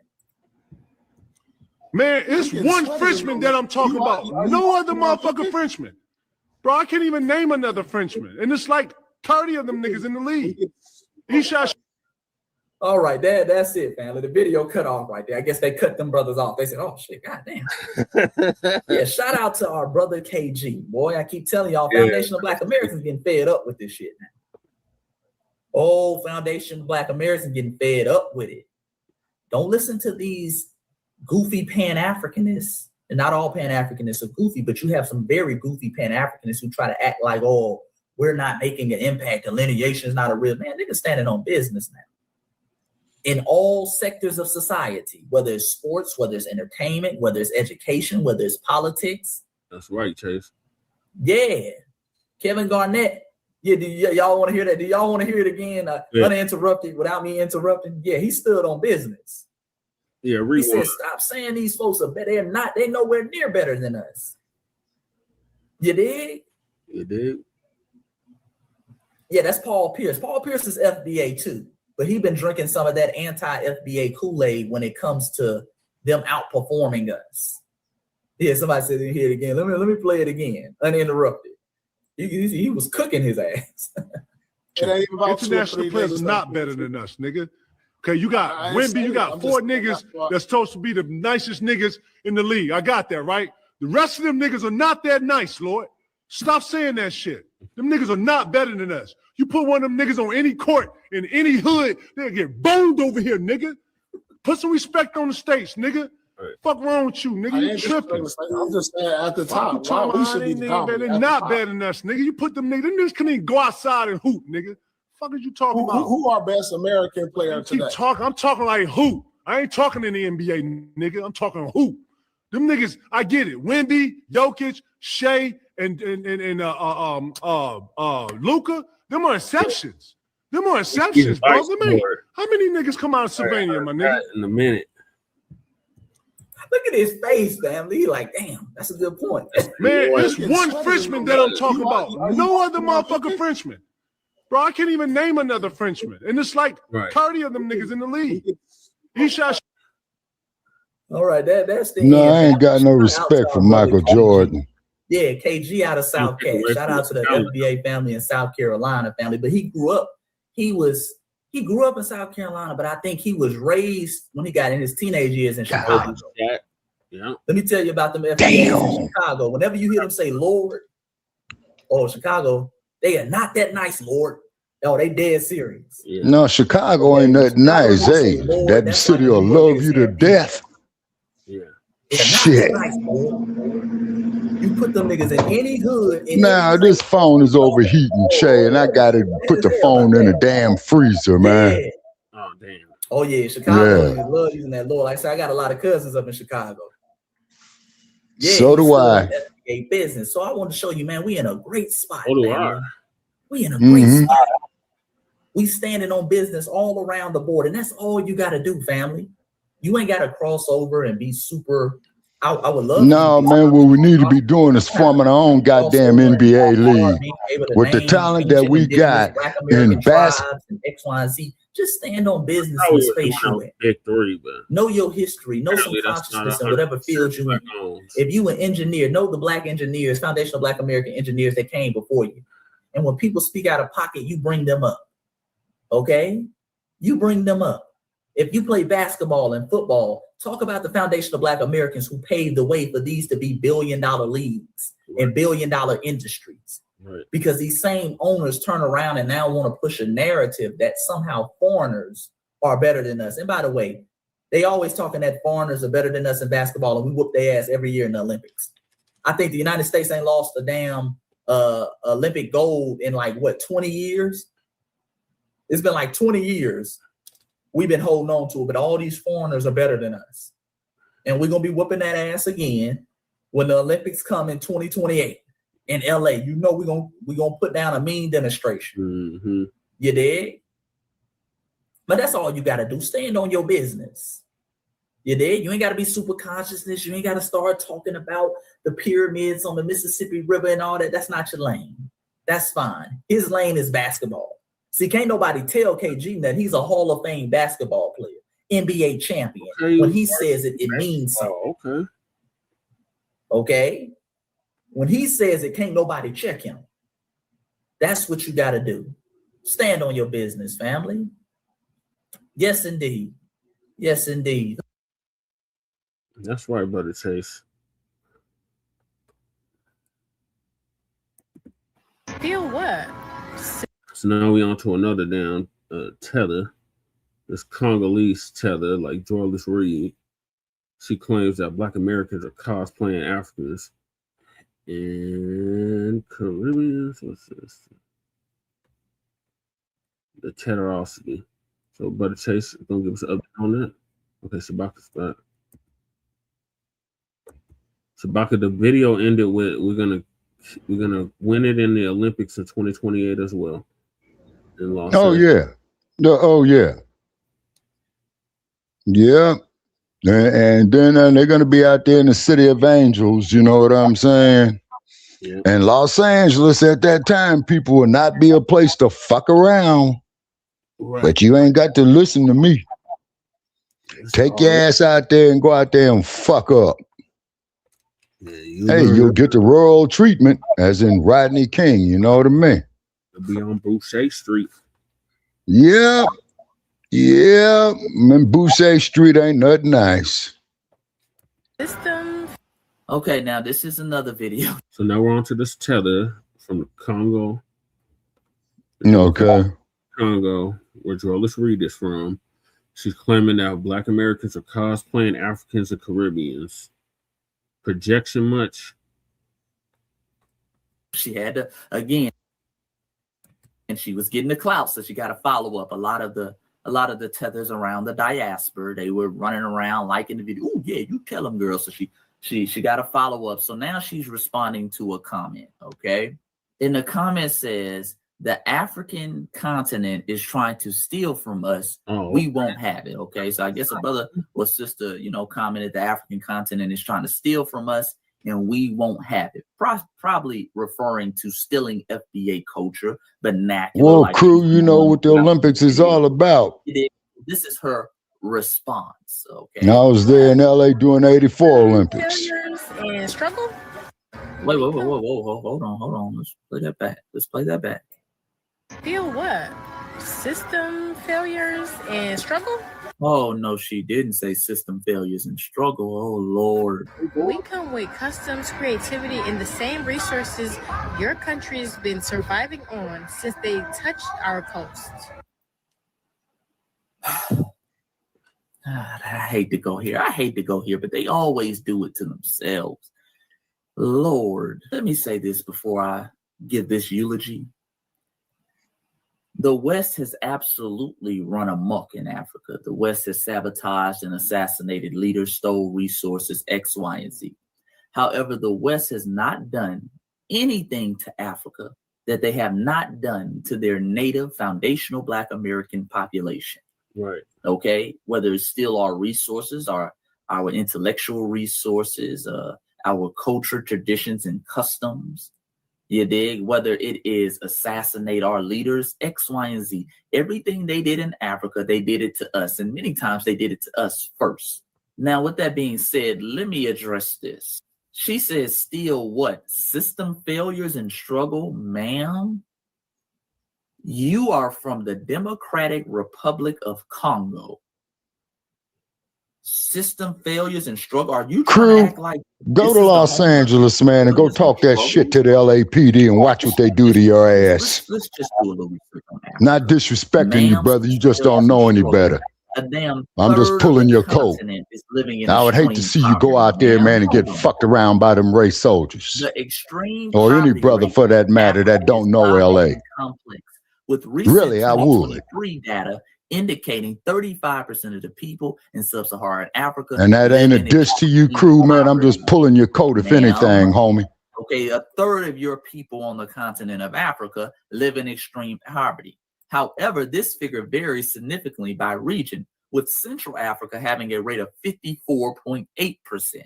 Okay, that's where Congo is, the Democratic Republic of Congo. It's in Central Africa, so damn near half of the population. Well, y'all knock the damn food over. Sabaka, LA is not a microcosm for the whole United States. Say what now? LA is not a microcosm for the whole United States. When the Olympics get there, brother Che, it will be, man. I'm telling you, man, because I saw it in '84, and the wealth that pours into it for those Olympics. Although a lot of people who's investing in the Olympics think they're gonna hit it big, man, are gonna lose. Is because all up and down Figueroa and where I used to live at over there, man, they tore all that shit down, man. And guess what they building up there, brother Che? I give you one guess. Condominiums. You know it. Yeah, they're doing you that. Know it. Everywhere we were at, they're doing that. Yeah, but it's just something about that Olympic fervor, man. You know what I'm saying? Yeah. Yeah, something about that Olympic fervor, because the whole world is going to be watching it. You know what I mean? That traffic is going to be murder. And then this bullshit project that they building up here, Brother Che. Now, I'm going to show you a fucking in the making right here. Out here in Las Vegas, man, they're going to try to build a metro rail from Las Vegas to Los Angeles, right? Yeah. Now, they're going to get off there, man, down there at Union Station. Then they're going to get twisted, man, of looking to take the blue line, the purple line. You see what I mean? Because they got a line that goes right down Exposition Boulevard, which is right across the street from Exposition Park. And you got to walk, man, every damn bit, man, of 3/4 of a mile to get from there, man, to walk into the Coliseum itself. Brother Che, do you know that LA Coliseum is going to hold 110,000 people, sir? Yeah. Every day. Because you got to buy the tickets for each Olympic event every day. So it ain't like you're going to get season's tickets to the Olympics. Now, you probably could. They probably got a package for you, man. But that is definitely, man, going to be for millionaires and billionaires. You know what I'm saying? I'm going to watch the Olympics, man, because I like watching the women's track. You know, I don't give a fuck who wins, man. I just like seeing them big asses run around that track. Yeah. They say, I'm going to watch the boxing. You know what I'm saying? Yeah. You know? My point is same as you making, Shabaka. I'm shy, born and raised. Shy is tough like L.A. That's all I mean. We know how fucked up the system is. Yeah, crew. Yeah, that's for real, man. That's for real, brother. We got Chicago Bears and World Circus in the Shies. Yeah, well, I like the Bears by default. You know what I mean? Yeah, I told you they'll have it in common. Yeah, and then he said he went to the Olympics in ATL. Now, crew, I did go to Atlanta, and one thing about it, okay, is that they still have the, how could I put this here to you? They still have the memorabilia from the Olympics when I was in Atlanta. You know what I'm saying, man? But them Southern vibes, you know, got to me. But I sure did enjoy seeing them big butt sisters sweating and glistening. You know what I mean? That is the truth is. Yeah, that's because he on the phone, crew. Yeah, I'm on the phone. Yeah. And then keep in mind, I got to keep the damn, hell no, I ain't watching no damn beach volleyball. Nigga, get real, man. Beach volleyball, man. Come on. And the cold part about it is, wait a minute, but guess what? The cold part about it is they made that shit an Olympic sport. You can see some jiggly wigglies in that too, Shabaka. I think that's why. Yeah. Oh, yeah. I know I ain't against you, Shabaka. We just disagree at times, but I rock with you heavy. Okay, well, okay, crew. I don't have a problem, man, with disagreements. Hell, you ought to see how me and Jesse go back and forth. But we keep that on a QT. You see what I'm saying? Right. You know, bro, you know, I respect you, man. I don't hate you, man. You know what I'm saying? I'm glad. Hell, I might have to take your ass to Los Angeles, man, to watch my back. You know what I mean? Right. Getting back to this tether who had the generosity to say that we're cosplaying Africans and Caribbeans. Population in her homeland live in extreme poverty. And it says in North Africa having a rate of 3%. Okay, so that just goes to show you that Arabs in North Africa ain't living like y'all living. They on the same continent. And they whoa, good. No, I ain't nobody's punk. But I understand what you see about watching the beach volleyball. Yeah. And by the way, family, the extreme poverty. Wait a minute, they got a few sisters playing that. Let it note what it means. The extreme poverty rate definition used is living on less than $2.15 a day, family. So man, the motherfucker can't live on no goddamn $2.15. $2.15 a day. Family, I'm in Georgia. You can't even get a gallon of gas for $2.15. Well, crew, at least you honest. You know what I'm saying? That shows you the level of system. Because you're gonna have a lot of it out there. Your damn population is living like that. Okay? Let's be clear. And I'm going light, family. I'm going light. You know what? She's talking crazy. Let's go to her country. Let's go to the Democratic Republic of Congo, because I was trying to be light with just giving the regions. Okay? Let's be clear. If you go to the Democratic Republic of Congo, okay, poverty rate in the DRC, the Democratic Republic of Congo, the DRC, has a very high poverty rate, with estimates from 2024 showing approximately 73.5% of the population is living on less than $2.15 a day. They're living Don't you ever fix your mouth to talk about system struggles and failures. Your people are living in squalor, 3 out of every 4 people. And that's the light note, because it says some reports indicate even higher figures, with the World Bank noting 78.94% poverty rate at the international poverty level, which is man, I'll take the Bears over the Rams any day, man. With the Bears having a losing season. Multidimensional poverty head count ratio, that's like poverty dealing with food, water, X, Y, and Z, is 83.64%. Ma'am, only 19% of the people in a Democratic unless it's the Lakers. I'm sorry. Let me rephrase that, Brother Che. Unless it's the Lakers, I'm talking about the Clippers. 81% of the damn population ain't got no electricity. Yeah, I don't think he's talking about teams, though. I think he's talking about cities in general. Oh, okay. Oh, yeah, Shy is the best. You know what I'm saying? Well, shout out to the land that conceded me. Let me get back to this. Yeah. We can't even hear from them on TikTok. Hell, they ain't, let alone Wi-Fi, they ain't even got no electricity. You come from a lineage of systematic failures and struggles. Y'all sitting over there, man. Y'all got child soldiers running around the Congo. They're running wild around the Congo. They're running wild.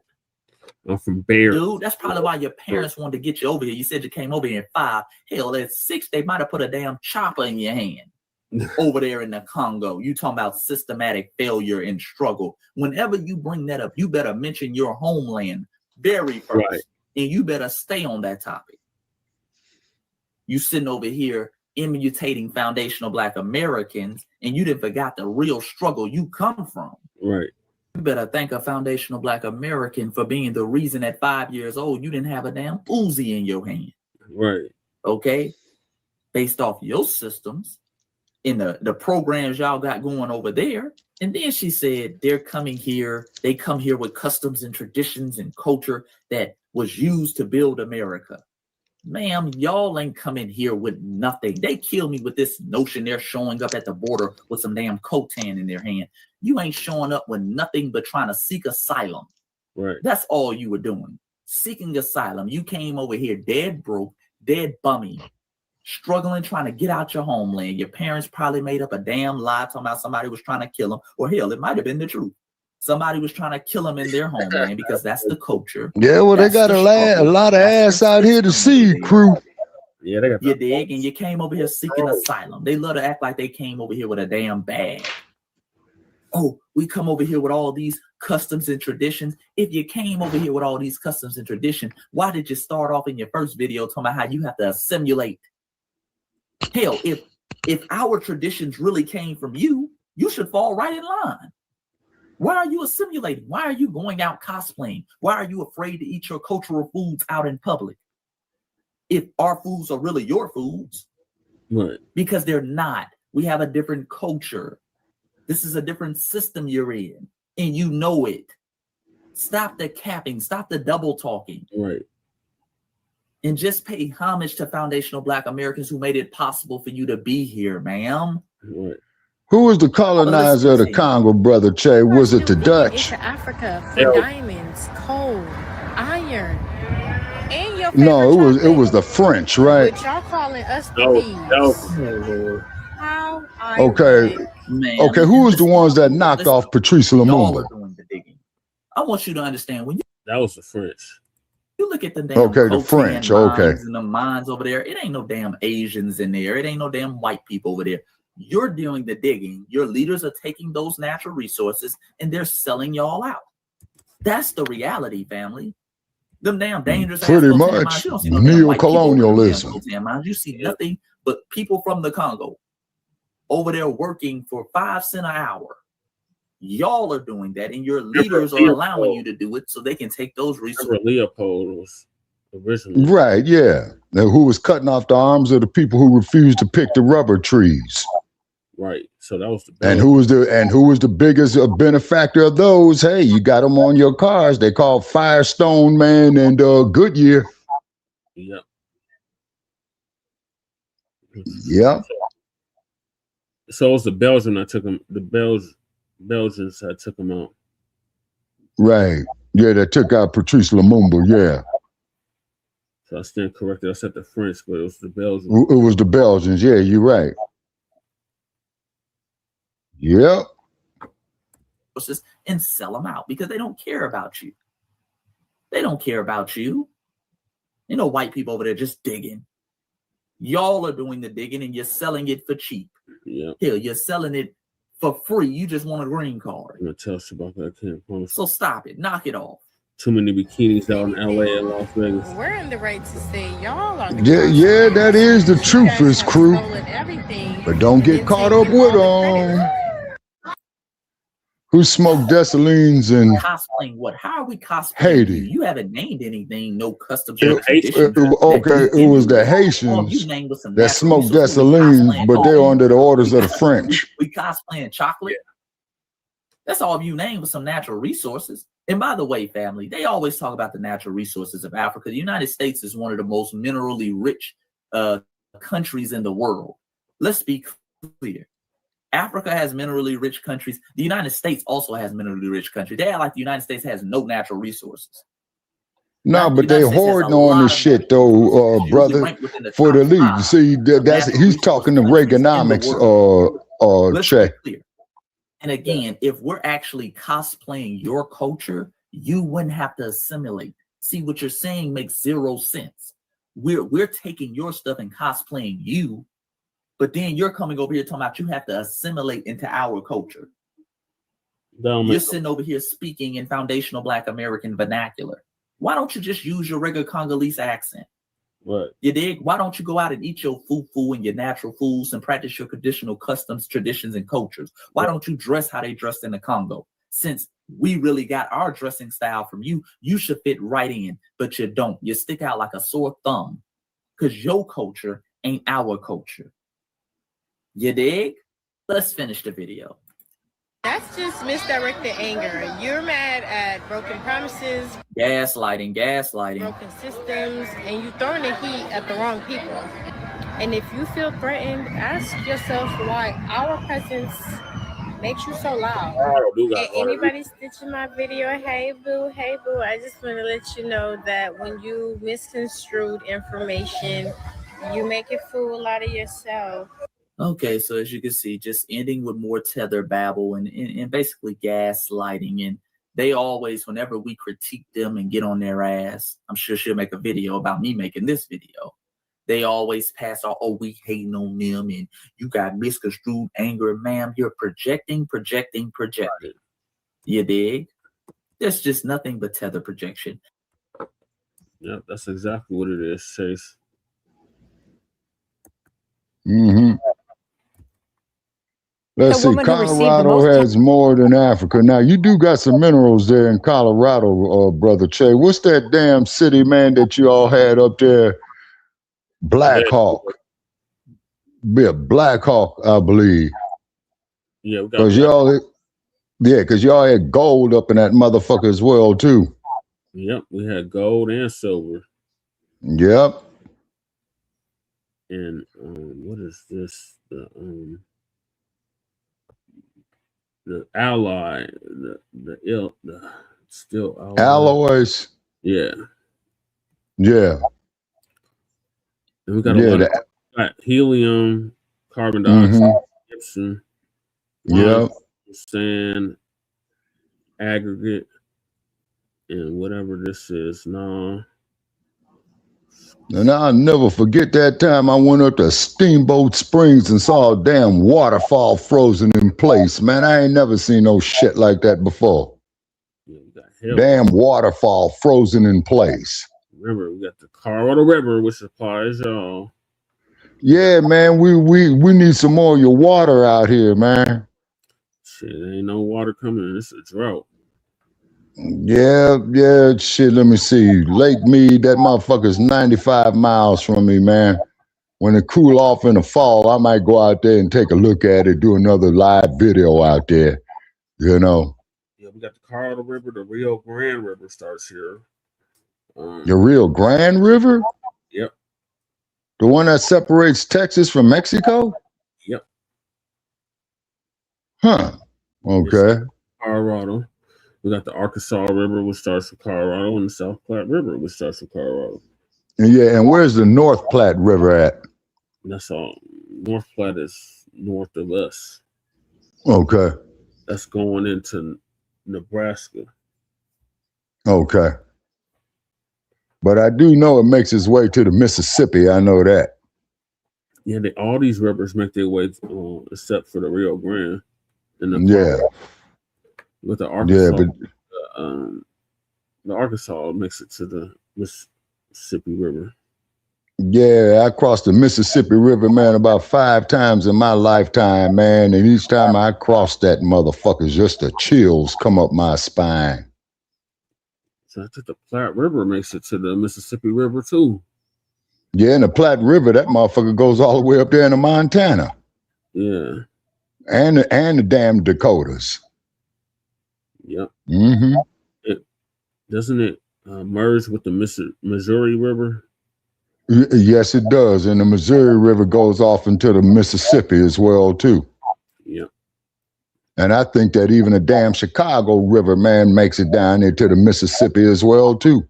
Yeah, I remember we showed a whole map on that. I think Crew actually shared a map on that of all the and how they all lead into the Mississippi, except all the ones on the eastern part of the continental shelf.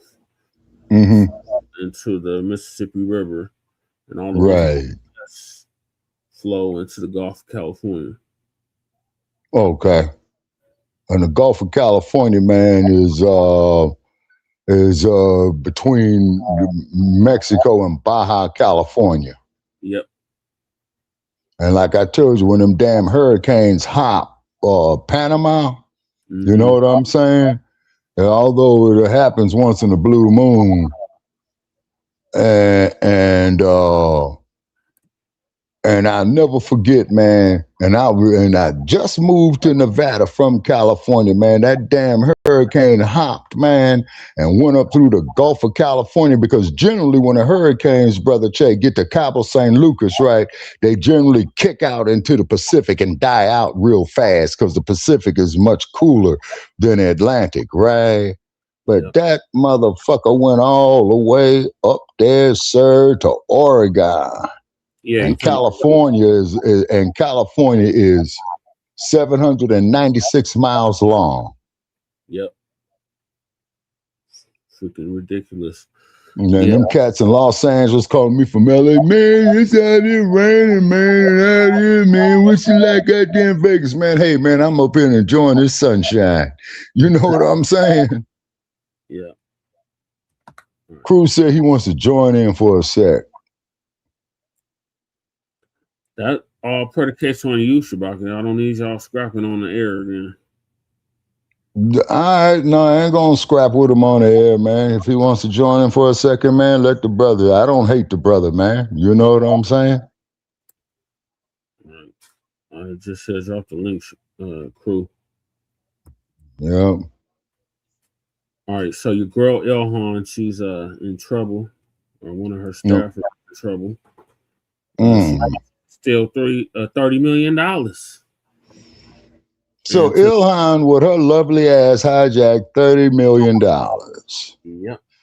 And ain't doing shit for the black community. Well, Miss Ilhan, I'm very, very disappointed in you, honey. I really am. All right, Crew's in the building. You driving, Crew? Or are you just chilling in the car? No, I just passed the Olympic Fields police. I just went and got me another. I went to the store again. Oh, okay. You understand? But no, hey, thank you, Shabaka, because you know I'm not finna get into it with you at all. And thank you for talking to me, even. You hear me? All right, I appreciate that, brother. I'm not against you either. You get me? And I like that you actually was Olympics in 90, Yeah, well, what you said in in LA, 84. 90, Yeah, yeah. in 84. In 84. So my And school I went to, I'm from Rich Central, right? From Olympia Fields, and our school is okay. the Olympians. Oh, okay. You get me? All right. That's And keep in mind, crew, here's something for you going to dig. They got a street in LA that runs back to east the and crib. west called Olympic Boulevard. And if you recall an old TV series called Room 222, they used to film it at Los Angeles High School where I used to go. And I was going there in the 70s when they was rebuilding it, you know? That's what's up. Yep. Hey, the And thing I then- wanted to talk about the rivers, right? Yeah. All right, so I found some land. I think I told Jesse about it. Yeah. I found like 1 acre for like 30 bands on the Mhm. Mississippi River, right? Yeah. In Hamburg, Illinois. But it's on the river, right? Okay. Mhm. Then I found another thing that's 10 acres for 80 bands on the Dang. Illinois River. Oh. So that's all I'm talking about. Like, I would like to get some shit like that with me, you, Shabaka, Jesse. You know what I'm saying? Mm-hmm. And we Well, all bro, just ain't live nothing on there. wrong with making no money. It ain't nothing wrong making some money. No, but I'm talking about like we all stay there. You get me, Shabaka? Oh, bro, I'm stuck out here in this Nevada sun, sir. No, but what I'm saying though, Shabaka, is like you get the Nevada sun, but I still have the fucking 10 acres. All right. You get me? Yeah. And then you got a cabin on the back to where you can go fishing and shit like that. Like it's I like it's to your check out land. there. Your daughter can stay there. Your family can stay there. Like this is Shabaka's land. Yeah. Remember, Shabaka, we was working on something like that with the previous platform we was on. Oh yeah. That's what I'm talking about, Jesse. That's all I'm talking about. Yeah, it would be Colorado too, crew. Hey, let me jump down. I'm gonna jump. I just got back to the crib, right? Okay. Let me jump down, then I'll jump on my computer. All right, bet. All right. Well, we're waiting on him to switch over. Mm-hmm. And then too, Jesse, keep in mind, I'm just saying this here, for our audience, right? You got to keep in mind is that they're going to have the Olympic Games, man, all over LA County. They might even go far down to San Diego because that's what they did in 84, right? Yeah. So it was getting ready to happen in that neighborhood over there. And I passed it the last time I was in LA. I passed by my old place, man. Yeah. They got it pre-gentrified because all those motherfucking apartments, man, were vacant. So which means is they went in there and they bought the owners out, right? Yep. So what they're going to do is they're going to bulldoze all that shit, man, okay?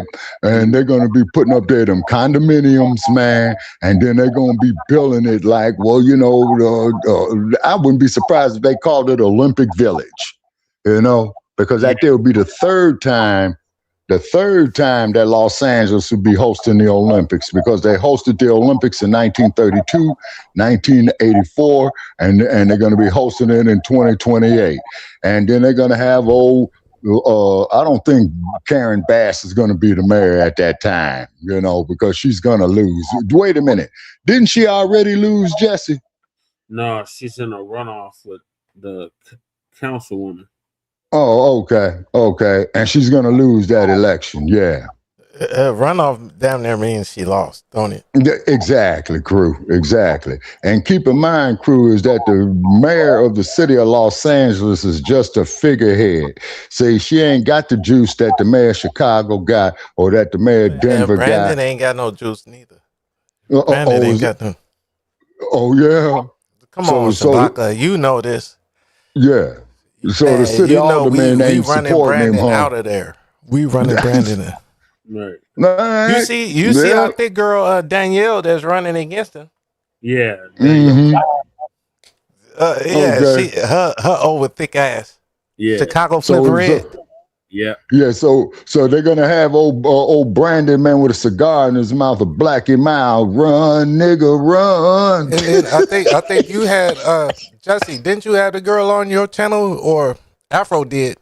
Afro Lee did, I think. But not Danielle, but the other girl that be cussing out Brandon Johnson. Damn. Jessica Jackson. Yep. Yeah, Jessica. She be on the KBLA live stream. Okay. Yeah, hey, Shabaka, we're cooking now. Like Karen Bass is Brandon. Like it's bad. It's real bad, Shabaka. Oh, I believe it. I believe it. And then keep in mind, though, too, crew, is that the mayor of Los Angeles is just a figurehead. All the executive power happens with the commissions, and she just appoints the commissioners. The police commission. And the LA mayor is a Mexican, too. Oh, yeah. Yeah, the one that's going to knock Karen Bass off. No, Karen Bass is a fucking Mexican. Well, she was married to a Mexican. She's not Karen Bass is not. Look, look her up. She's not even born in America. What? Is that right? Wow. That's what I be saying. Like, listen to me, Shabaka Jesse. I be saying nobody should be in office if they're not born here. Right. Well, you got a point on that. It should be like the presidential shit. You shouldn't even be a school janitor. Or civil service jobs. Yeah, like on the civil service jobs, yeah. And get this here, Jesse, I told you that. I'm just saying this here for crew. You remember me telling you that the LAPD wanted to hire the motherfucking illegals, man, to be the lap dogs? Yeah. That's the LA Sheriff's Department, right? No. You got, okay, now crew, listen to me when I tell you this. You got the city of Los Angeles and you got the county of Los Angeles. The sheriffs, as you know, is for the county, like you got the Cook County Sheriff, okay, but then you got the LAPD, which is the Los Angeles Police Department, like the Chicago Police Department. Right. You see what I mean? No, that's how it was when I went to school at Johnson C. Smith, right, in Charlotte, North Carolina. Okay. And Charlotte, they got Charlotte Police and they got Charlotte Mecklenburg PD. That's the sheriff. You get me? Just like you got in LA. You got LA Police and then you got the LA Sheriff's Department. Yes, sir. Both of them be overlapping. Yeah, they do. And you know the Sheriff's Department, you know they was all gang in LA. Yeah, they was. Because there's an old saying, crew, saying that LA was designed by a drunk Indian on a drunk horse, and he was good and fucked up, man, the way they got them damn city. And they was correct about it too. It was an Indian. That's why it's called California. Yeah. That's named now you sound Jesse like Bianca. yeah. And then, and also too, and I was trying to tell Bianca because she had did some research on the Ohlonies in California, Brother Che. Yep. And they do got Ohlone Community College up in there. Yeah, they do. But Karen Bass is not no damn tether. She was born and raised in LA. Oh, really? She is FBA. I think Karen Bass is really FBA. I heard she was Mexican. No. You just checked it? Yep. She was married to a Mexican, but no, she's not Mexican. Where's her family from? That I don't know. Let me see where her father's from, because her mother. Yeah. That's what I'm asking though. But I heard she was a Mexican, and that's the problem. Like you know, Mamdani is not he's an African American. Man, that motherfucker's a goddamn Brahma Indian, man. But he's African American, Shabaka. Okay, well, if he came up and told me he was an African, he was born in Sudan, right?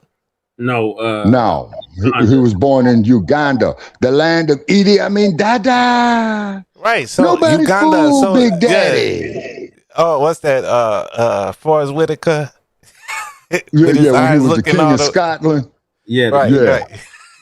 Yeah. So that, like I'm saying though, Shabaka, I'm saying it still makes Mamdani African American on paper.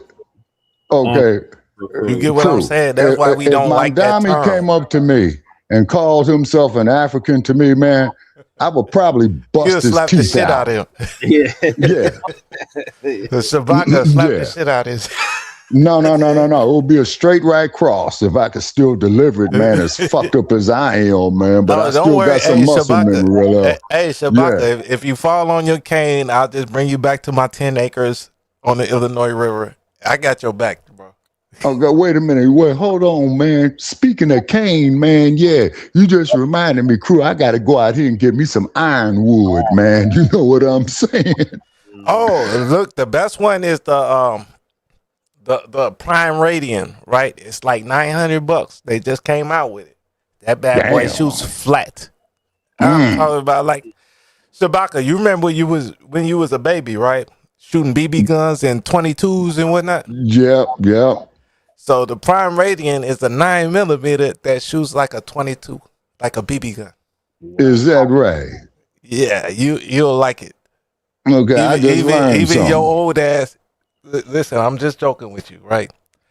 But even your old ass with your cane and everything will be able to shoot that bad boy. Well, Sonny, I already been your age. Your test is, can you make it to mine? Shit. You know what I'm saying? You're gonna be able to get a supremacist up off of you real quick. Oh yeah, most definitely. You know what I'm saying? You give me Shabaka, I'll fuck around and buy you one. I'm finna buy me one. Mm-hmm. I'll get Jesse one and you one though. I'll buy it. I'll get, man, let me find 3,000. I'll buy all three of them for us. Mm-hmm. You get me? Yep, and you can open carry out here in Nevada. I get you yours before I get Jesse's. Yeah, you know, okay, Jesse. Yeah, that's okay. Shabaka needed more. Lady Che need one too. Right. Oh, Lady Che will love it too.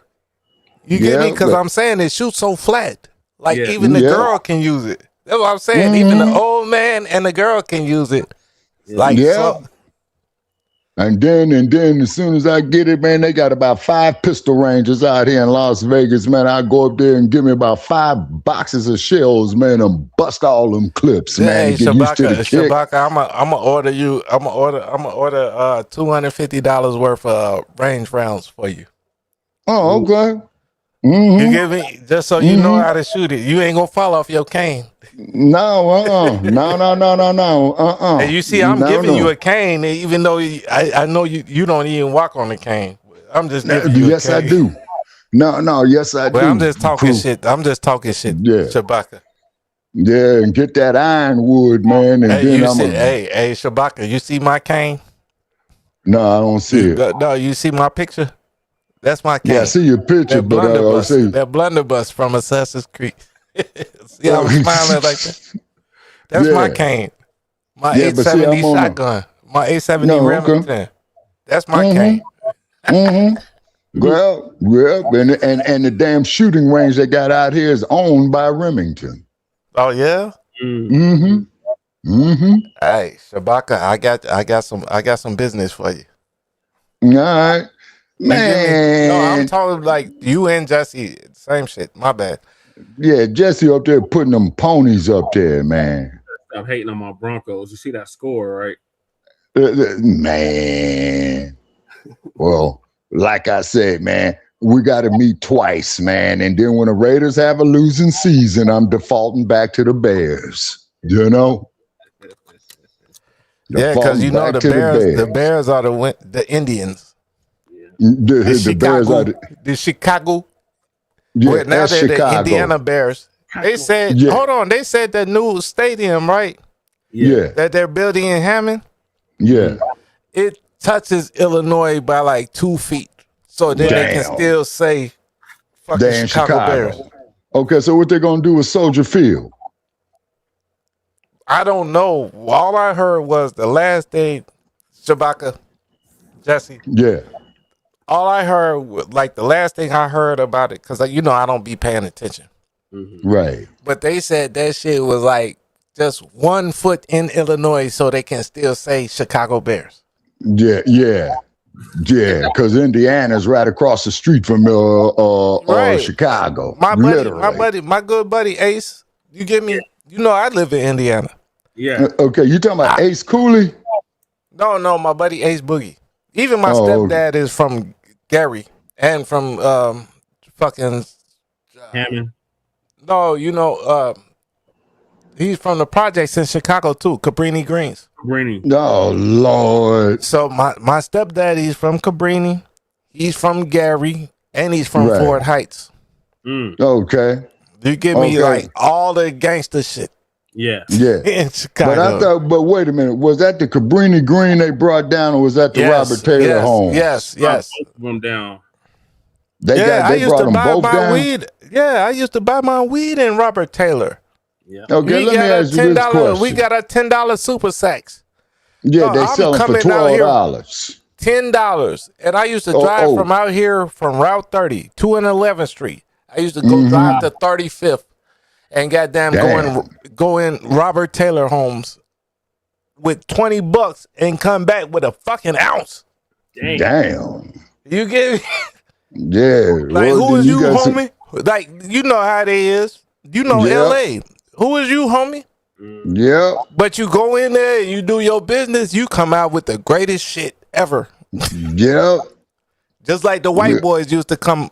You know what I'm saying? Mm-hmm. And then you what know how the happened white is, boys will show up in LA, Shabaka? Yep. And get the greatest deal. You in Vegas right now. You know how they'll show up. Mm-hmm. But let me tell you something about Vegas, crew, and this is no bullshit.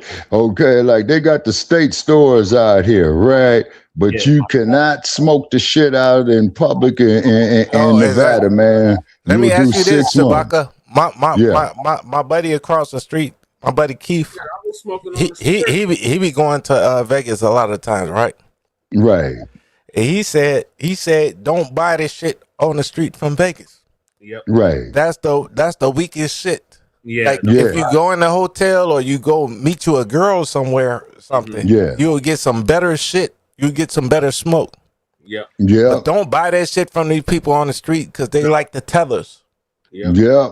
And but you know, man, was a good place to get you some good ass weed at Che was Reno. Yep. Yeah. Was Reno. Yep. Was Reno. Because hey, what you think about Tulsa King? You talking about with Sylvester Stallone? Yeah. How do you think? Is that true? I like it. No, I never been. I only been to Tulsa one time, man, when I went and visited the Black Wall Street crew. Yeah. I got my girl out there in Tulsa. Oh, yeah. Yeah. Mm-hmm. No, but that's why I was asking you, because you might know more than me, Shabaka. Okay, now I only been to Tulsa one time, man, and visited the Black Wall Street, and I remember, man, there's this brother that got the store up there, Che. I told you that, called 1921, and I think I filmed a video from there. That's my guy. Yeah, 1921, and so I went in there. And I asked the brother, I said, what happened, man, with the Tulsa race ride? And the brother says, I'll have my son explain it to you, man. Very articulate gentleman, man. You know what I'm saying? You know? That's my guy that if you were at that store, that's my guy. That's Ashley's friend. Oh, okay. So that was my guy. And then I remember, man, we went to the restaurant there. You know, we went and had breakfast there. You know what I'm saying? And then, man, I saw some of these Nabiscos, man, still using the NGR term. You know what I'm saying? Mm-hmm. So I asked one of the locals, I says, man, y'all still putting up with this shit? He says, hey, bro. I says, what's that? He says, notice that motherfucker didn't stop and get out his goddamn car. You know what I'm saying? Because he would have got smashed. I said, okay, that's what I'm talking about. Mm-hmm. Hey, you see? Tulsa. My godmother's from Tulsa. She's from Greenwood. Yeah, that's where Greenwood, Archer, and Pine. Yeah, Greenwood, Archer, and Pine. I've been on the corner, brother Che. That is where the Gap Band is from. That's why they made that song called "You Dropped a Bomb on Me, Baby." Exactly, Shabaka. Yeah, yep. And then I used to listen to in the '90s called 918. Yep. Out of Tulsa too. Yeah, and then I walked up to the railroad trestles too, brother Che. And you know, crew, when you crossing the railroad trestles in Chicago, man, you crossing about 5 or 6 tracks. You know that, right? Man, Shabaka. Look, I do Uber and DoorDash, right? Oh, you got my sympathy, man. I got pissed off with DoorDash, man. You gonna love this crew. Okay. What had happened was the last DoorDash that I did out here, right? Okay, I dropped the order. You know what I'm saying? So the dude called me up, the customer. Be eating people food. No, So I spilled the orders. So I called the brother up, man. See what I'm talking about? What? The drink they popped in it. No, I'm just messing with you, Shabaka. Yeah, but check this out though. Now I'm gonna show you something right here about some black on black love. Dude gonna say, well, man, I got your picture and I got your license plate to your vehicle. And I said, nigga, I got your address. And he paused. There we go. Yeah, he paused and I says, look, homie, here's what's going to happen. They're not going to charge you twice, man. They're going to send another driver out there, but they're going to bill me for the spillage of your food. So therefore your child the orderer is not losing nothing. Right. Yeah, like, exactly. Oops, I spilled your goddamn burger. I spilled your drink. My bad. And I'm telling you, my bad. Yeah. Yeah, and that's what I told him. What the hell? Yeah, so then he said, oh, okay, man, you know what I'm saying? It's all good. I said, yeah, man. You know what I'm saying? That's what you call checks and balances. Hey, you know, Shabaka, if we spill a drink like right at the store, we'll go get another drink, right? Mm-hmm. Right? Yes, if sir. you come out the store and spill the damn Sprite, right? You just gonna walk back in the store and say, oops, I spilled the Sprite. Then they gonna give you another Sprite, right? You gonna give that person his order. Yes, sir. And then, but guess what but look at the twist they pulled on us, right? What had happened was, man, I go here I think somebody wanted something from McDonald's, I think. So I go in there, man, and I said, okay, I'm here to get this here. Then this motherfucker handed me 3 empty cups. I says, man, what the fuck is this? Oh, I don't like filling up cups myself. Right. And that's what I told him. So I called up DoorDash in San Francisco where they're headquartered at. And he says, well, man, now you ain't supposed to fill the drinks. I says, I know it. So sometimes we do. Sometimes we do at Wingstop. Yeah. I'm telling you, in Chicago, Wingstop, we fill up cups sometimes. Yeah, and they got them here. As a matter of fact, it was Wingstop, the first one that came to me with that shit. You know what I'm saying? And so I called them up and I says, hey, man, I ain't filling no motherfucking drinks, man, because what the fuck y'all gonna do next is have me go back there and cook the goddamn food for them. And then what happened? If you fill in the drinks right, then they gonna say you put a booger in the drink. Yeah, all kind of shit. Yeah, that's what I'm saying, man. See, that's what they, like you as the Wingstop, as the Burger King, y'all just put the shit and seal it, right? And then I just deliver it. I don't want to touch the damn food at all. I'm just bringing you your damn food. Exactly. You know what I'm saying? I don't want to touch that shit. Exactly. And then I remember if I gotta touch that shit, I gotta get paid more. Exactly. And then the cold part about it is there was this one pizza joint I went to, man, waiting on this dude's pizza, right? And they make us get pizza bags, right? Yep. And then so I got the pizza and I wrapped it up for him and I called the customer up and I says, look, man, this is a delay. It's not my fault. He said, okay. So I went there, delivered it, man. That dude tipped me $40.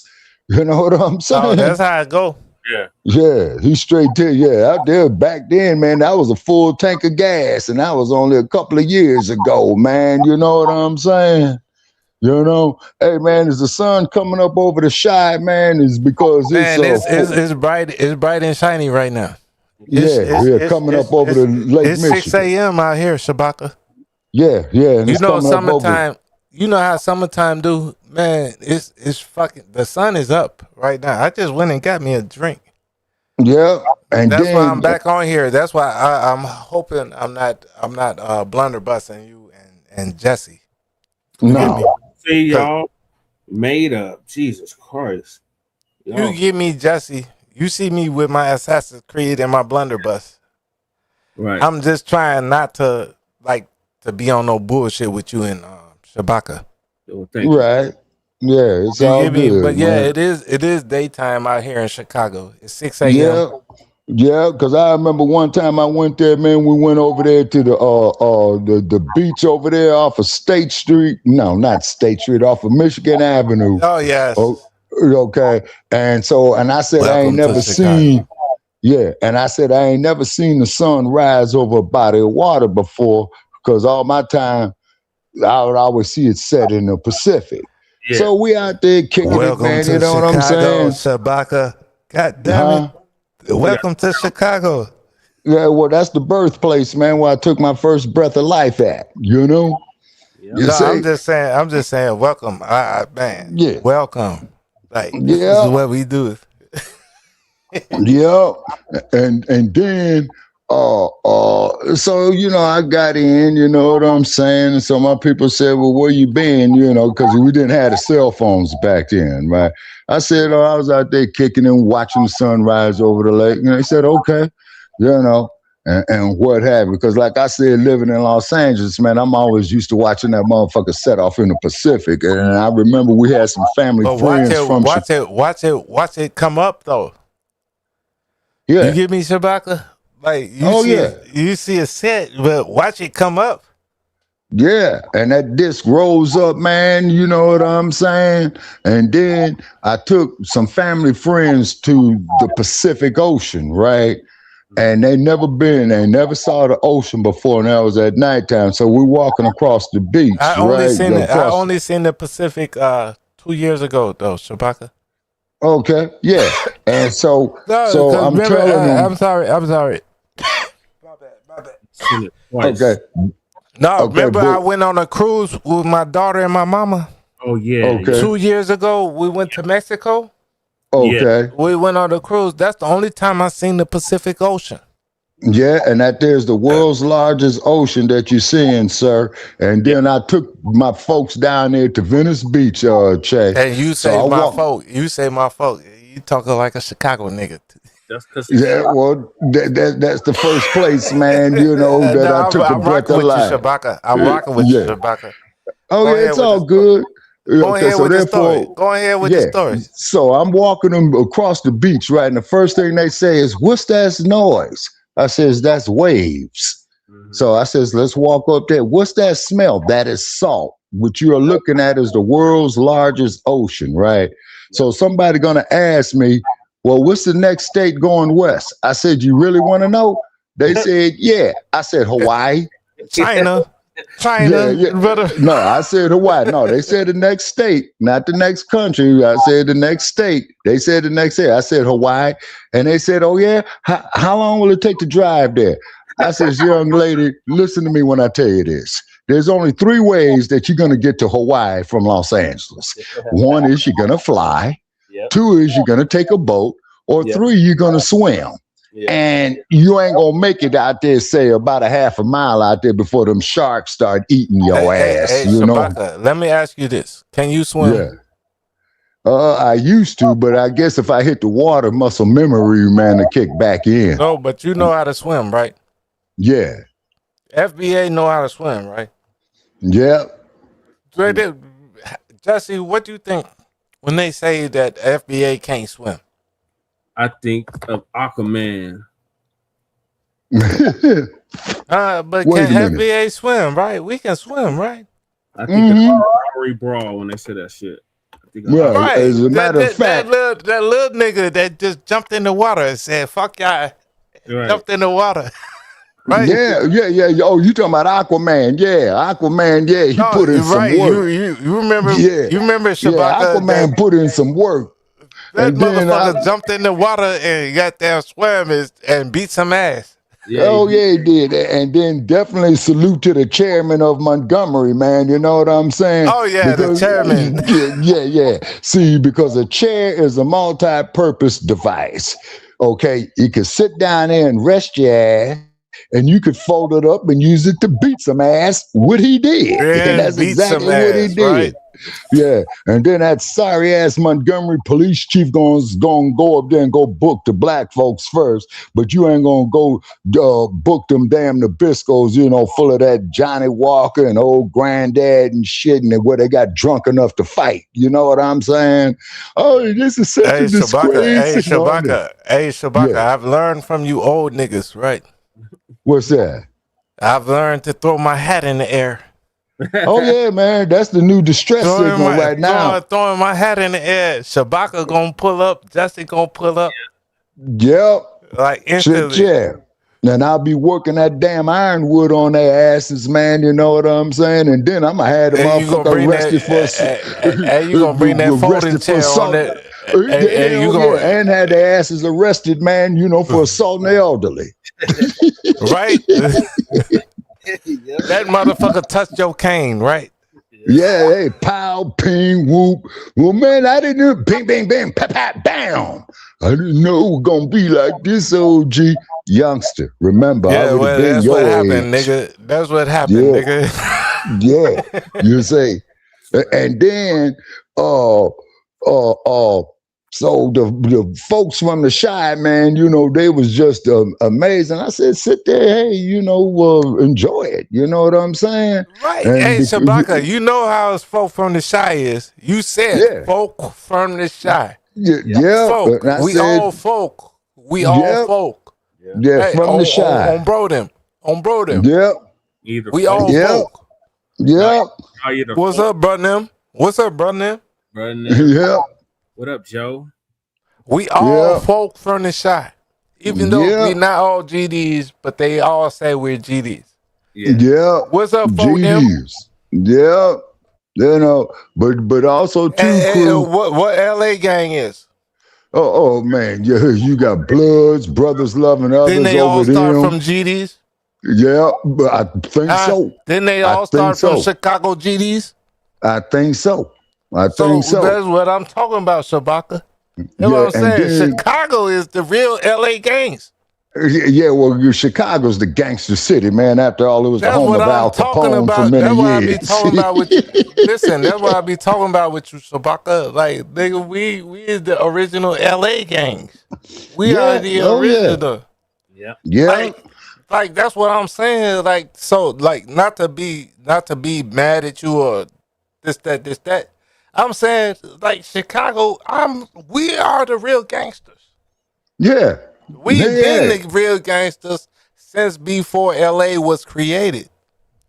Pretty much is because in the damn 1920s and 30s. So I'm not against you. I'm not against you. I'm just saying, like, you look at me with my blunderbuss, like, nigga, this is what we've been doing. My dad is. We always been doing it. Yeah. That's all I'm saying, Shabaka. That's all I'm saying. I still rock with you. Crew, I'm just saying.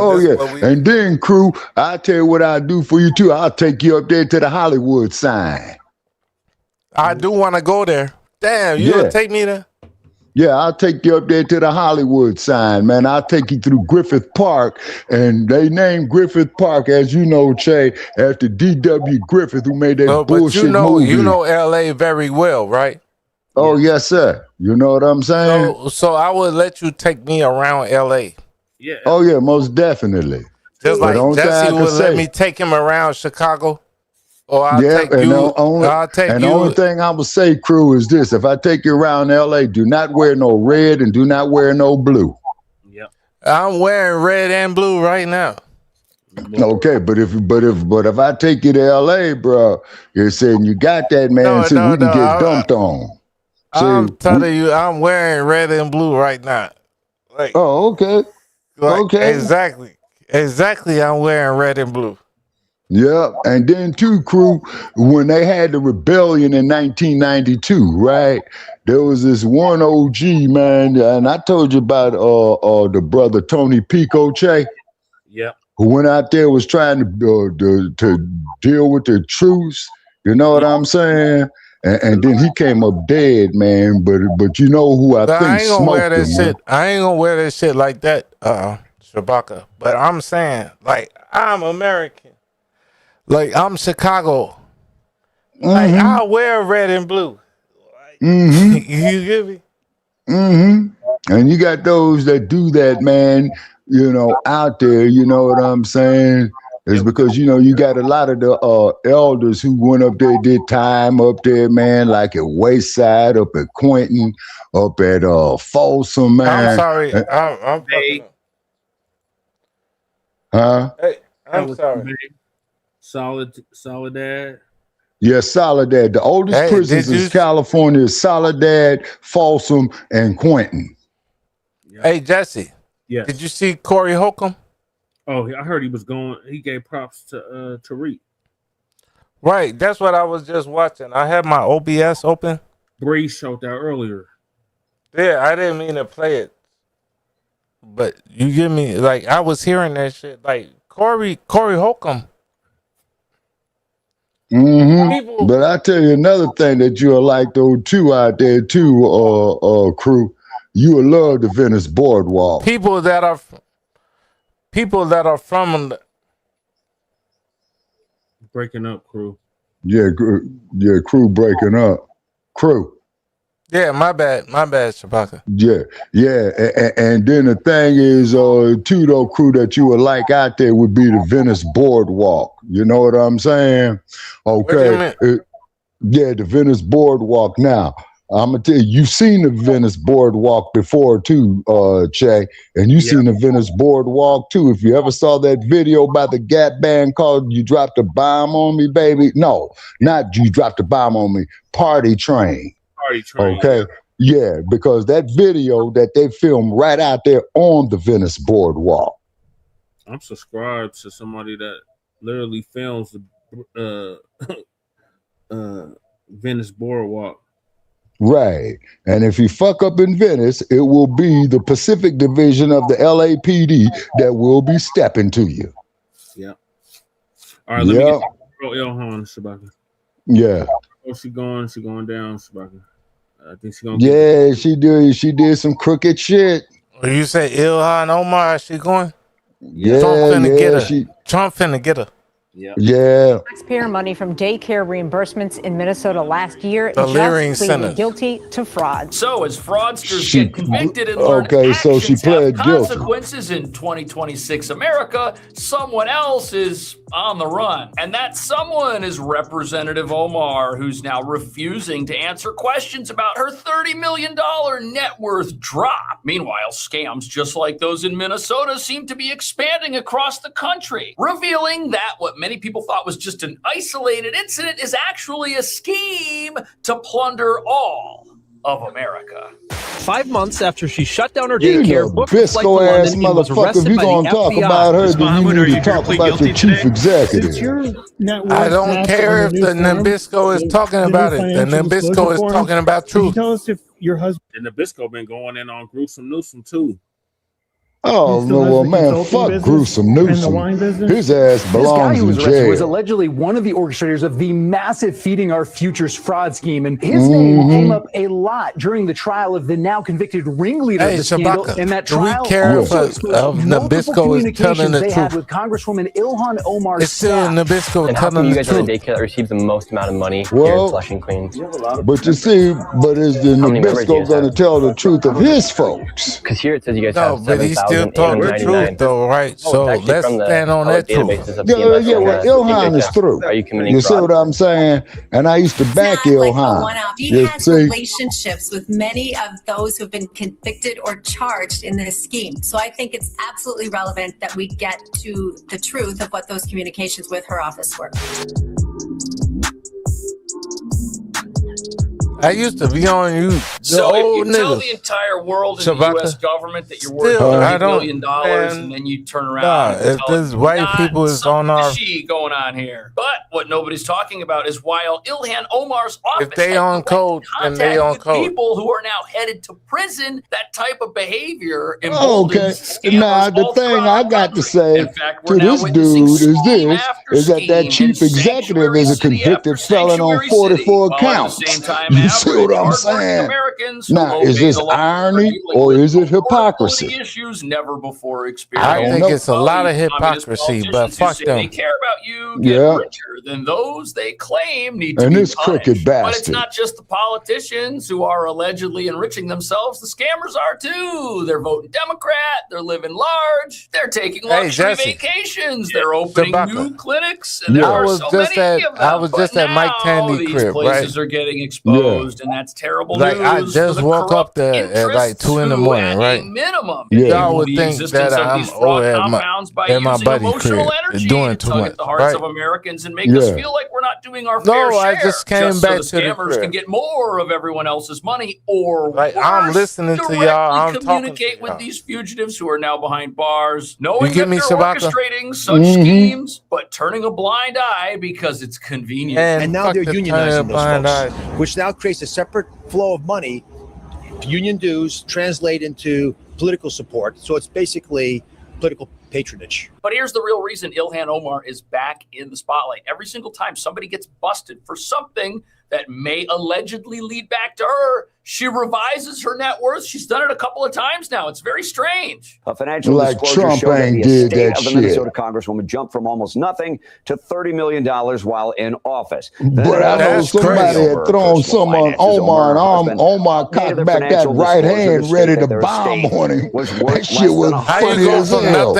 Shabaka, how you go from nothing to 30 million? Allegedly benefiting in Well, some it's called corruption. fraud, or else we wouldn't see these schemes popping up all over That's the place. the problem in we got various with these sanctuaries like Queens, New York City, which is on the other side of the country, but also happens to be in a state which has been taken over by the communists, where the king of the Democrat Party is now remaking that city in the same manner with which they wish to afflict all of America. But before we look at some of these new schemes that are going to make your head spin, Ilhan Omar's in real trouble, and she knows it. Watch this. Since your net worth dropped on the new forms, the new financial disclosure forms, could you tell us if your husband still has the consulting business and the wine business?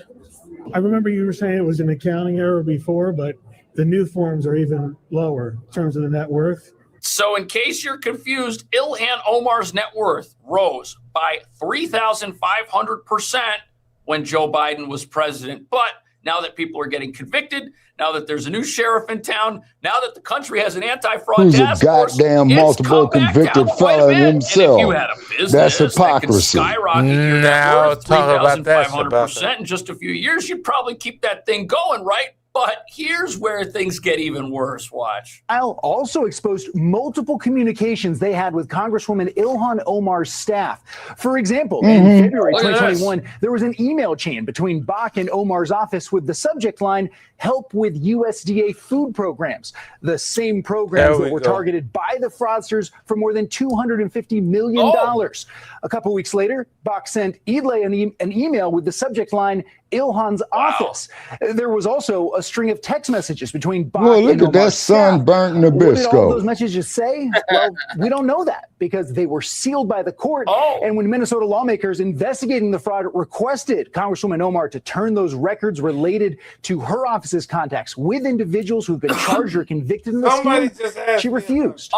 She refused. So she doesn't want anyone to know what messages were being sent, what they might contain, just like the because the dump. more people start digging into this stuff, the more just like the dump, Nabisco. That would be bad for business, wouldn't it? But while this type of behavior only fuels speculation about what's going on in this specific case, we're learning a lot about how these fraud networks operate by what's happening on the other side of the country. Watch. And how come you guys are the daycare that receives the most amount of money here in Flushing, Queens? We have a lot of members.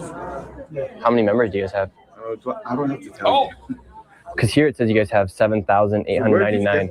Wow. Oh, it's actually from the public databases of CMS and HHS. Do I have to tell you the number? But this place doesn't look like it can hold 7,000 people. ID or something? You're asking me some about. Well, this is public information because it's public tax dollars that you guys are receiving. I don't have to tell you, right? Yeah, but do you guys have 7,000 members, for instance? That's crazy. We don't have 7,000. Oh, he admits it. Okay, well, that's what it says. You have 7,899 in 2024. And the people committing fraud in places like New York City, they don't even know how much fraud they're committing. It's so out of control. This business is licensed to have the 34-count convicted felon. Think about that. Look at what the sign on the wall says. Right over here, it says second floor occupancy by more than 177 persons is dangerous and unlawful. What are you talking about? The amount of people that are supposed to be in I'm here just is talking about the legally hypocrisy impossible. And about would cause this place to get shut down by the fire department. So that's not true. 7,000. Yeah. So are you guys overbilling then? Because you guys are getting paid per patient $1,600. Well, what you do? No comment. No comment. No comment. I don't remember. No comment. He doesn't remember all the numbers. He doesn't know how to calculate any of this stuff. But for some Hey, reason, deny everything, confess to nothing. I don't know any Godfather. He doesn't want to Godfather. answer questions. And It's he doesn't all want to talk. lies. He's taking this authoritative Everything. stance like he has answers. He just doesn't want to give them out. Do I have to tell you? Who are you? What are you doing here? How dare you investigate me? Yeah, it's not suspicious. I don't remember all the numbers. But did you have 7,000? I think you'd remember if you had. No, I don't. We don't have 7,000 members. We don't have So- 7,000 members. You just say no comment. Do I have to tell you? Well, you like $12.9 million on 7,000 patients. No, said you that's ain't not got to 7,000 tell him nothing, patients. man. You know, you tell that motherfucker, man, to shake the spot. That's what you do. Shit. $12.9 million. You do not have to be a witness against yourself. Now people are going to be wondering if you committed I don't fraud. want to, but why you keep asking me? I said I don't want to tell you the No, man, just keep that's saying not same helping. answer. See, the thing with these fraudsters that is so Just say amazing same to me is answer. they don't want to answer any questions. They don't care if they're obviously doing something wrong because they've been doing it for so long. That's why this is so brazen. That's why this is out in the open. This is not a brand new And then establishment that they're I in would there. ask It's to not full tell of that brand new stuff. It motherfucker wasn't right just there. renovated. It didn't just And I'd in that shit overnight. in about These schemes have been going on for a 90 long seconds. time. Are These you a people law have been doing this for a enforcement long agent? time, not suffering with the affordability problems everyday law. Are you a law enforcement agent, sir? Deal with while scammers rob. No. Then you have a nice day. These are taxpayer dollars, so. For what? So I don't have to tell you the. And is this facility open to the general public check? $12.9 million, and right here it says it Damn. had 7,000. Because see, then I would do okay. Unfortunately, it's just not. a one-off that, hey, they found some place where there's obviously something strange going on. People don't want to answer any questions. Yeah, right. Like at 1600 Pennsylvania Avenue. Around there in America's largest sanctuary city. You are not. Yeah, like 1600 Pennsylvania Avenue. Yeah. Take you to the front lines wherever we're going. Here, social adult daycare centers, the biggest fraud you've never heard of. And what about the fraud at 1600 Pennsylvania Avenue? We have this many pharmacies. Yeah. They're all such right close there. proximity to each other. And we're going to start counting. Are you ready? Yeah. Okay. So we got one here. One right there. Number two. Look at this. This is the durable medical equipment supplier. Those are all the things they Crazy. sell, wheelchairs and automatic scooters. These are expensive. Then we have another pharmacy. Yeah. I'm losing track. Yeah. It's like a game show. Mhm. You get a pharmacy. You get a pharmacy. We have a And notice that all of them are LLCs. adult daycare center. But over here, we have a bunch more. Look at that. Across the street. The whole neighborhood is Yeah. pharmacies and places Right. that sell medical equipment and daycare centers. That is Right. incredibly bizarre. And look at the foot traffic Yeah, on the just street. like just like at 1600 Pennsylvania Avenue. Yeah. 7,000 people going into this place and 10,000 people going. Yeah.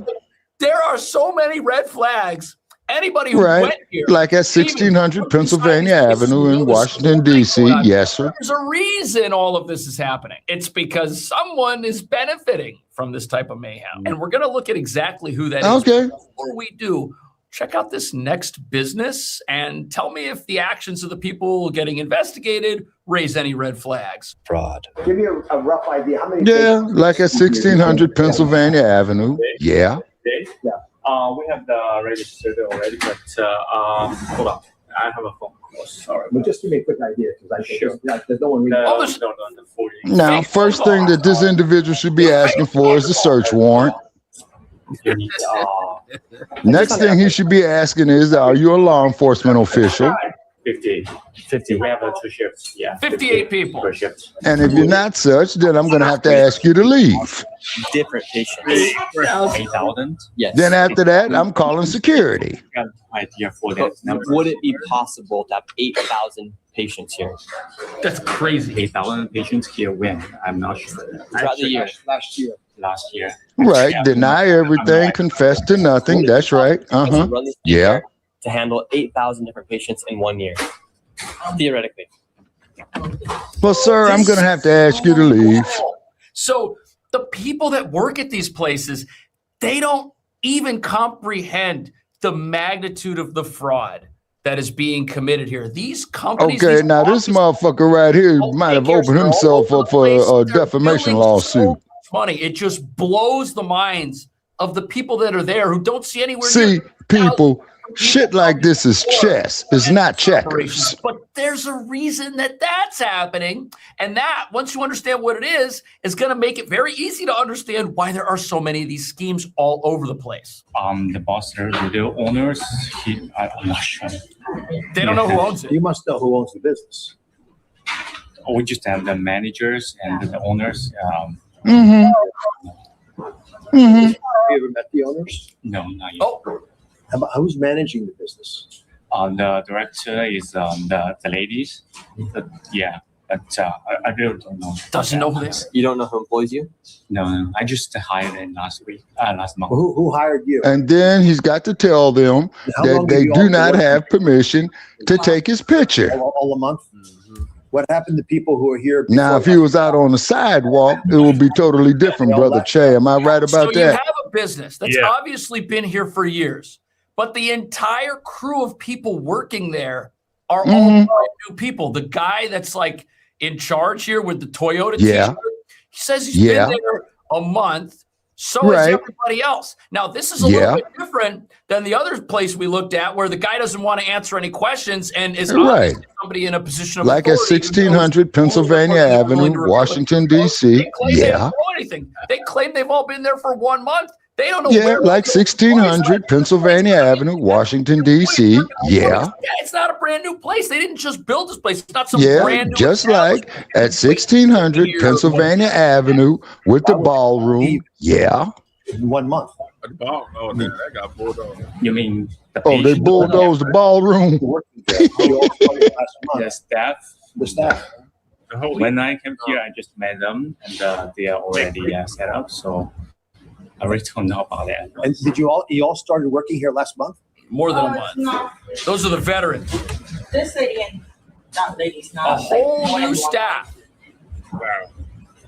So it sounds Man, if I was that dude, man, them motherfuckers would have been out of there so goddamn quick, man. It would have made their fucking heads spin. If anybody wants to come and do some sort of investigation, the investigators will learn nothing because the people working there know nothing. Check this out. Care that had a pharmacy And on deny everything, right? facility on the other side. Oh, I don't know any Godfather.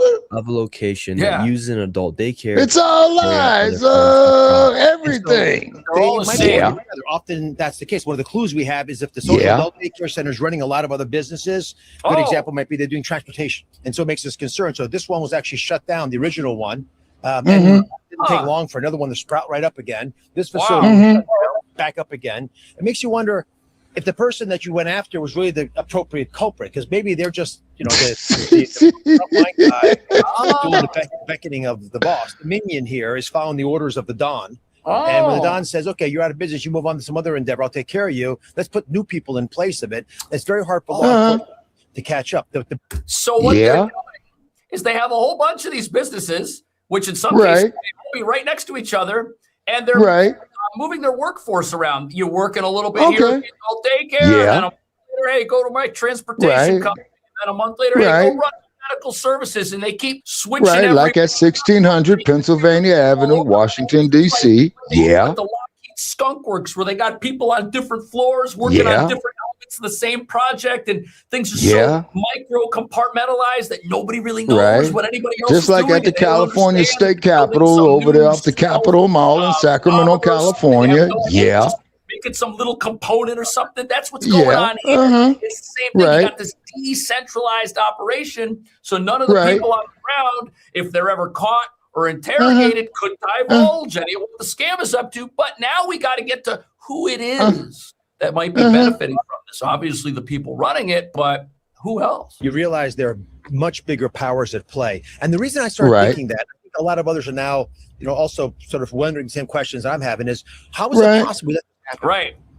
Is this oh boy, I tell you, Scam Brown couldn't have been any better. Are there things that might happen if you're running government if you have this kind of fraud? So in this case, these guys bring together all the seniors. They say, here's the deal. I'm going to give you some money, but I want you to pretend like you're getting personal care services at home. Now, personal care services, remember, these are things your family would do for you, right? So let's just say, for example, there's a connection. That you've got someone carrying the groceries for you, or driving you to an office, or taking care of some issues your family would normally manage for you. It's hard to police that. But what it does do is it creates jobs. So now all of a sudden you've got basically the federal government hiring people to take care of all the people who come out of here. And all those services, although the state initially pays for them, the federal taxpayer picks up the tab. That's who pays the ultimate bill. And now you have a jobs program. Listen carefully. The most common job in the state of New York by twofold is personal care services that are hired when you go to one of these programs. And New York City is a crooked ass city, just like San Francisco, like Chicago, like Las Vegas. Yeah. Which now creates a separate flow of money. Like Denver. Translate into political support. So it's basically like Kansas City. Yeah. And it's the most popular job. Like New Orleans, Louisiana. By twofold, he says, which means the entire state's economy in New York is built on fraud and is being supported by the rest of America. And then these places unionize. And which politicians do they support? You think they're going to go out there and support the politicians that want to see investigations? You think they're going to go out there and support a president and a vice president who want to crack down on fraud and save the rest of America money? Not at all. And that's at a minimum. Motherfucker, you just insulted my intelligence with that one right there. A president and a vice president with fraud who's going to go out there and investigate fraud. Representative Omar, who had a 3,500% net boom, and then a drop of equal magnitude. But check this out. I saw a map here the other day of states that are driving economic growth in America. And I was looking at it. You have Florida down here. Notice California, Florida, New York, Carolina. These are like the two and Indiana. Country. North Carolina's doing really well. But what stuck out to me? Great state of Texas. Down at 2.9%. California, 2.5%. Oh, yeah. So these states apparently down there with Ted Cruz. Economic growth in America. I like Ted Cruz. Then we find out that the most popular job, when he popped that Corona brother check a couple of years ago and told everybody to kiss his ass. Is this home personal care? At least he's honest. There's economic growth. They hire more and more personal care. More and more of these fraud-related businesses are opening up all the time, and that's driving economic growth.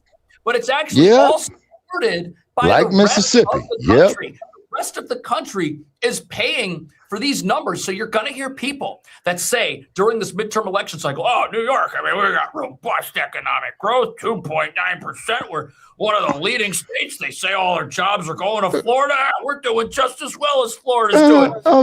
Now, what does Florida and New York have in common in the current presidential administration? Subsidized by every American. If you were to take that subsidy away, the president and the secretary of state, am I right, Jay? You have fraudulent economics in these places, which is propping them up. Really? And will be used as a talking point to tell you that you should get out there and vote for more of this, so that more of it can happen, so that we can have more socialism, so that more of your money can be taken away and given to people who are scamming, who say they have 8,000 people, different people that visit a room the size of the room I'm in right now. What do you think about that? Sound like a good old American tradition to me. So that motherfucker ain't did nothing but talk loud and say nothing. Oh, Amy Goodwin. Are you still there, crew? Crew, you didn't fall asleep, did you?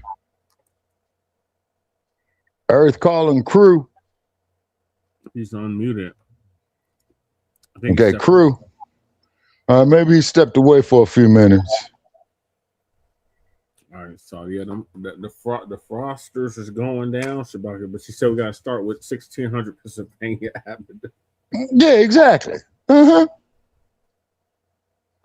we're gonna get on these flock cameras. Okay. Uses alarm about nationwide surveillance database. Oh yeah, that's real. This is Democracy Now! I'm Amy Goodman with Juan Gonzalez. We turn to a growing movement against Blacc, an automatic license plate reader company used by over 5,000 law enforcement agencies in 49 states across the country.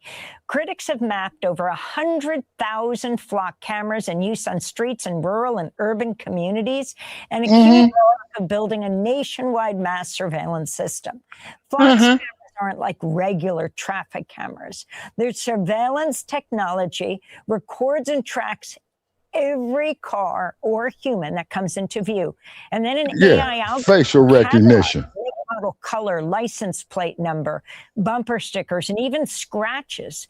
This personal information is then uploaded to a nationwide database that any law enforcement agency with a Blacc contract can search with little oversight of how they use what When you they come find. search my shit, I need to see a search warrant signed by a judge. Data on millions of vehicles, regardless of whether the driver is suspected of a crime. And as President Trump's immigration enforcement crackdown has escalated, concerns are growing over whether the local data from Well, these they need to do that federal law enforcement at 1600 Pennsylvania Avenue, Washington, D.C. with ICE, and that ICE does not have direct access to Blacc's cameras or systems or data. But an investigation from 404 Media last year found more than 4,000 searches that may have been conducted on behalf of or in partnership with ICE. This past May, an audit by the Dayton, Ohio Police Department found its cameras were searched more than 7,000 times for immigration enforcement purposes. This is what Blacc CEO Garrett Langley said in a podcast just last month. Okay. So when the topic of immigration enforcement comes up, I'm like, guys, the company has no opinion on this. If the state of Texas wants to enforce immigration, they might use Blacc, but they're going to go enforce immigration no matter what Blacc does. And that's the state of Texas' choice. That's the city's choice. Yeah, Governor Rolaids. Right? It's really tough for my employees to work at a company where Corona Ted. or technology is used to enforce it. But we Isn't Crocker shit out of Texas too? Yep. So Blacc is being used by universities, by big box stores. More on it and the movement against it. We're joined here in New York by Chad Marlowe, Senior Policy Counsel at the ACLU, where he focuses on privacy, surveillance, and technology issues. He leads the ACLU's efforts against Blacc. Explain what we're talking about here and how Blacc has been used, Chad. So basically, automatic license plate readers, or ALPRs, are cameras that take a picture of every single car that goes by it, not just the cars that are suspected of criminality or have done something wrong, but every single car. They record the information about the car, including where it is and when it was there, and then they put it into a database. And this is where it gets really scary, because now you have pictures of every innocent person who drives by in a database that is kept for a month or more and shared throughout the nation with all of Blacc's law enforcement customers, and in fact, even internationally with people associated with Blacc. And so essentially, you know, even though in America, you know, one of our core constitutional principles is privacy, we have a company working with governments to record the comings and goings of every single person in the country as if you and I and everyone else were potential criminals. And that is in my opinion, a very un-American take on privacy. Yeah, man, they got some shit called false arrest too, motherfucker. Yeah. And this company is less than 10 years old, and it spreads so rapidly. Could you talk a little bit about how it was created, and also what's its business model? Does it set up its camera? Does it rent spaces in private on private property to set up its cameras, or is it using public rights of way or public streets? And if so, how is that permitted? Yes, the company was formed by an engineer, billionaire engineer named Garrett Langley. Billionaire. And what is really very important about the company is that it is backed by almost $1 billion in venture capital investment. And that is very critical because those venture capitalists invested in was a company that basically trades privacy for profits. And so it will record the information about people. Flock always says it doesn't sell data, but Flock saying it doesn't sell data is like Ford Motor Company saying it doesn't sell steering wheels. Yes, I understand the larger product is cars and it's monitoring vehicles, but it's that data that is part of Flock's product, just like a steering wheel is part of Ford Motor Company's car product. So then it collects all this information, and the more information it can collect and the more it can share, the more value that their product is. And most recently, Flock was valued at almost an $8 billion company. And so in order to increase the value of their company, they need to take more people's data, invade their privacy more, and share it more broadly. And although they may say things like, we have certain methods in place and systems in place to prevent broader data sharing to make sure it's not misused, that is all simple public relations response. Their venture capitalist investors who want to receive massive returns on their investment have forced Flock's hand and say we need to put the pedal to the metal, violate privacy as much as possible. If doing that will increase our profits, and there's a direct correlation between more monitoring, more surveillance, more data collection, more data sharing, and more profits. But again, I'd like to ask you this issue: how do they do this? Set up so many cameras? Are they, for instance, like cell phone companies that rent their towers in buildings to be able to create their network, or how do they do it? How does Flock do it? Right. So what they do is they go to your local police department and they say, we want to choose the cameras that you need. We will also take care of storage. We will create a back system. We'll take care of data. We'll do everything for you. And where do they get this court order from to do this? What's interesting about and Flock what judge is this signs it? Of using your local police department, your local government to increase their network to spy on everyone. They have to keep pushing that in order to get as broad of a network as they possibly can. To quote the words of the one and only Dr. Huey Percy Newton, they try to do it out of public view. And what we've actually seen that cannot be understood by the common man is not a statue. Easy to recognize when you see them in public.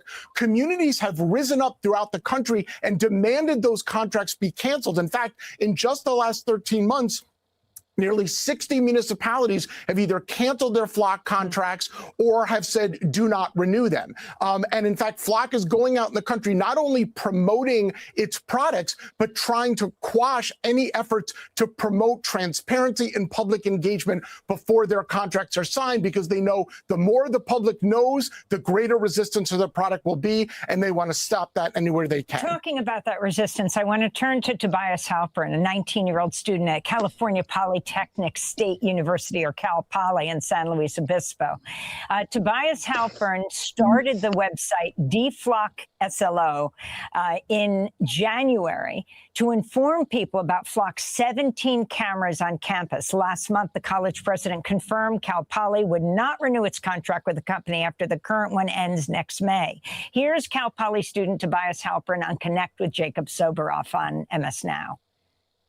When you opt into Flock, when you buy a Flock camera like Cal Poly did, you don't just buy a surveillance camera, you're buying access and participation into this network. And so I think that's what really bothers people, and that's what bothers students, and that's what bothered us at Cal Poly, is that as a Hispanic serving institution, they are going out and entering this network that has time and time again aided ICE in illegal deportations, and just created this surveillance dragnet that is really uncomfortable to anyone when you think about it. One of Flock's loudest critics is Ben Jordan, a recording artist, popular YouTuber in Atlanta, Georgia, who worked with technology experts and journalists to expose Flock's security vulnerabilities. They were able to access cameras across the country, viewing not only live streams, but also 30 days of recorded content with the option to delete the footage. Here's a clip from his YouTube channel. A few weeks ago, using a commercial search engine, I very easily found the administration interfaces for dozens of flock safety cameras. I shared this information with 404 Media, and with John Gaines' help, that number quickly grew to nearly 70. None of the data or video footage was encrypted. There was no username or password required. These were all completely public-facing for the world to see, and some of them still are. You don't have to be an expert to find and gain access to this. You don't even have to type anything in to see every single person, vehicle, and activity that took place in these locations in the last 31 days. Whether you wanted to watch this footage live in real time, Damn. ago, you could just point and click your way to it like you were watching Netflix. I mean, this is really amazing. And you have the CEO of Flock, Garrett Langley, talking about the activist group called DFlock, calling it a, quote, terroristic organization. But because of tremendous backlash, he was forced to apologize. 20 seconds. Yeah, so I would say, in addition to that being irresponsible, the great news is his attempt to combine DFlock and Antifa failed, because whether you're libertarian, conservative, MAGA, progressive, everybody has an objection to Flock. And so in our disunited country, we have united around our opposition to Flock, ALPRs, and government mass surveillance as a whole. And so we've got a wave, and we're going to ride it until we get our goals accomplished and end this mass government surveillance of people in the United States. Chad Marlowe, Senior Policy Counsel at the ACLU, where he focuses on privacy, surveillance, and technology issues. He leads the ACLU's efforts against Flock. I'm Amy Goodman with Juan Gonzalez. Thanks for joining us. Yeah, and she's also the executive producer of that. Yeah. I ain't, yeah, I'm sorry. Back in March, just let it. Okay. Because there was so much pushback. Okay. All righty. Okay. And so I'm quite sure they damn sure gonna have that out here in Sin City, man. You know what I'm saying? Mm-hmm. Yeah, that's a given. They're gonna have it in Sin City. All right, so now local Denver and Aurora news. Okay. So we had a shooting about a week ago. Damn. Out here. One person was shot, 8 people were injured. Or one person was killed, rather. One person was killed and 8 people were injured. So, damn. Our local 9 News or NBC affiliate is going to give us an update on that. And okay. They ran away from me 2 days ago. I asked them for an interview and they said, "We know who you are," and ran away. Okay, because you speaking against the popular version of what is truth. Yeah. Right. You see? That's a good thing. Mm-hmm.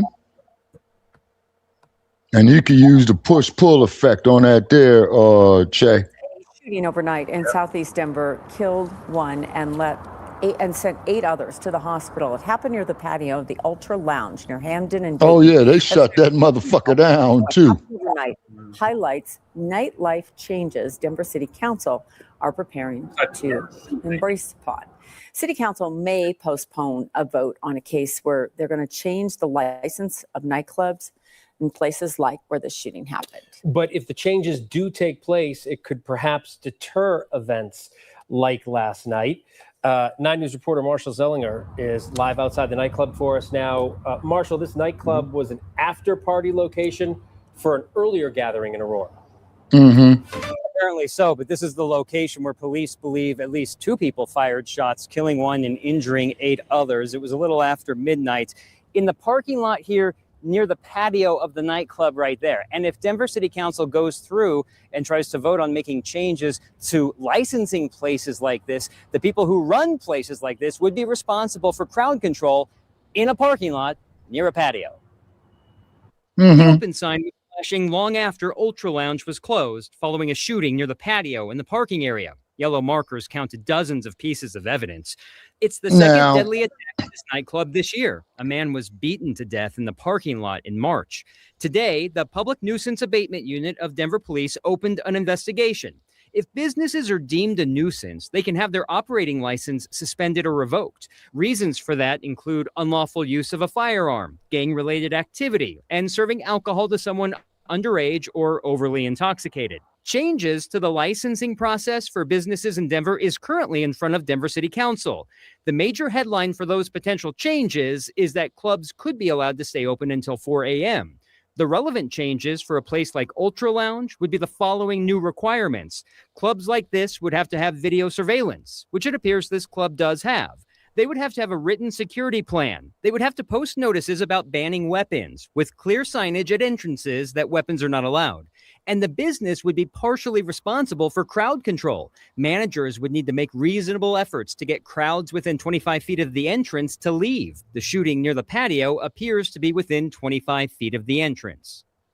I guess you could argue how far into the parking lot a business owner would be responsible for, because the ordinance would say 25 feet of the entrance. Where I'm standing to the patio right now is more than 25 feet from the entrance of the building. So there's a limit somewhere where it would no longer be the business responsibility. Reporting live in Denver, Marshall Zellinger, 9 News. And Marshall, as you have been reporting on this, it's the bar owners and the businesses that have some concerns about this, while City Council had seemed to be on board.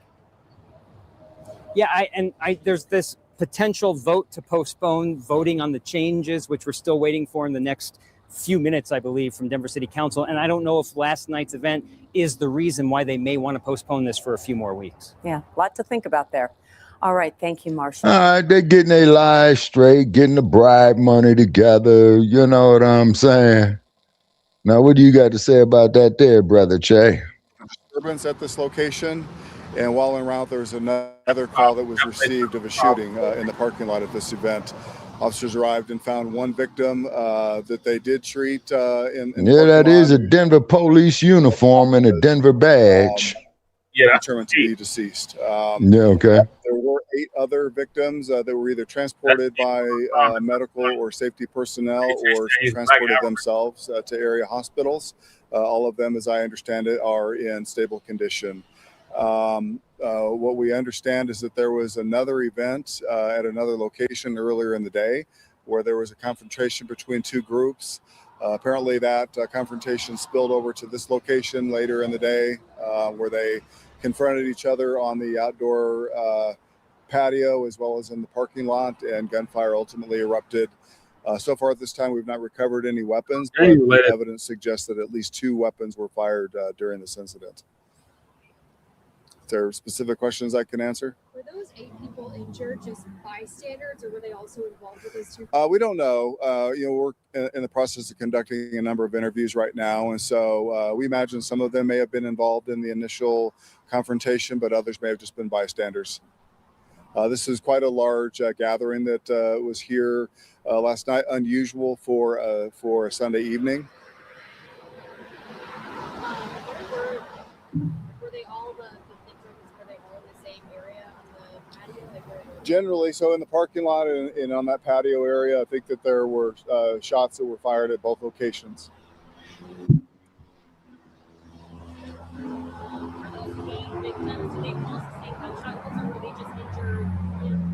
I believe that they all sustained gunshot wounds of varying degrees of seriousness.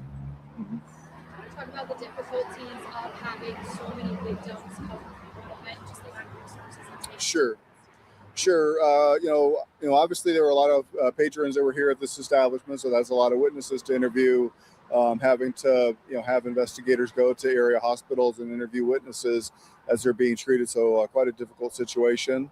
And really just kind of trying to piece together exactly what happened leading up to that shooting. You had at least a dozen shooting victims over the course of the weekend. Yes. Do you want to talk about just the violent weekend we had and your message to the community? Yes. Quite a troubling situation this weekend with, I think, 5 deaths, maybe 6. Certainly unusual in Denver, especially given our trends recently. But, what I can tell you is that, they are all unrelated to each other, but I think related in the fact that, significant impact on the community, significant impact on the families of those that were killed, and also on the families of those that were suspects in those shooting incidents. We are working with other city partners as community partners as well to really try to identify how we can respond to this. We do have connections with various violence interrupters that we dispatch into the community, to make sure that there are no retaliation events and any follow-on violence after an event like this. And typically we are successful. As you're probably aware, most of these shootings have not occurred in locations where we typically see violent events occur, but troubling nonetheless. Is there a relationship between the victim who was shot and killed and the suspects? At this incident, we don't know. We have not identified suspects. We have some descriptions of suspects in this case, so we don't know what the relation is between the victims and the suspects. What is the relationship between the event that happened before and what happened? My understanding is this was sort of an after party for that event that occurred, outside of our city, and so that's, I think, why they were not prepared as far as the security force was concerned. They did not anticipate such a large gathering on a Sunday evening, but I think the event at another location, I think, gathered several patrons that decided to move their after party over to this location. Where was the other event? It was in Aurora. So. Okay, now Che, now Aurora's in its own different county too, right? But quite a few, again, larger than is anticipated. It's what county? On a Sunday evening for a different establishment. Okay. It's in Adams, Arapahoe. Yes, there was Okay. a disturbance in the parking lot. We were called to that. We were en route when the second call was received. So that it didn't happen significantly earlier today. No. So the sort of the precipitating event, we believe, occurred much earlier in the day. I think individuals involved in that event came here for the after party, and that's where the second escalation of violence occurred. And this area is no stranger to gun violence. Would you Sure. consider the people that live around here to see these types of things? Yeah, I would imagine quite unusual for this area. I mean, previously, we know that there was a shooting after the capture of the Venezuelan president, where there was an altercation in the street. We know that incident occurred. There's been some other violence that has occurred in this neighborhood. Typically unusual, but unfortunately more commonplace.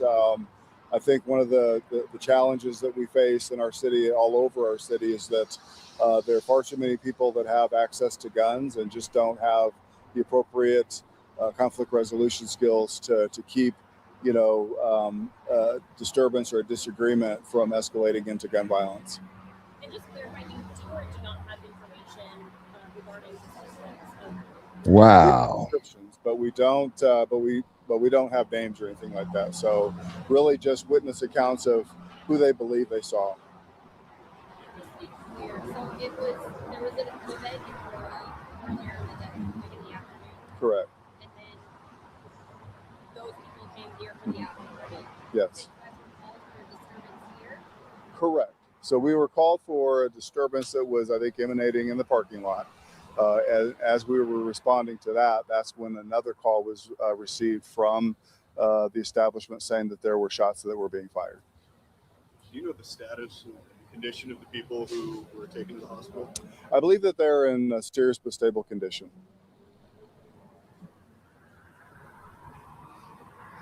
Do you believe this is terminated? I mean, I believe that that there were two groups who were in conflict, and I think that they were engaging with each other, and so targeted in that sense, but not targeted in the sense that the people came here with the intent to shoot someone. Groups as in, do you mean gang related? We don't know. I mean, obviously, we're going to have to dig into their histories to see if there's any gang involvement or gang ties. We don't believe that this is necessarily a gang motivated event, though. How long are you guys going to be here? I would imagine we're going to be here for quite some time still. I mean, obviously, a lot of evidence in the parking lot, shell casings, and that to recover and evidence to document. And so I would imagine this parking lot will be closed for quite some time to go. All right. Well, thank you all. Wow. Okay, I bet you it's over a female. I wouldn't be surprised. They had a visual for him yesterday.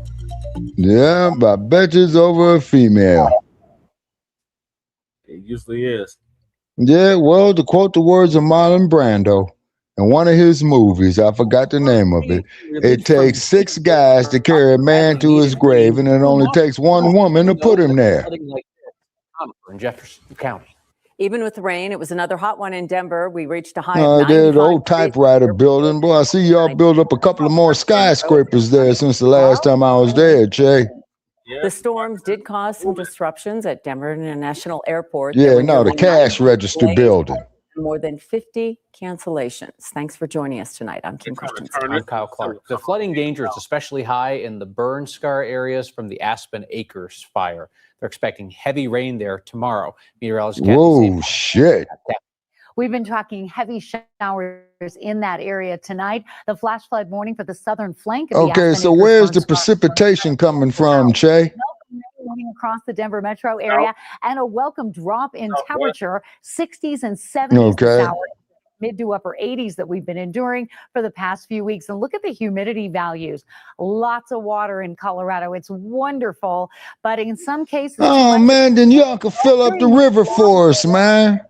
really slowly, and they just exploded out on the eastern plains. A severe thunderstorm warning just canceled for Sterling, but they're still dealing with heavy flooding rain from Fort Morgan to Sterling up to Julesburg.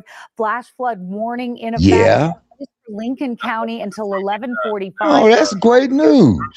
And Flagler. More water for the desert. Washing out, and there may be another round of rain coming into the Denver metro area in the next hour or so. So we continue with the flood Yeah, watch. there's Grand Junction right there. Crossing over the Rocky Mountains right there. The old Eisenhower Expressway. Yeah. Reprieve tomorrow, and then another round of slow-moving storms. That's right, heavy rain back in the Oh, forecast. great. Love it, love it, love it. Water is here. Water is here. Water in the desert. Water is here. This came hours after the city suspended the licenses for that club. 9 News reporter Shalima Maharaj is here now with the latest on that. Shalima? Well, the vigil took place a couple of hours ago with members of the community. Another calling Brahmin. for justice. And it wasn't the only violent incident that we're talking about at this club. Back in March, a man was beaten in the That's parking lot who? and later died. That's And now the family. city's licensing department is accusing Oh, the club man. of violations. We do not gather here tonight on this 22nd day of July. Yeah, because I just seen his mama and his 2026 sister. because you and I and we have the answer. Oh, I hope he didn't lose a family member. Because we serve a God who meets Yeah, that's us his mama right in there our with the, sorrow. They met and they mourned. Know that issues of life Oh, man. here in this building. Led in prayer by Pastor Charlene Howard, her church shares a parking lot with Ultra Lounge East. Man, our hearts are just devastated. After a shooting that claimed the life of one person and injured 8 others, the doors to the club are now Oh, closed man. It's no longer here. and likely to stay that way for now. 8 lives are injured. The City of Denver's Licensing and Consumer Protection Department Damn. suspended the club's liquor and entertainment licenses, alleging a list of violations, while accusing its owner of being unlicensed. In the summary suspension, it states the club is owned by Dole Batari and is licensed as Yak and Yeti Restaurant and Event Center. However, social media posts made by Deontay Wilkins indicates that he is the owner, adding that DLCP has information indicating that Batari had sold or subleased the licensed premises to Wilkins, but neither filed a transfer for ownership application. I myself was on the patio when it happened and went through this experience with everybody involved as well. Yeah, that's Moray. I'm still really traumatized from the whole That's situation. Moray right there? I really can't believe that happened at a place that we love so much. Wilkins, who attended the vigil with Ultra employees, Oh, declined to comment on the man. license suspension. I love my community. I love Denver, and I'm sorry this is happening to us. Now, a hearing on the license suspension is set for September 11th. I should note that the city also said Ultra's food license had expired in January 2024, and to date, a new one hasn't been applied for. Now, we also reached out to Dol Batari, the listed owner. He declined an interview, but did say that Wilkins was his tenant. Shalima Maharaj, 9 News. An off-duty worker at the ICE detention facility in Aurora who's accused of shooting a protester is now charged with felonies. Brandon Booth was officially charged with assault and attempted assault today. Well, of course, they're going to make a brother the scapegoat. The ICE processing facility. Yeah. After a demonstration wrapped up last week, court documents say protesters yelled at him and other workers, and then police say Booth took out a gun and fired a single shot, hitting a 21-year-old protester in the foot. Booth was originally held on suspicion of attempted murder. The DA brought reduced charges today. The judge also lowered his bail from $500,000 to $100,000. He remains in custody. Well, the dude that got shot, he need to go retain him some counsel. Is now facing a legal challenge. Attorney David Seligman filed a suit this evening on behalf of a Denver-based interfaith nonprofit called Together Colorado and a woman whose property sits near the facility. The lawsuit argues that the land is not zoned. Yeah, that's Colorado. Where's the Gophers at? It cannot legally be used as an immigration detention center unless the town makes zoning changes through a public process. No, they drafted a lawsuit reviewed by 9 News. They're, zoned industrial. Pop their heads out the ground, talk shit. Soon as you walk near him, he hides. Operated under a conditional use permit issued in 2008 and approved by voters through a ballot measure. Since it's been closed for more than a decade, the lawsuit argues that permit is no longer valid. They're obligated under Colorado law to treat the ICE facility just like any other type of facility that might come into town, and to give the people of Hudson, and the people of Colorado a voice in this process. The town of Hudson has previously said that what it controls out there are traffic management, water, wastewater, emergency services, and community safety around the facility. But they've said the facility is privately owned. Any federal detention operation is authorized through federal contracts, not the town. The mayor did not respond to our questions today. Help us! Hey, you guys, come help us! ICE is here, help us! Oh, yeah. Those are the moments federal agents removed a traveler from a Southwest Airlines jetway at Denver International Airport Monday night. An ICE spokesperson says Chantal Alejandra Morales Rojas was in the country on an expired visa. A GoFundMe posted on her behalf says she lives in Oakland and has a work permit with a pending asylum case. But ICE says that doesn't prevent someone from being deported. At DIA, federal officers, like ICE agents, can act if there's a warrant, court order, or reasonable suspicion. Let's bring in 9 News reporter Colton Chavez, who's been speaking with a legal expert about what happened. Colton? Yeah, Kyle, I talked with an immigration law expert at MSU Denver, and she tells me this is an important lesson for anyone, no matter your status. Yeah, man, that's wild. Hey, you guys, come help us! Hey, Brother Che, we've been up here 6 hours.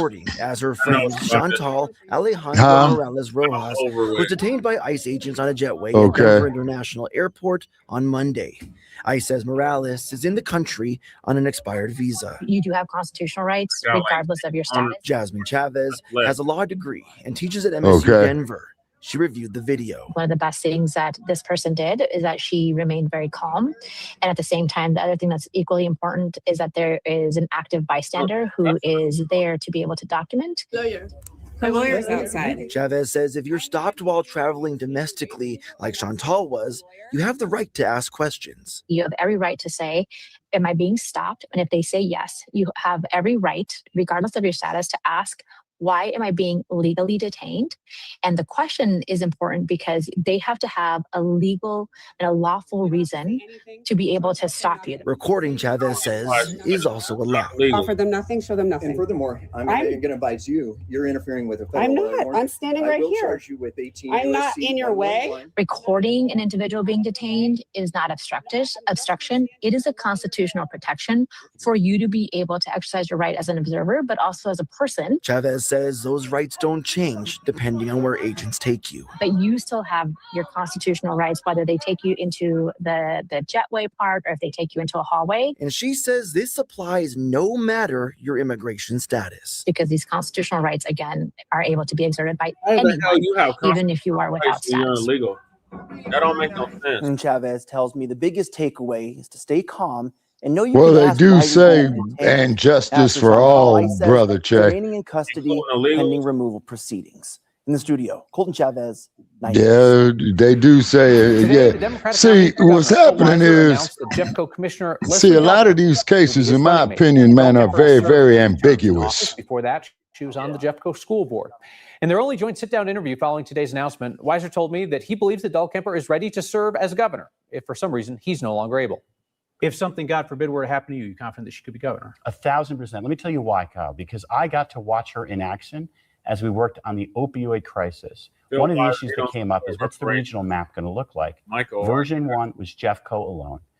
I went to the counties right next door, Gilpin, Clear Creek, and I said, do you guys want to be alone? They said, not really, but we don't know if we can trust Jeffco as a partner, because often rural counties think these larger counties ignore them, take them for granted. I said to commissioners in rural counties, can you talk to Leslie? They did. Leslie earned their trust. She forged this larger region, including all 3 counties. And she showed them that she knows how to govern in a way that includes all of us. That mindset, that collaborative mindset, that's what we need in Colorado. We've got that with Leslie. Dahlkemper sidestepped my questions about Republican candidate Victor Marx as if he and his campaign didn't exist. Marx has yet to pick a running mate, though today his campaign declined to have their ticket sit down and answer questions from 9 News once the ticket's finalized. You can see my full conversation with Weiser and Dahlkemper on the next YouTube channel.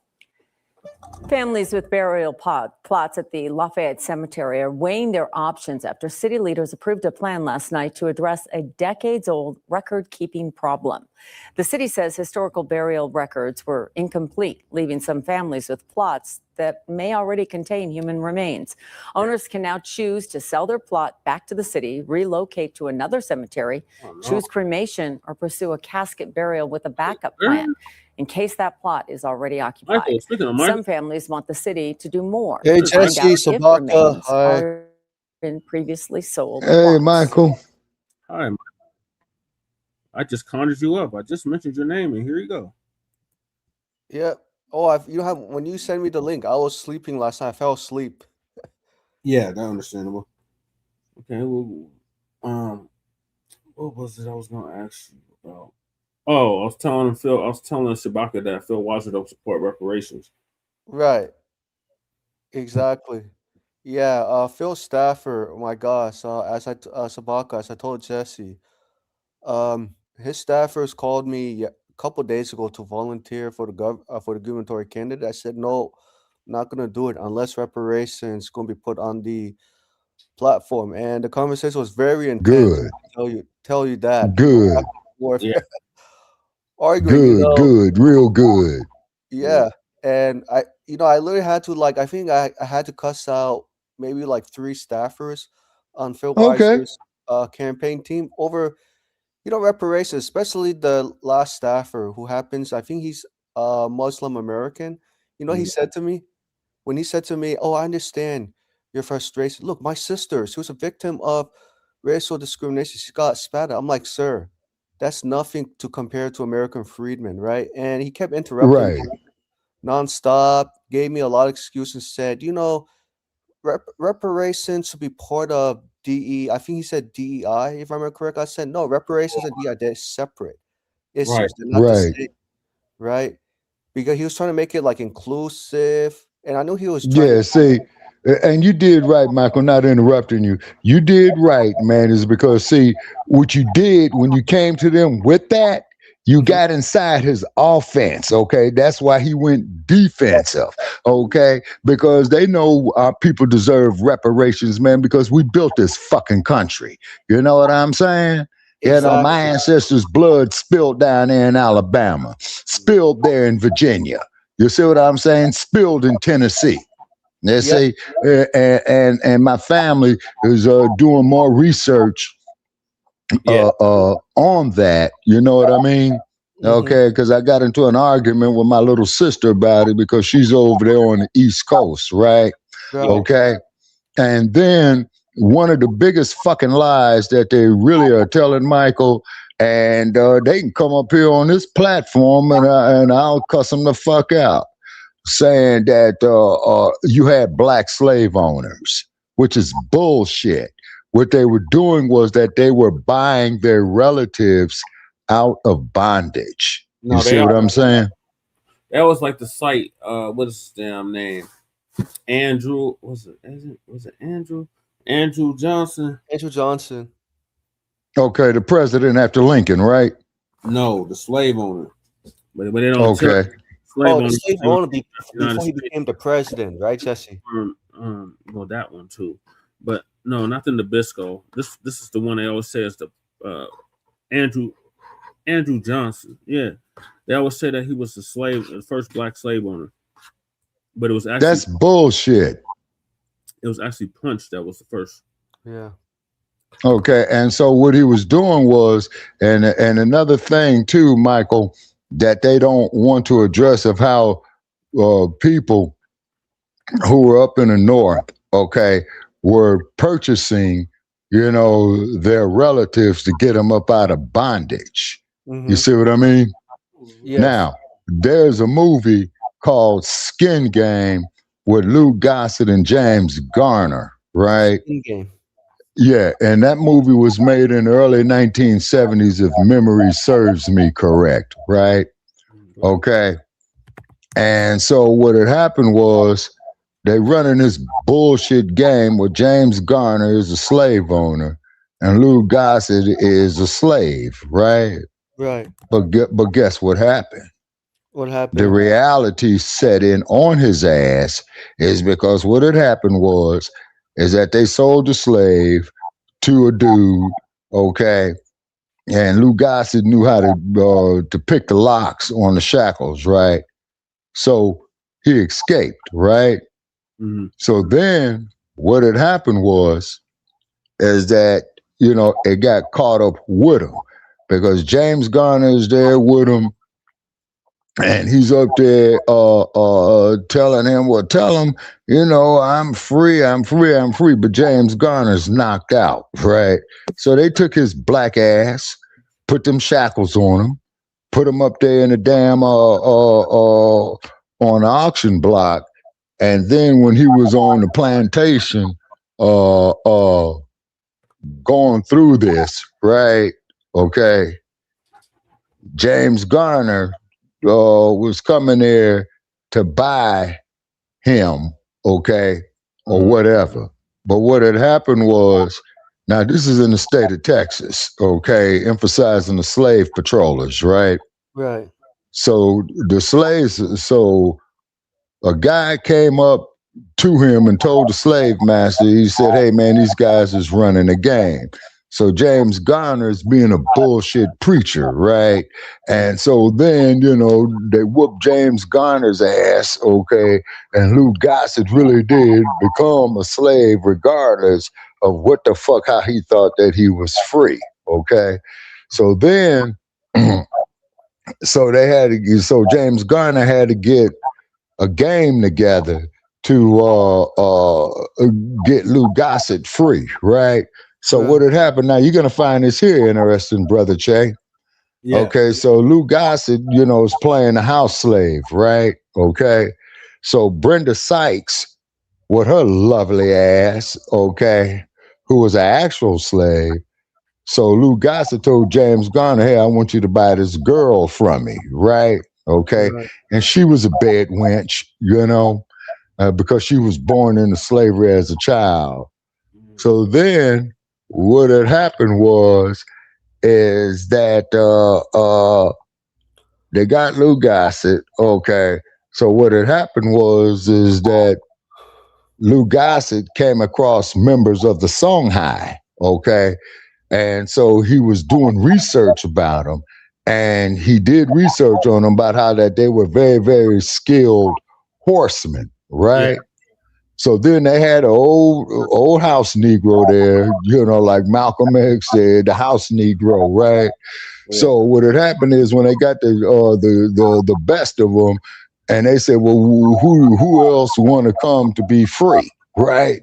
So the old house nigga said, yeah, I'll go. You know what I mean? And so then they got him out of there, and then James Garner was telling them about those Texas slave patrols. You see what I'm saying? Yeah. About how brutal they were. And I think the way it ended was that they got out of Texas, I believe, yeah. So then Lou Gossett and James Garner split the ways, you know, because it was a close call for them. And then Susan Clark, who was a pickpocket and a con artist, you know what I'm saying, was picking James Garner's pocket, and that's how the movie ended, you know, where he's going after her to get his shit back, right? But another thing about James Garner, now, Michael, see if you could Google a movie called Hour of the Gun, where James Garner played Wyatt Earp, okay? I hate to make this quick, but I gotta get the last clip. So finish your thoughts about it, because I gotta finish this clip, and then I got like 2 more. Okay, clips. yeah, Sabaka. I googled "Out of the Gun" by starring James Garner. Yeah, and that's where he played Wyatt Earp, man, and he wasn't no joke in that movie. He wasn't no damn Jim Rockford in that one. You know what I'm saying? And the key line in there that it got to me is when he caught up with the dude that shot and killed Morgan, his brother, right? Right.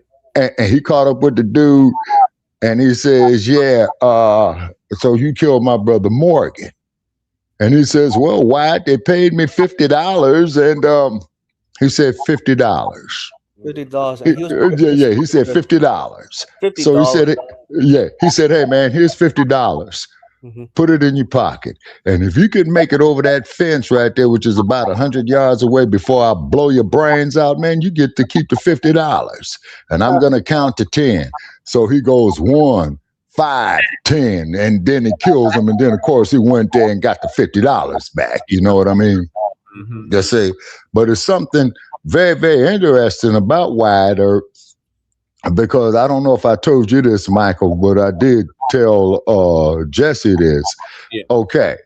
I was at the San Francisco Public Library one time, man, pulling up some historical data, you know, on famous boxing matches that they had there when I was researching Jack Johnson in San Francisco. Yeah. So I came across this article from 1897, World Heavyweight Championship fight, right? With this guy, by the name of this guy, not James J. Corbett, Bob Fitzsimmons, okay? Bob Fitzsimmons says to the Chronicle, okay, or to the, was it the Chronicle then? Or it was either the Chronicle or Examiner, and it's dated 1897. So Bob Fitzsimmons says, I'm going to fight this dude. I'm going to work him about 3 or 4 rounds, and then I'm going to go in and switch up and start going to the body, the solar plexus. Then I'm going to end it with a right cross, right? Right. So Bob Fitzsimmons did exactly everything that he said he would do, right?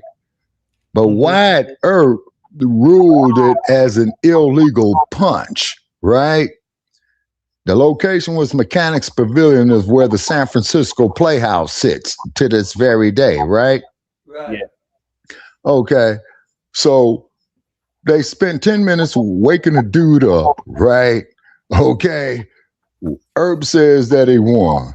So, man, them dudes who was gambling on that fight up there in the Barbary Coast, man, they ran Wyatt Earp's ass out of San Francisco. You know what I'm saying? And then Wyatt Earp went to Los Angeles, right? And this is early Hollywood, Che. I guess when I'm thinking that just when they was building the Chinese theater and all that, okay? Yeah. So they asked him to be an advisor for the Wild Wild West pictures. You know what I'm saying? The cowboy pictures. You know what I mean? Yeah. And then he died in Los Angeles in 1929. Yeah. All right, I got to finish the clips about it because we're going like all over the place. Well. Burial records were incomplete, leaving some families with plots that may already contain human remains. Owners can now choose to sell their plot back to the city, relocate to another cemetery. There are options after city leaders approved a plan last night to address a decades-old record-keeping problem. The city says historical burial records were incomplete. Declined to have their ticket sit down and answer questions from 9 News once the ticket's finalized. You can see my full conversation with Weiser and Dahlkemper on the next YouTube channel. Families with burial plots at the Lafayette Cemetery are weighing their options after city leaders approved a plan last night to address a decades-old record-keeping problem. The city says historical burial records were incomplete, leaving some families with plots that may already contain human remains. Owners can now choose to sell their plot back to the city, relocate to another cemetery, choose cremation, or pursue a casket burial with a backup plan in case that plot is already occupied. Some families want the city to do more to find out if remains are in previously sold plots. I just think they need to redo some of the people's sites that want to be buried here to make sure that there's enough space for them. The guiding principle and guiding philosophy is we want to do right by these people, but also be transparent about the level of challenge here. Families have until October 31st to contact the city about their options and until January 31st to make their decision. Niagara That Bottom, is a the damn largest water shame. user in Aurora, says it's working on ways to reduce water consumption. City Council met behind closed doors this week to talk about how Niagara has not cut back despite a mandatory 20% reduction due to the drought. The company, based out of California, has had a bottling plant in Aurora since 2012. Aurora Water says last year, Niagara used more than 200 million gallons of water. It has allocated 178 mil. In a typical year, going over an allocation is not against the city rules. Customers just pay more. But Aurora is currently under stage 1 drought restrictions. Niagara, along with other large water users, are expected to reduce their usage by 20%. The company now says it's expecting to save 8 to 10 million gallons this year with an in-plant recovery system that's already installed. It said it hopes every year after that it will save 20 million gallons. So that would be a 10%. Hey, man. The city says it needs a 20% that's cutting us reduction. off the water, Working man. with Aurora Water on more conservation projects. They cutting us off the water, man. Colorado says it cannot stop. Yeah, I agree with you, funding for Sabaka. That new is ice wrong. detention center. You know what they're doing? Cutting off the water supply. Yeah. No, they cutting off the water supply to Las Vegas, man, the Hoover Dam. Right, when it's so hot, like 100 degrees, that's crazy, man. It sounds like Yeah, hell yeah. I'm sitting here sweating right now. Go ahead, Martin. Yeah. I was gonna say, the water, to be honest, water should be a human right because it's a basic necessity. No, you're right. No, you're absolutely right. You need water to sustain life. Water is life. Exactly. Because 80% of your body is water. Water. Exactly. You're right. To flush out, the water helps us to flush out, human waste, helps with the immune system, keeps us hydrated, increase O2. Makes you sweat to cool the body off. Like I'm sitting up here sweating right now, man, through my t-shirt. Jesus, yeah. And the only reason I don't have the air conditioning on, man, because I'm sitting right here by the air conditioning. You know what I'm saying? Yeah. And to me, these corporations, they should not be in a business managing the water supply because the corporations, the only thing about the bottom line is the profit margin over people who need water. And I just can't believe how the government, especially at the local level, is allowing this to happen. And I think the local government should be in charge of the water supply and distribute water to its residents because residents pay taxes anyways. Yeah. Especially property taxes. Right. Yep. Yeah. In my opinion, yeah. Okay. Hey, Che. I hate to be the bearer of bad news. I'm gonna have to call it a night, man, because this phone is out of power, man. Okay. Thank you for staying up all night with me, Sabaki. Yeah, sure. All right, crew and Michael, and please take over for me. Okay. All right. We've been here 6 hours, 21 minutes. And then I want to see how much data I burned up on this phone. You know what I mean? But I can't do shit until the phone cools off. Right. Oh, Sabaka, by the way, if you can make it to today's Reparations virtual meeting at 11, what is it? I'm trying to remember, gosh. 10. It's at I know you noon. left 3 hours. Yes, it's 2 p.m. Eastern Yeah, Standard 11 Time. o'clock this time. Yeah, 11 o'clock your time, Sabaka, if you can. I think we lost him. His phone died. Okay. So he's going to be dropping off. And I think Crew passed out. Oh, okay, Crew, you're there. Oh, okay, I didn't. Hi, Crew, anyways. Yeah. All right, so I'm gonna finish these last two little stories up, and then I'm gonna wrap this thing up. Okay. Like I said, I've been on for 6 hours. I was not expecting to be on all 6 hours, but it is what it is. Yeah. Newly filed federal lawsuit says Hudson's leaders can stop the project. Our Mark Salinger is the first to report on this new strategy to block the immigration detention facility. From outside, the old prison in Hudson certainly looks like the type of place where people in custody would be held.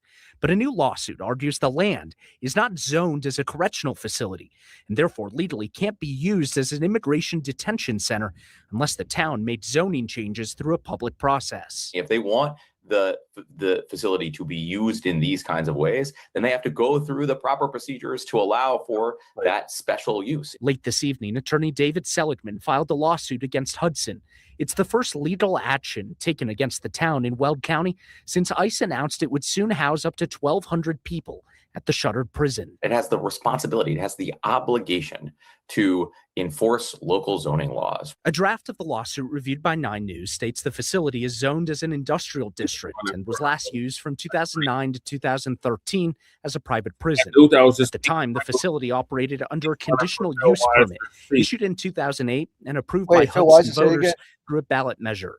Since it has been closed for more than a decade, the lawsuit... I was just talking.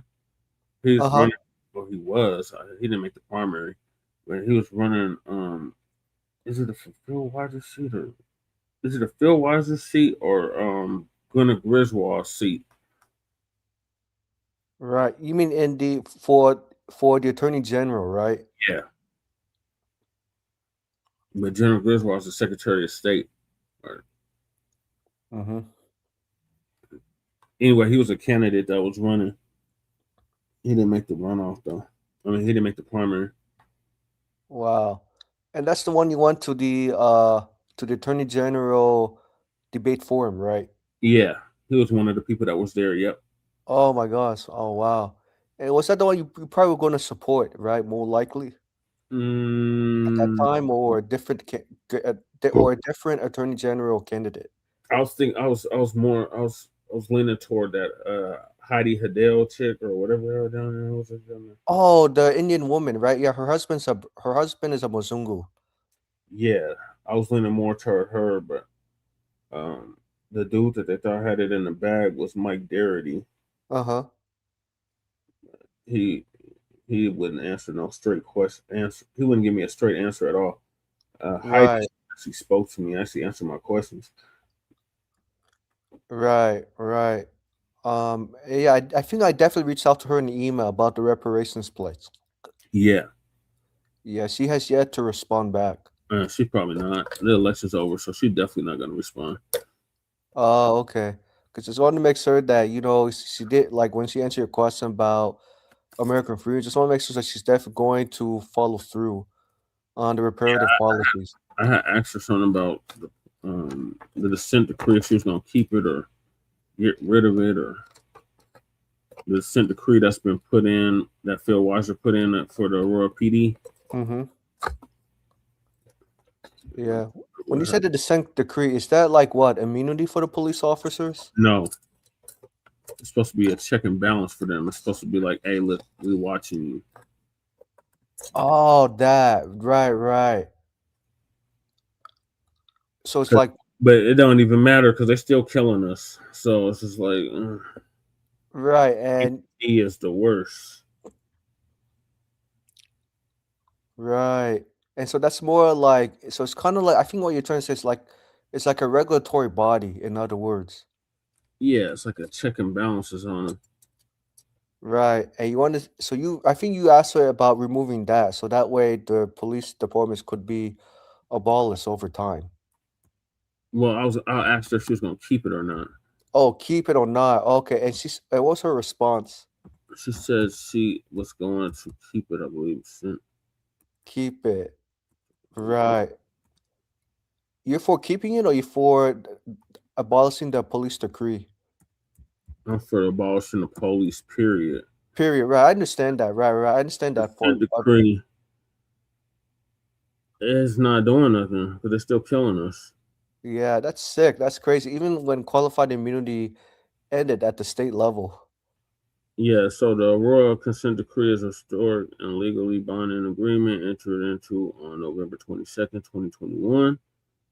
This is shortly after Elijah McClain was killed between the city of Aurora and the Colorado Attorney General's office led by AG Phil Weiser. It was established following the comprehensive investigation by the state into the Aurora Police Department, APD, the Aurora Police Department, or the Aurora Fire Rescue, AFR, after 2019 death of Elijah McClain. Mm-hmm. Wow, that's what it was supposed to do. It was supposed to address racial bias in policing, constitutional policing, and use of force, de-escalate. But they've been doing nothing but escalating. Right. They're still killing Black people, so it's not addressing the racial bias in policing. Chemical restraints, banning. No, they're still doing that. Recruitment and hiring, promotion, updating civil service practices. They were trying to set up a damn task force. Yeah. They were trying to set up a task force, a community task force. I don't know where happened to that. And then accountability and transparency, improving internal affairs investigations, body worn, camera compliance, and public reporting. They're not doing none of that. Them they turn off their body cameras whenever they get ready. Right.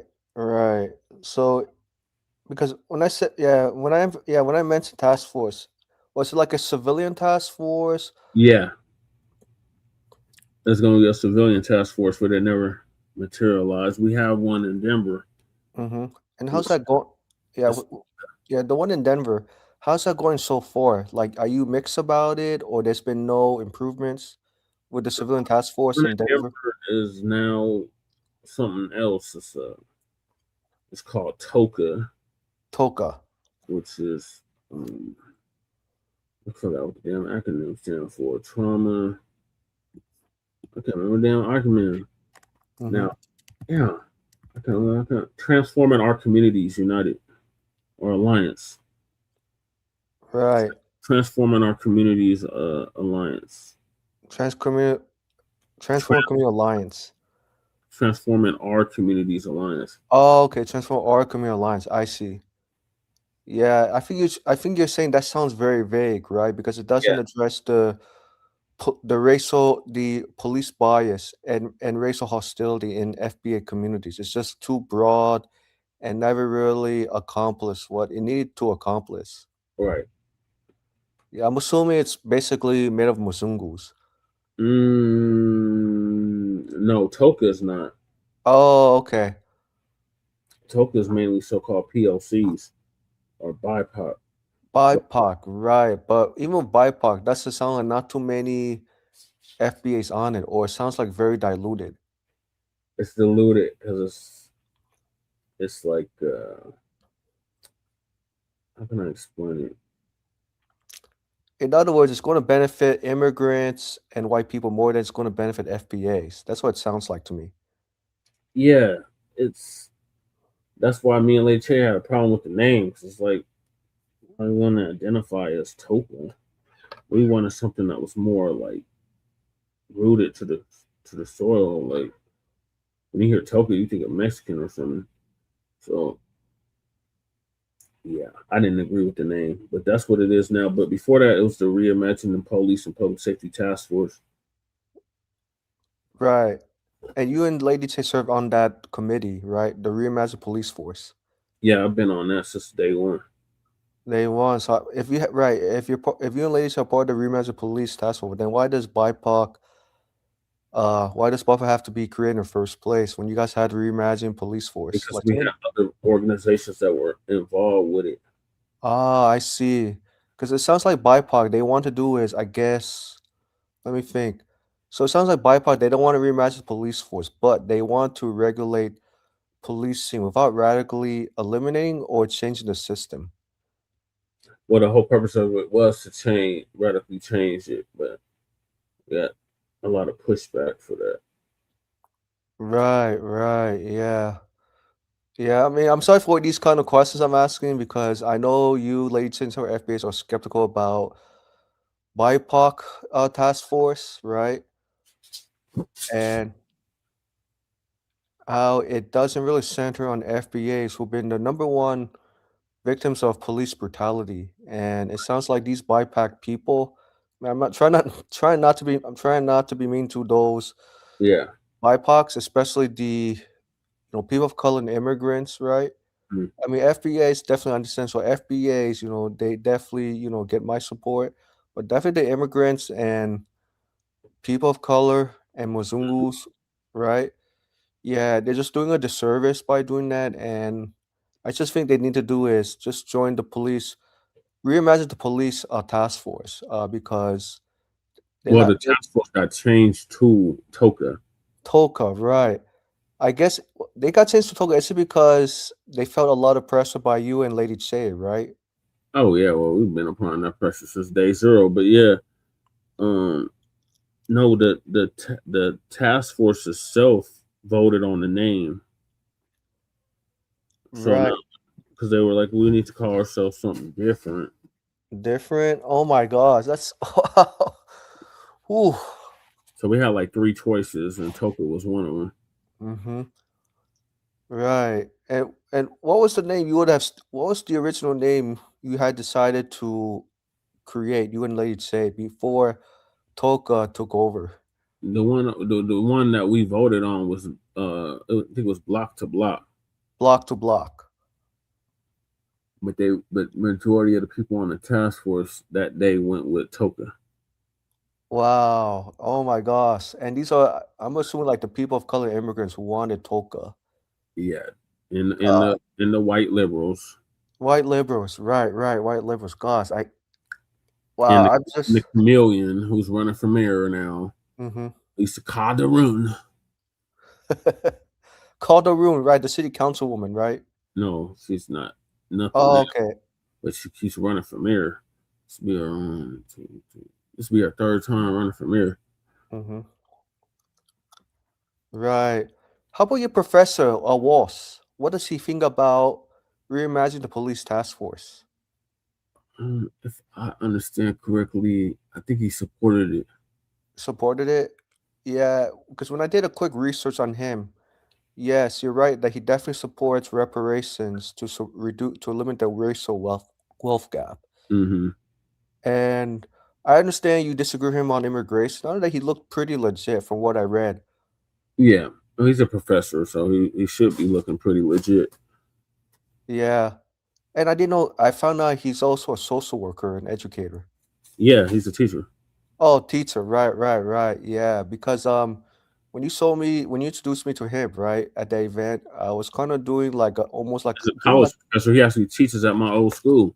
Old school, right. And I forgot to ask him about what is his stance on removing qualified immunity and defunding and abolishing the police.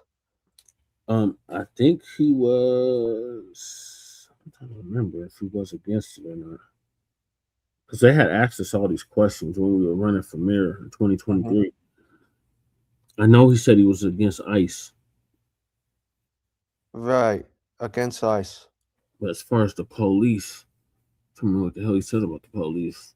Right. So you're telling me he didn't like. So you're telling me he didn't give like an answer about the police. No, he was more like against ICE. ICE, right? Oh, I understand that. Right. But I'm saying like, but the police departments outside of ICE, like the Aurora Police Department, Denver Police Department. Yeah, I think he wanted to. I think he did want to reimagine the police in Denver. To support it. Right, but nothing about him saying about abolishing the police. No, I think at best he was on defund the police. Okay, defund the police, right? And you think defund the police is not enough? No, because you got to change the whole culture of the damn police department. Right. You know, interesting because the DSA supports defunding the police, but I don't think the DSA is about abolishing it. Yeah, they're not that radical. I know about DSA. Oh, because why do you think Phil what's his your son who died, Phil Graham, Lindsey Graham said, oh, DSA is too extreme. Do you agree with him or disagree on that? I disagree with it. Really, why? Because the police only exist to protect property. I see. Protect property. Right. Well, they have no obligation to serve and protect you. So you're really stupid or foolish to think that calling the police is going to help you. Right, and it's not. And especially, and I noticed too, this happened, I think, 5 years ago in your state of Colorado. A Good Samaritan got arrested by Aurora Police Department, and the police officer, you probably saw the video cam, right? A white man was being arrested without cause, and the police officer saw that the white dude was doing Good Samaritan work and thought that the civilian was drunk, and the police officer did not do a breathalyzer test. Yeah, but they did a breathalyzer test on the councilman. Wow, and when I saw that clip, this came out, I think, yesterday on YouTube, right? It was from 5 years ago. I was like, wow, even with the removal of qualified immunity, right? Police did not change at all. Police culture has not changed at all. It hasn't. It has not changed. Right. Especially APD. APD, yep, exactly. APD, and that's why the police have to be abolished. Yeah. For good. And this happened in New Jersey. I don't remember which city. I think it was in Camden, New Jersey. The police got defunded and abolished and got rebuilt from scratch. And studies show that the Camden Police Department that was completely being rebuilt actually reduced crime rates by 30 to 60%, and trust was restored among civilians. I think it was among Black American residents, if I remember correct. And this was done in 2018. I mean, was it perfect at the time? Not really perfect, but it did reduce mistrust. Yeah. With community policing replacing or being an alternative to the Camden Police Department, because a lot of cops who were working at that time on the payroll before 2018 had a lot of charges fired against them. For misconduct, racial profiling.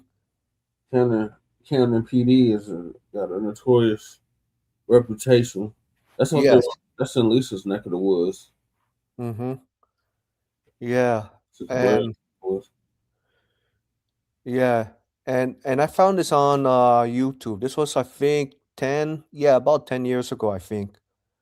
Yeah, me and Lady Chair was watching some crime story, and I believe it was either in Camden or Patterson. Yeah, Patterson. Actually, you know what? Patterson. Thank you. It was actually in Patterson, New Jersey, where the police got abolished and then and was completely rebuilt from scratch. And I'm not sure that when the police department got completely abolished and then got rebuilt from scratch. I'm not sure those people who got hired in the police force were residents of Patterson neighborhoods. I'm sorry, of Patterson. I'm sorry, were residents of the city of Patterson, or the police were reformed and then pretty much joined the new rebuilt police department. But it did show improvements. I know this is probably the results you don't want to hear, but it definitely changed the way how Patterson Police Department respond to civilians. But it's way better than reforming, but they did completely abolish it and rebuild it from scratch. Oh, so I guess they're saying that the consent decree works as it's sent into this final scheduled year. Reports show the police has achieved substantial compliance with over 80% of its mandates, making significant progress in policy development and critical incident management. Independent police oversight in mid-2026, the Aurora City Council voted to create a permanent Office of Public Safety and Accountability to assume independent oversight responsibilities over the state once the state mandated consent decree terminates. So this is the last year of the consent decree. Last consent decree. So it sounds to me you want the decree to go away because it didn't really regulate. I mean, it didn't properly regulate the police department in Aurora County. No, I want to keep it.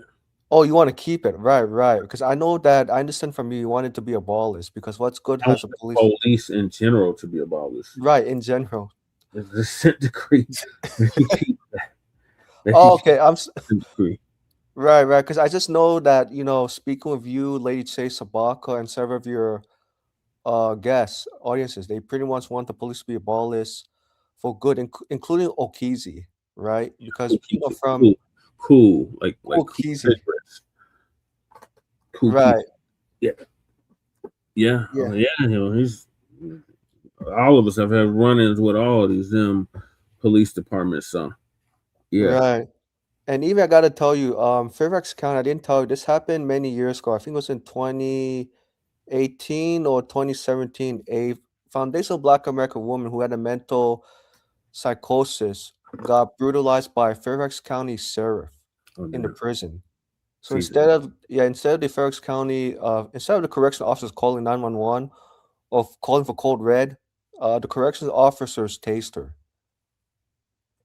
And I was pissed when I read about it. I went to the Fairfax County Police Station myself to raise the issue.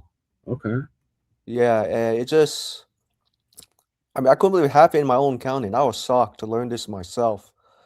And it made me realize, over time, never trust the police. Even like, being pulled over, right? And also, looking around, make sure that police don't follow me, don't pull me over, even if like I'm following the speed limits, right? Mm-hmm. And I remember in 2000, 2000 as recently when my mom, several friends, and me got pulled by police. I had to fear the police as a teenager, right? And this is why my mom said, "Michael, why you have to be scared of police? This police officer is good." And my instincts just told me that don't trust that police. Not only don't trust the police officer, but don't trust the police department as a whole. Mm-hmm. And when the police officer told my mom that he's married to an Asian woman, I don't know why he did that. Maybe he was trying to calm my mom's fears or try to calm my fears or to make me, or I guess to make me trust the police more. I'm like, yeah, I still don't trust that same cop, even though he married to an Asian woman. That doesn't like excuse, police behaviors in the first place. Mm-hmm. All right, let me finish this clip. Yeah. Sorry to take so much of your time. Go ahead. Argues that permit is no longer valid. They're obligated under Colorado law to treat the ICE facility just like any other type of facility that might come into town, and to give the people of Hudson and the people of Colorado a voice in this process. The town of Hudson has previously said it has no approval authority over federal immigration detention operations at the private facility. Protesters have shown up to town council meetings arguing town leaders could do more. We do think the town of Hudson and its residents have the ability to stop the detention center. Defend the human dignity of every person, no exceptions. Jorge de los Santos is the pastor at Our Lady Mother of the Church, and Thomas Weiler is the lead organizer of the nonprofit Together Colorado, one of the plaintiffs in the case. Time and time again, we saw local officials abdicate their authority, and as we're seeing in the town of Hudson, act according to the values, not according to the monetary principles. The town's land development code does not list detention or correctional facilities as a permitted use on the land where the old prison sits. The lawsuit argues unlisted uses are generally not allowed. Seligman wants the town to enforce its own laws. I think it sets the exceptionally important precedent that we are not helpless here in Colorado. What up, Tay? That our localities are not helpless to protect the people of Colorado and to protect their residents. As Mark Salinger reporting, the town of Hudson has previously said it just controls the traffic management, water and wastewater, the emergency services, and the community safety around the facility. The town said earlier this month that facility is privately owned and that any federal detention operation is authorized through federal contracts, not in agreement with the town. The mayor did not respond to our questions today. Of course he did. Yeah, it sounds like a response. Thanks for joining us at 10. I'm Kim Christensen. And I'm Phil Lipoff, Denver's mayor. Oh, this is the event I went to on Tuesday. This is why Black Experience Enhanced wasn't on Tuesday. It was on Wednesday. Hey, so Tay. Yeah. Can you Hey hear me? crew, how you doing? Yeah, I Hey, can hear what's you. up? What's up? What's up? Look, I Long only time, jumped man. on because, like, I was just trying to correct what you were saying, right? About what? No, like your guest was saying, right? Oh, We're FBA. We've been out here. Mm-hmm. right. Like everything we do. Like, look at this. I'm in my backyard. Mm-hmm. This is what my step. It froze up. Mm-hmm. You froze up, crew. Like, this is what we do as FBA, and we've been doing this for the longest. That's what I'm saying. Yeah, I got you. You get me? That's what I'm saying. And then, like, even did you know the Colorado chick that fucked up every DNA, like Yeah. 1,000 DNA cases? Mm-hmm. Yes. That chick. That's why we don't trust DNA. We do ancestry. Right. Right. Handshake. Yep. I hear you loud and clear, crew. All right, I gotta get to this last video clip, and I got to close the show out. Like, I'm showing you, like, this is my office. This is Olympia Fields. Like, I live out here. Yeah. Like, this is what we do as FBA. All right. Right. Like, they can't stop us. They can't fuck with us. Anyway, Right. that's all I wanted to say, Che. Okay, thank you, crew. All right, so on Tuesday, like I said, the mayor had a State of the City address, and it was a good showing of people that showed up. So I ended up showing up too, Mm-hmm. and getting the word about my campaign. Che be showing up like Afro Elite. Yep, I just pop up almost. Is promising universal child care program. Mike Johnson made that vow during his annual State of the City address tonight. 9 News reporter Spencer Socher joins us live now. And Spencer, that's one of quite a few promises the mayor made tonight. He's talking to he. Yeah, it is. The mayor says that the city Che will be have a popping up plan in and pop place out. for kids from birth up until about the age of. This dude ran from me. I asked him if we want to do an interview. He said, "We know who you are," and ran off. Wow. That you said kindergarten. He a says it's too politician tough ran for off from parents' you, endeavor Che? to find affordable child. No, a news commentator. Yeah, the reporter who just talking. That's crazy. Yeah, crazy. He said, "I know who you are. We know who you are," and ran off. Wow. But nigga, you are the news. You're better than the reporter then. Right. Right, because you bring facts, Jesse, and you Right. speak like volume. Right. Hey, that proves the point, Jesse. Yeah. Yep. You get me?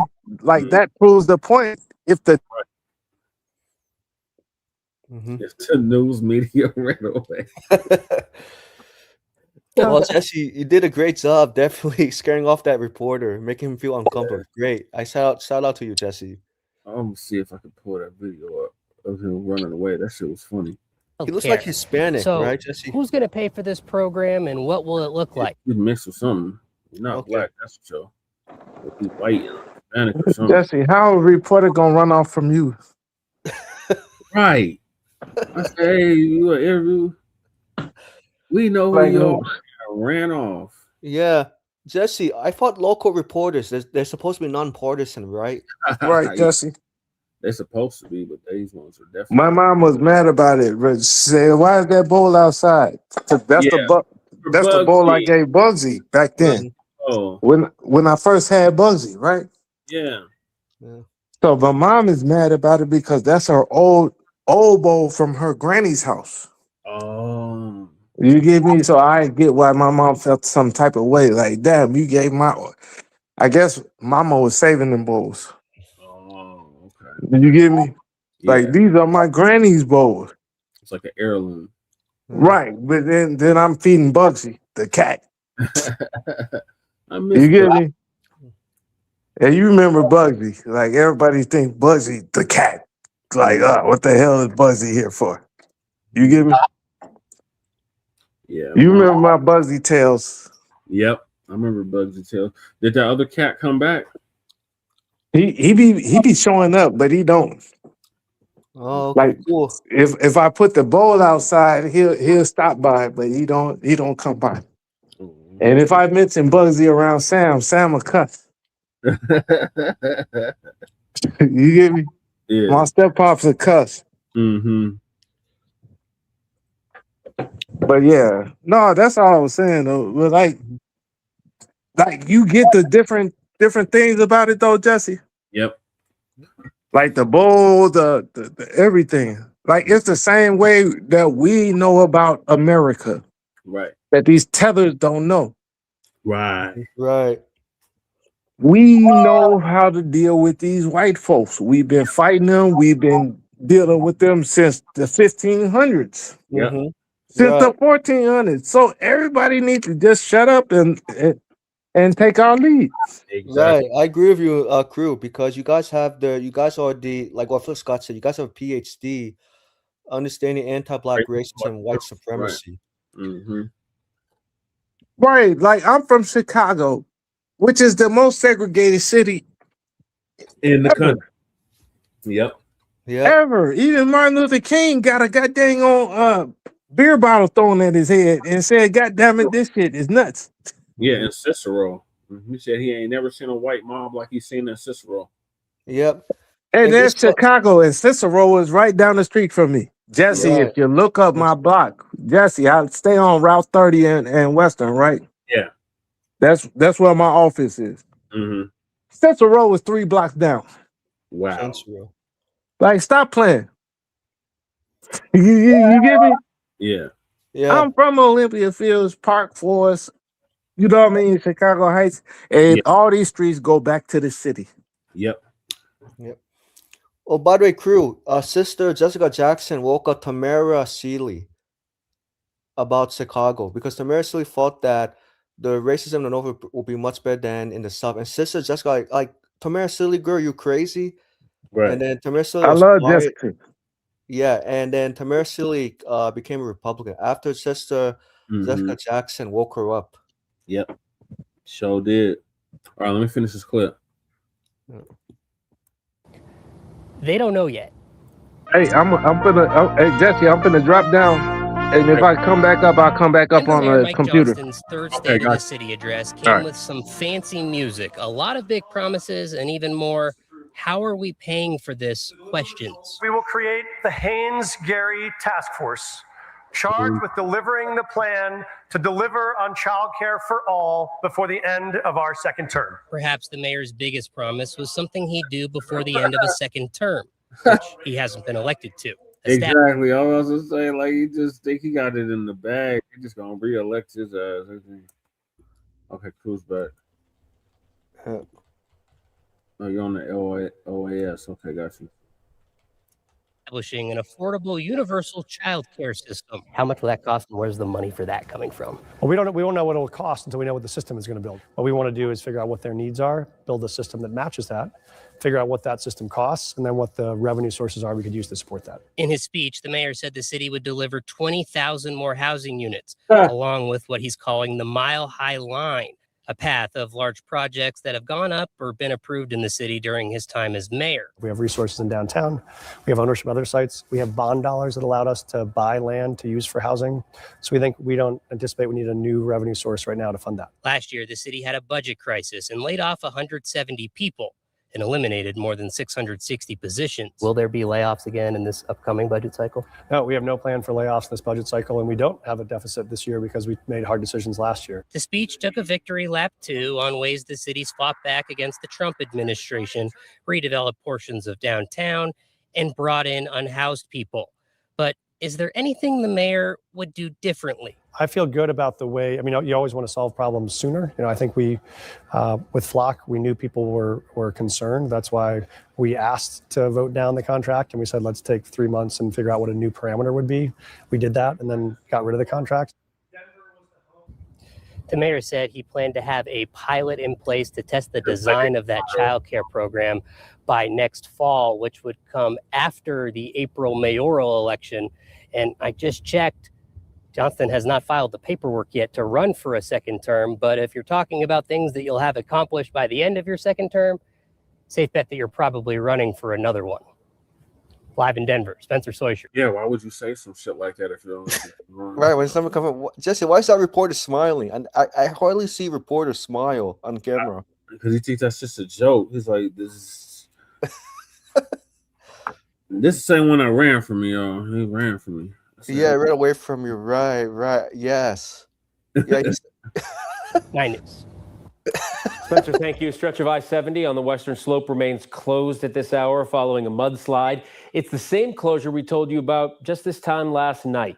CDOT says 7 to 8 feet of water, mud, and large trees initially covered the roadway. As of 5:30 tonight, that is now down to 4 feet. 6 plow trucks along with trash pumps are being used to clear debris. Still, CDOT says they've run into some obstacles, including having to push water up a hill just to get to a drainage system. Exactly. Got a good amount of water that came down from this flash flood yesterday, and it came into a like a belly pan, and we can't get it out because every time we push it up with the trucks up to these other drains, it just flows back in. So that's where we're using multiple trucks. CDOT is hoping to have the highway open before the morning rush.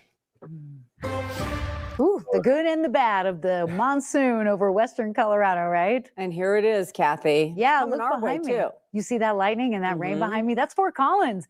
Guys, some of that moisture is making it into the northern Front Range tonight. We have had about 1/3 of an inch of rain in Fort Collins, about 1/2 an inch in the Longmont area, and over 1 inch of rain in Wellington. And the lightning has really been pretty spectacular over the course of the last half hour or so. So interesting night, not for Denver. We're kind of boring and dry, but things will be changing this time tomorrow. Temperatures in the upper 70s here at 10:04 in the evening. Watching that wind crank in. It's coming up out of the south and the east, but that wind shift from this morning's cool front allowed for some of that smoke and haze to move in. You probably noticed it when you stepped out today. So we're back under an air quality alert. But really the big story is all of the moisture coming into not just western Colorado, but Larimer County and Weld County. Heavy thunder showers with lightning around Eaton, Nunn, Wellington, Fort Collins, and Loveland. All of the flash flood watches and warnings have canceled, but there's still moisture across western Colorado. And finally, that band of showers is coming over Denver by about 3-4 o'clock tomorrow afternoon. That's right. We're going to time all of it out. How is the moisture in Colorado? In just a bit. How is it moisture in Colorado? Is it a bunch of moist people out in Colorado? Police say those threats were called into the Thornton City. No, Pool. you get what I'm saying, though, Che. The rec center this afternoon. People were evacuated as a precaution. Officers didn't find anything suspicious at either location. They arrested a 28-year-old man and booked him into the Adams County Jail. Thornton police say there's no evidence that indicates today's threats were connected to the one received by Waterworld earlier this month. But they are in touch with Federal Heights Police. A police chase that started in Commerce City led to a crash involving an RTD bus in downtown Denver. Yeah, police say they were trying to track down a woman who they say everybody was in Colorado needs to be more like you, Jesse. 9 News reporter Rachel Krause Yeah, joins I us now agree. to break this all down. Rachel. It's just me. The shooting victim from Sunday was taken to the hospital, but police say he was able to I'm help going. police I with the was North investigation. Dakota. They I was arrested the closest to alleged you, shooter, and but then it I'm was back the in search Chicago, for so the I don't know how to getaway help. driver led officers on a pursuit across town today. Working downtown's great. You know, there's never a boring time. But it's got to be one up there for sure. A calm Tuesday afternoon along Champa and the 16th Street Mall changed quickly. On a Tuesday. Josh was close to sports fan and spotted a few cops close by. He looked like the white boy. Like sports fans, when we heard the bang, I turned around and the 3 cops were already sprinting down towards the intersection. As soon as the bang happened, yeah, I mean, everyone came out of Modern Market, sports fan store. Look at him. He looked like the white boy I shot. See what was going on. Pickup truck had crashed into an RTD bus. Yeah, I was surprised too. Joanna Small with Commerce City Police says what ended on the mall first started Her Sunday with her at small a mouth 7-Eleven look like along she, Highway 2 and she got some DSLs. near Rocky Mountain Arsenal. A man was pumping You gas give me- there. An individual in a vehicle. Jesse, you know the Colorado, the North Dakota women like that. Pumping gas, Yeah. struck that person, and then She'll have you relaxing over the night, right? Small says officers found the alleged shooter looks later that beautiful, day too. in Freedom Park. He was That's what arrested you and say. booked into the Adams County I'm Jail. saying yes. We'll go to sleep and her mouth will be in my lap there was a getaway driver with that dress on. and we knew who she was. We were able to identify That's her. a We just Midwest. hadn't been That's able a to locate Midwest. her yet. Officers spotted Jesse, the you alleged know what I'm getaway talking driver about. Tuesday in Commerce City, getting into the passenger seat of a truck. Police tried to pull them over, but they In the say passenger truck seat took of a off truck. and officers Come on. pursued. What's that Small mean? says searching for someone suspected of accessory to attempted murder falls under the Commerce City pursuit policy of pursuing those wanted for violent felonies. Yeah. Officers followed them into Denver, but lost the truck. That is until it crashed They into lost an the RTD truck, bus but on the followed her, 16th huh, Street Jesse? Mall. Both the passenger and driver of the truck Come on, were hurt Jesse. in the crash. Their injuries aren't life-threatening. This all could have been avoided if they just pulled over. If she would have had her The two in the neck truck not that in his crashed lap, today are both what the expected hell? to face felony charges. The driver for Come eluding on, Jesse, police what and are we the talking passenger about? for accessory to attempted murder. The suspected shooter is being Now held they in call the it Adams murder. County Jail. He's expected in court on Thursday. Rachel Krause, 9 News. What is this, Jesse? Rachel, thank you. Leaders in Fort Collins got an earful from the public tonight on a And Rachel, proposal, thank you. to bring paid. I guess he's on-street seen parking Rachel to Old Town. backstage, Right too. now, that kind of parking is free and mainly limited to 2 hours. The city says adding a paid parking system would bring in about $2.5 million annually. Supporters also say it would address parking availability in the area, but critics worry it could keep people away and businesses would take the hit. They spoke during the public comment period of tonight's city council meeting, even though that proposal was not on the agenda. Paid on-street parking does not solve our parking issues. I have not met one single customer, business owner, employee, she salesperson, look or like she do artisan it that too. thinks any good would come from paid. That girl on-street talking, she do it How many of too. us small businesses are not Her going to be able too. to withstand an estimated year Them and a is the half mothers of of decreased them traffic girls. and sales, Yep. let alone an Yeah, you give me increase Jesse. in customer Yep. complaints? A work session for the paid parking And, proposal. and is then set for still August have a 11th. work session. New tonight, Summit County is getting more serious about fire restrictions during this historic drought. It's increasing the fines for violating them. County commissioners approved that change today. Deputies can now fine people up to $1,000 per violation. Before, it was $150 for the first offense, $500 for the second, and $1,000 for the third. The change applies to anyone caught violating fire restrictions in unincorporated areas of Summit County. Summit County remains under stage 2 fire restrictions. That means all outdoor fires are banned, including campfires on private property. How in in backcountry, Colorado? and in developed crazy. areas. More people How- are being allowed back home. So, as the Jesse, Acre what you fire mean? continues to burn in Custer. and Hey, Pueblo pause it for a counties. second, Jesse. The fire is now 101,000 acres or 158 square miles. That is larger than the size of Denver. got It's the 7th largest wildfire in Colorado history, and right But now it's about that mean you 61% can't contained. barbecue? More than 800 structures have been destroyed. More than 300 of those have been homes. You can't start a fire Today, outside. What operations does on the that Ferris mean? Fire in Dolores and that Montezuma mean? counties temporarily came to a halt because of severe thunderstorms. There was flash flooding. So on you the and north Lady side Che of the can't cook fire in outside? Lone Dome State Wildlife Area, and crews were In pulled Denver, you off the can, fire but line not because of Aurora. it. As of tonight, You see, and they Ferris said, Fire and has burned crews. nearly 65,000 acres, or about 102 square miles, and crews have that 94% And crews. contained. Yeah, I'm talking about the fire crews, goddammit. No, you get what I'm saying. Yeah. All right, I'm in the snow. I appreciate y'all. No, but that's what I'm asking. Can you barbecue, Jesse? Denver, yes. Not But Aurora. not Aurora. Not Aurora. Nope. They got fire Wow. restrictions. That's crazy, man. Actually, everybody surrounding us got fire restrictions, so no. Yeah. So if I go outside, if I go out back right now in my Olympia Fields house, but say I'm in Colorado, if I'm in Aurora, Colorado, I can't cook outside. Nope. No fireworks, no nothing. Nope. You see what I'm saying, Jesse? They catch you with $1,000 fine. And guess what? Guess how they gonna catch me, Jesse? How they gonna catch you with the fly cam? Man, they gonna catch that 870. You give me? How is the police gonna come in my backyard and tell me I can't cook? Fuck right. They gonna catch you with the drone. Drone. My best friend Gerard was the drone. That's his nickname. You know my guy with who I was with in Fargo. Yeah. The dude I was protecting. Yeah. His nickname is Drone. Oh, okay. Gerard. His nickname is Drone. Oh, interesting. You give me like I'm right. I'm saying like who is gonna tell me in my backyard, the Olympia Fields, I can't cook? That's a good I question. can't start a fire out back. But you're not under fire either. Y'all had any fires in Illinois or Indiana? No, we've been smelling the smoke. My buddy, my buddy Brandon, who I worked with at the railroad. Yeah. He said he's an iron worker, right? That's his trade, right? Okay. But he said a motherfucker died on Tuesday. Damn. Because they forced them to work during the Canadian smoke. Oh yeah, that shit was bad. And Brandon, my buddy Brandon, was like, man, I ain't finna work for none of y'all bitches no more. Mm-hmm.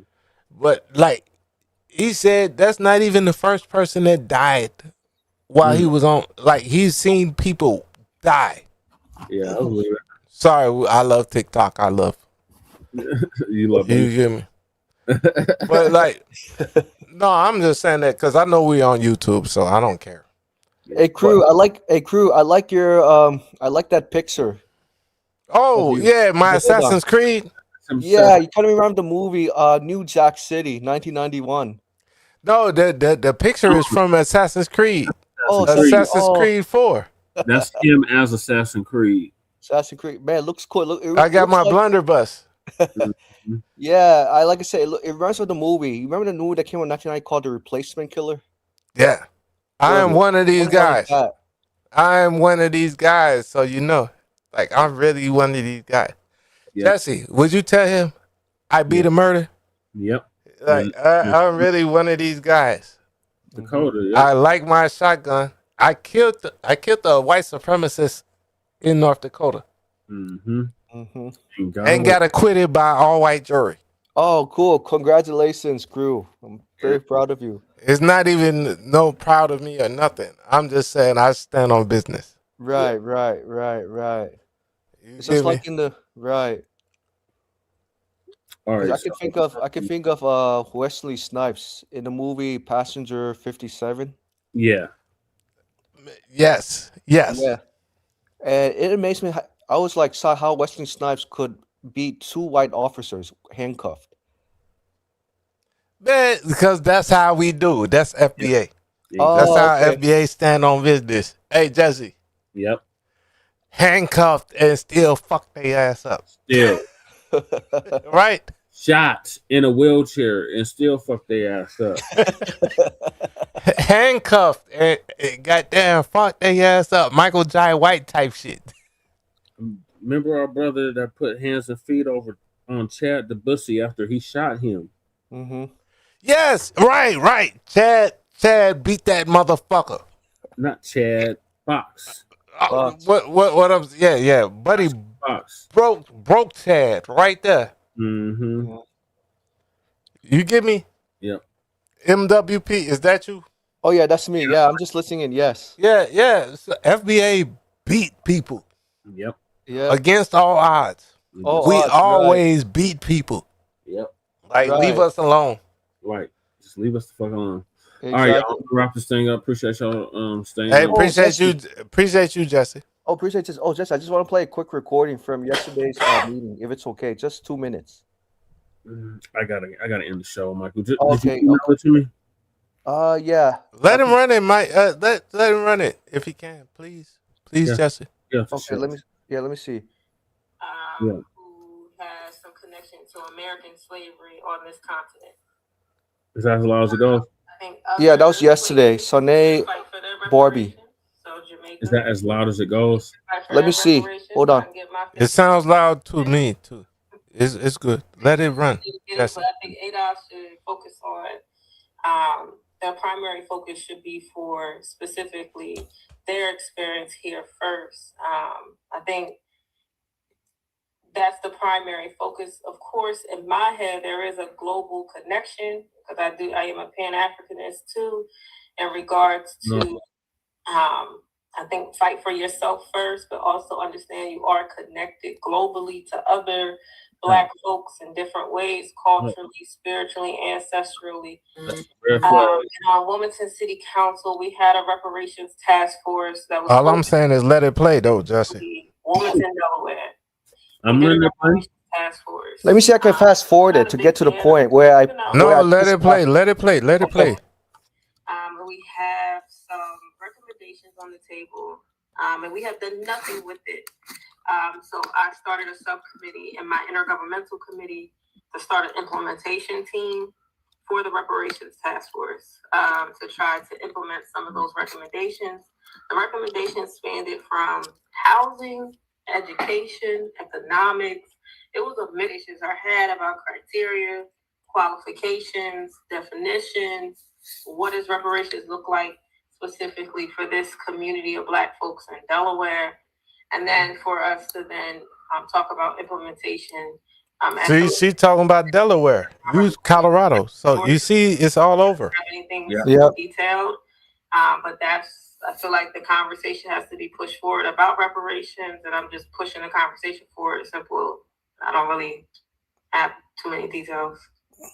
I appreciate that. Thank you so much, Councilwoman. So, a little bit about me. I am Octavia Lode Coleman. I am the leader of the Central Georgia Democracy Center here in Georgia, right here. But I am from Philadelphia, born and raised. I'm of Gullah Geechee descent. So I do appreciate you understanding that,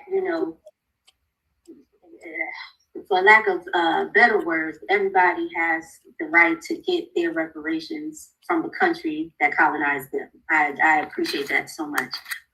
That's the point. That's why I want you to keep playing this, Jesse. Yeah. Frustrations that come with task forces. In Georgia, we have several task forces. We have countywide, citywide. It depends on where you are. Everyone wants to do a study. Everyone wants to do. I understand that frustration. I hear it, and I understand. Yeah, what study? Fuck you mean study? And sometimes we get caught up on the filler and not the actual motion and implementation. This is why I said play it, Jesse.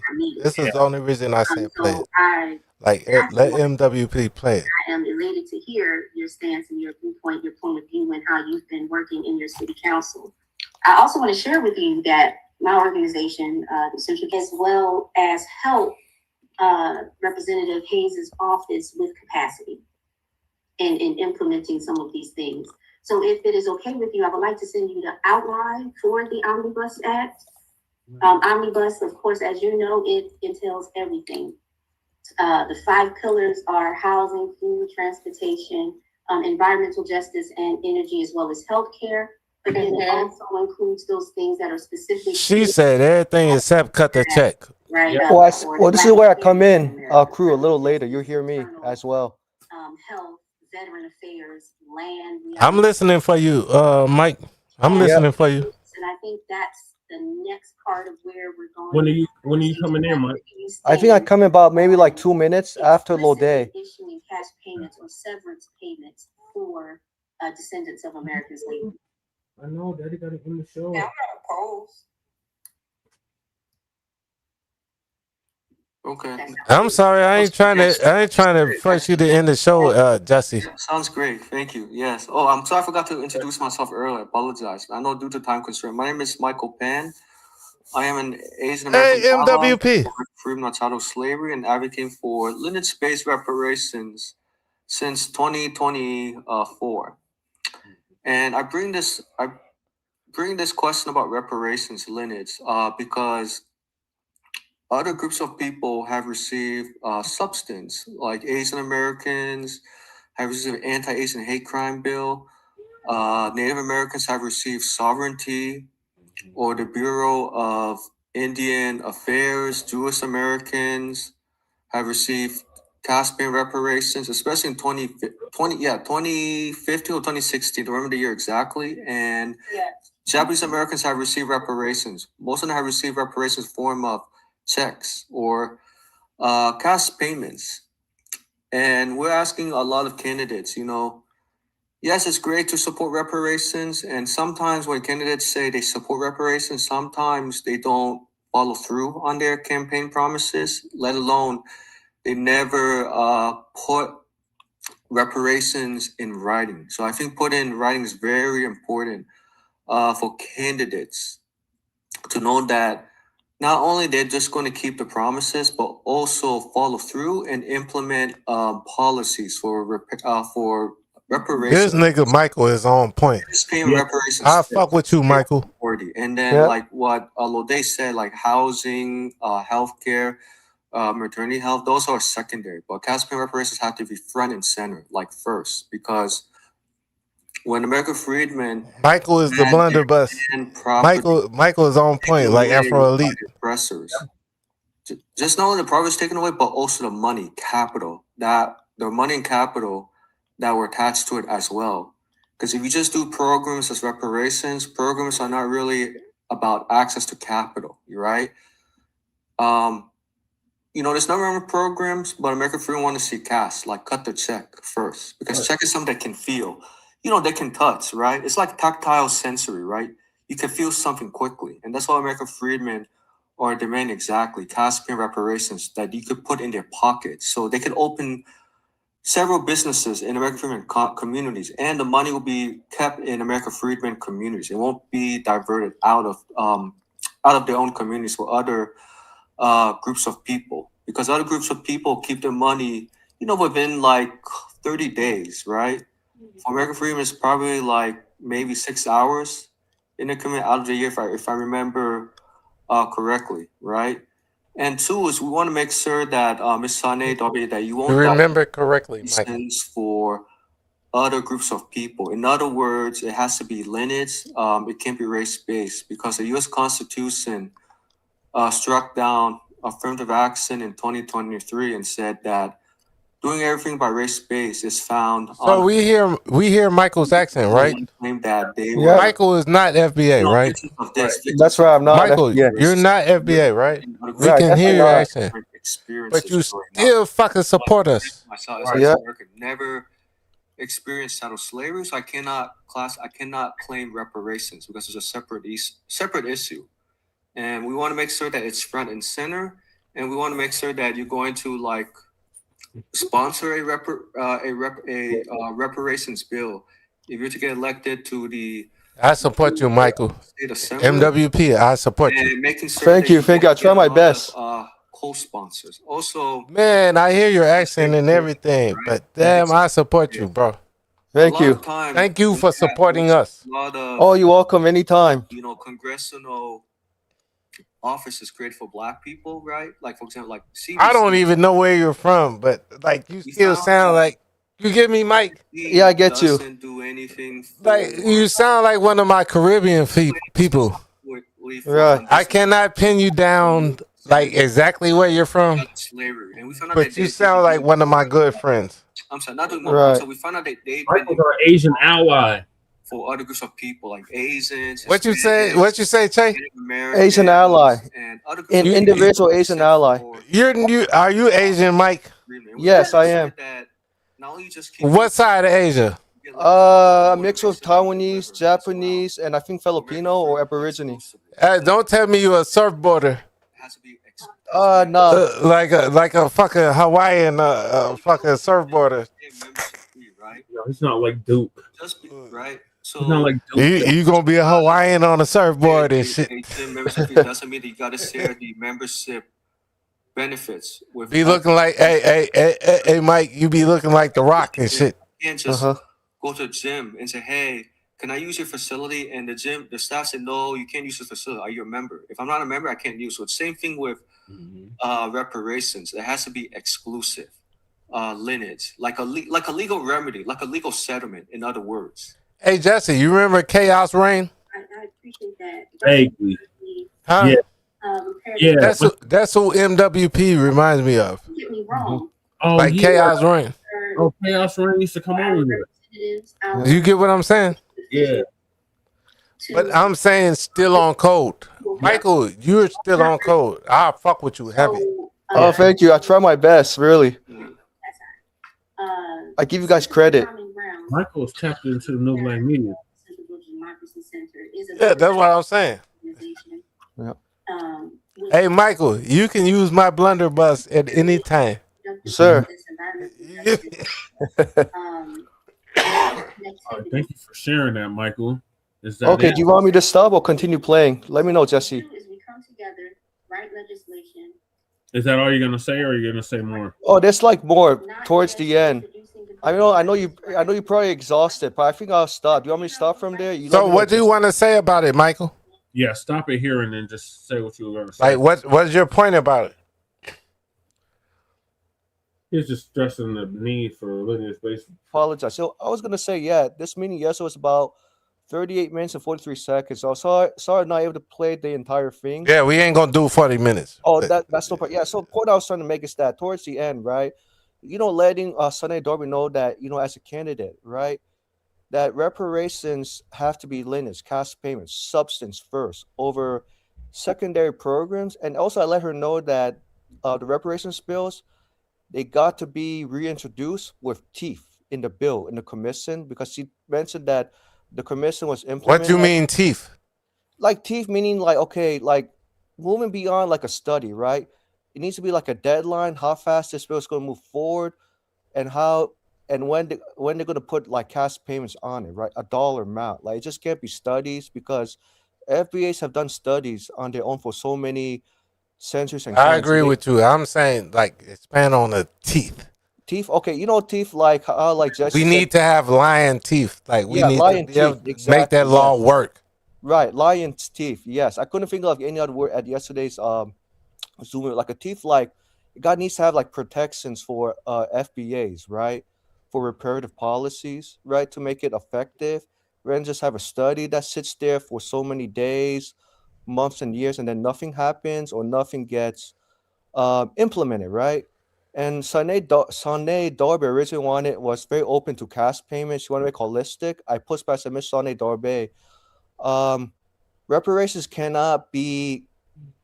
Initially she wanted reparations to be distributed to communities, right?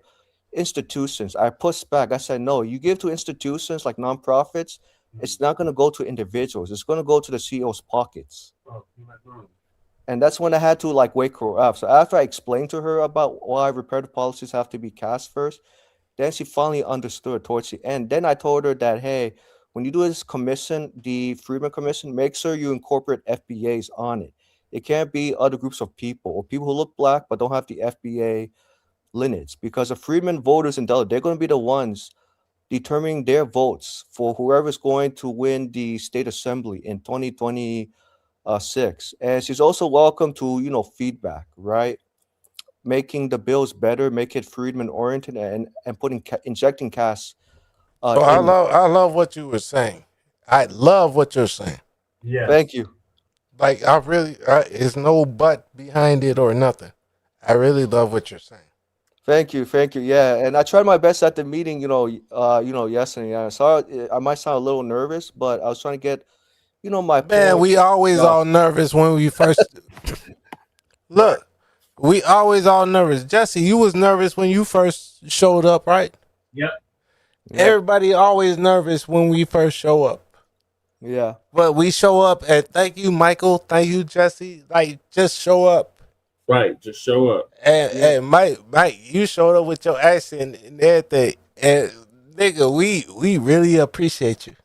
Yeah. Oh no, you know what? I appreciate you guys, because you guys are the ones who started with the reparations movement back in 2016 or earlier than that, and I just joined in to. And they see assist. 2016. We've been on this bitch for 10 years. 10 years. Yep. You give me when we was rushing bots. Yeah. I remember. Yeah. You give me Joy Reid and Roland Martin called us rushing bots. Now they're saying vote the couch. Yeah. If y'all don't get the fuck out of here. Right. Sorry. I love TikTok. I don't know if you're going on TikTok too, but you give me Jesse. Yeah. We was rushing bots back then. Mm-hmm.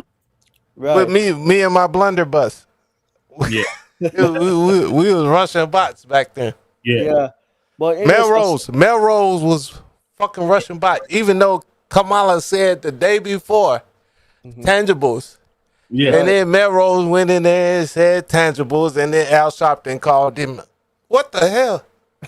The same exact event. Yep. Right. The same NAN event. Yep.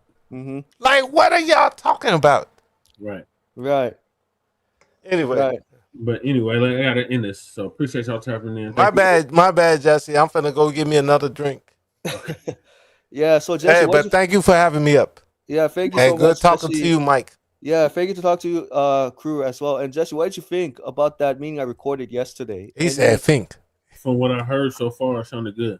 Sounded good. Yeah, I made sure that Sunday Darby stood by business and make sure that Half Friedman be part of the city council. I'm sorry, be part of the commission. They have to be FBAs, right? Because I asked her like on That's my. committee. Oh, go ahead, crew. No, you said think. But that's on Think, the yeah. government. No, you said think, but it's think. That's how Think. you said.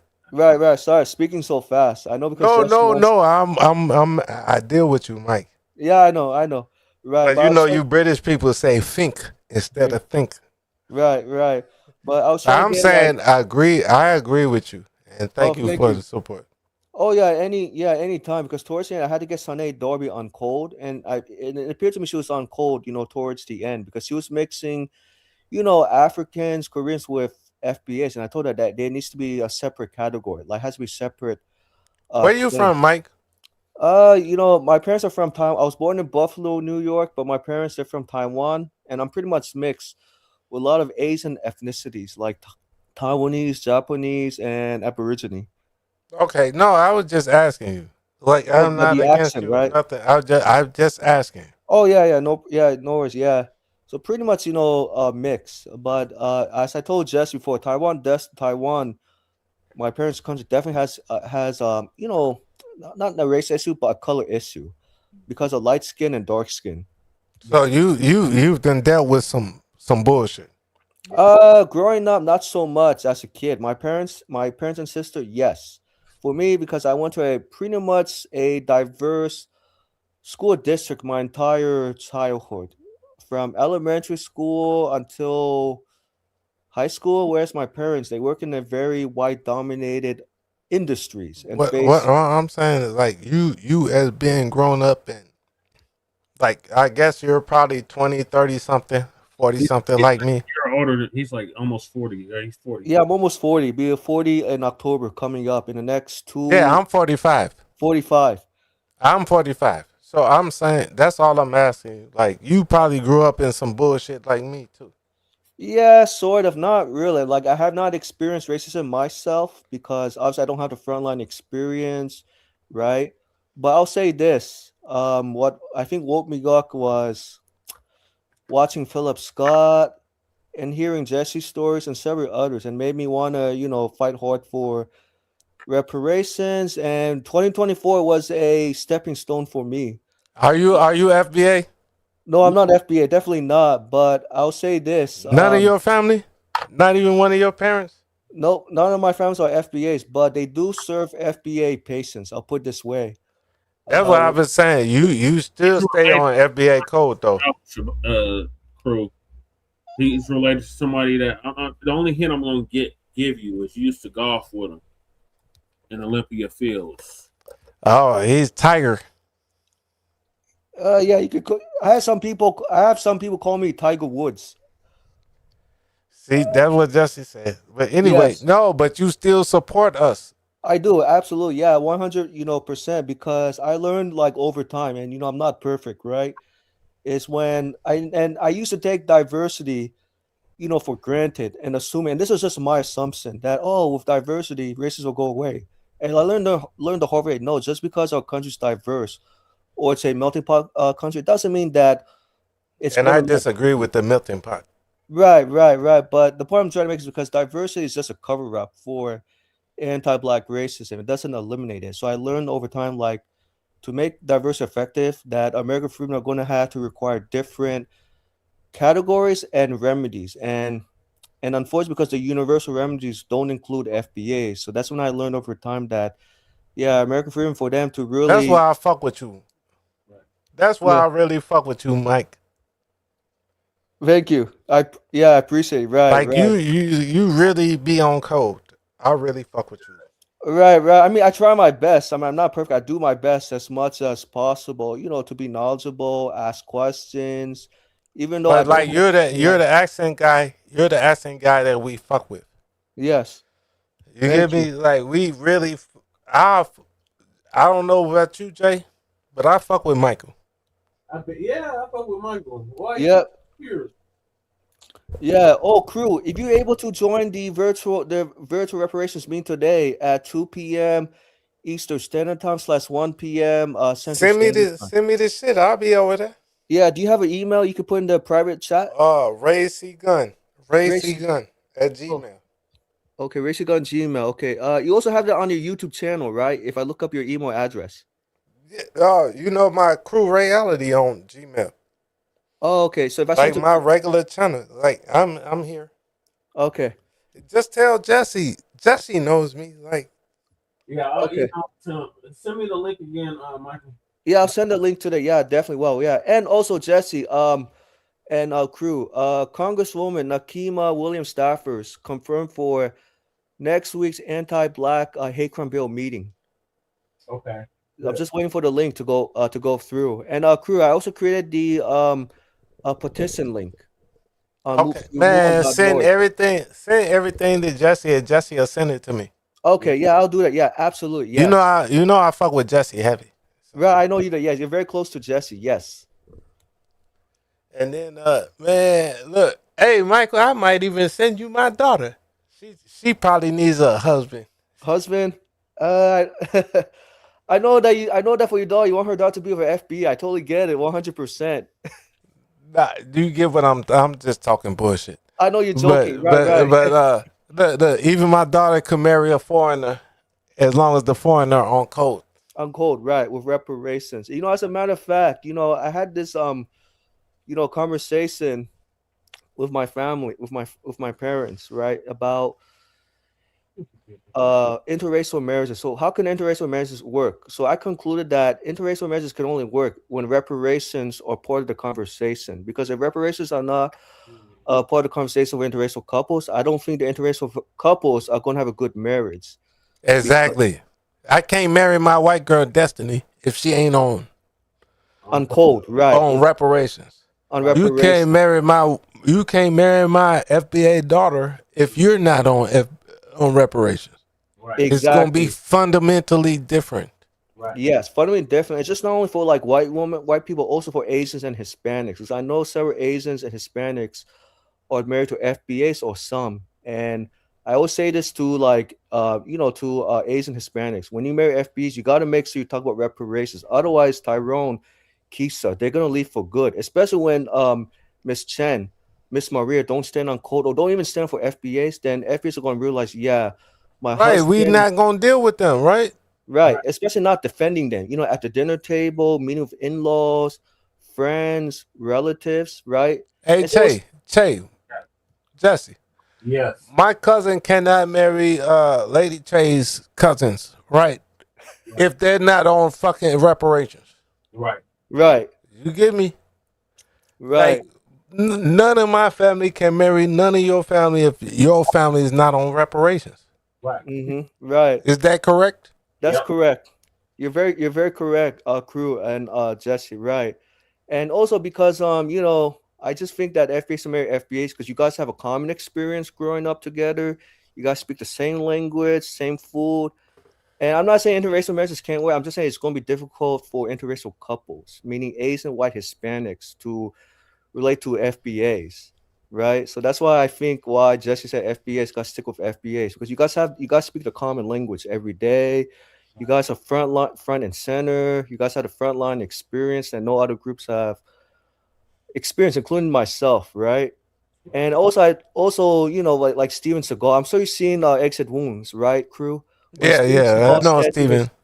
When you remember when Steven Seagal said to his partner George, "Hey George, you want to clean up the streets? This is the only way we can make a city better." And at first, George, who was FBA, was resist. He's like, "Why should I join in your fight?" When he said this to Boyd, when I got a family to feed, and Oren Boyd said, "Hey, you want to protect the family? This is your only chance." And then then George had to make a critical decision. Say, "You know what, Boyd, let's do it." And they got rid of the corrupt police militia. And of course, Oren Boyd had backup. You remember that movie when Boyd found out that his white chief was part of the mob? Hey, Mike, I can fight like Steve Seagal too. You can? Hey, yo, I gotta go. Yeah. I'm so sorry, Jesse. Sorry, Jesse. Sorry. All right, so appreciate y'all coming through. Thank you, Jesse. Thank you for coming through. Thank you for coming through, Leonard. And thank you, Michael. You're welcome. Thank you, Thank you, Jesse. everybody. Crew for coming through. Thank you, Fresh Always, for coming through.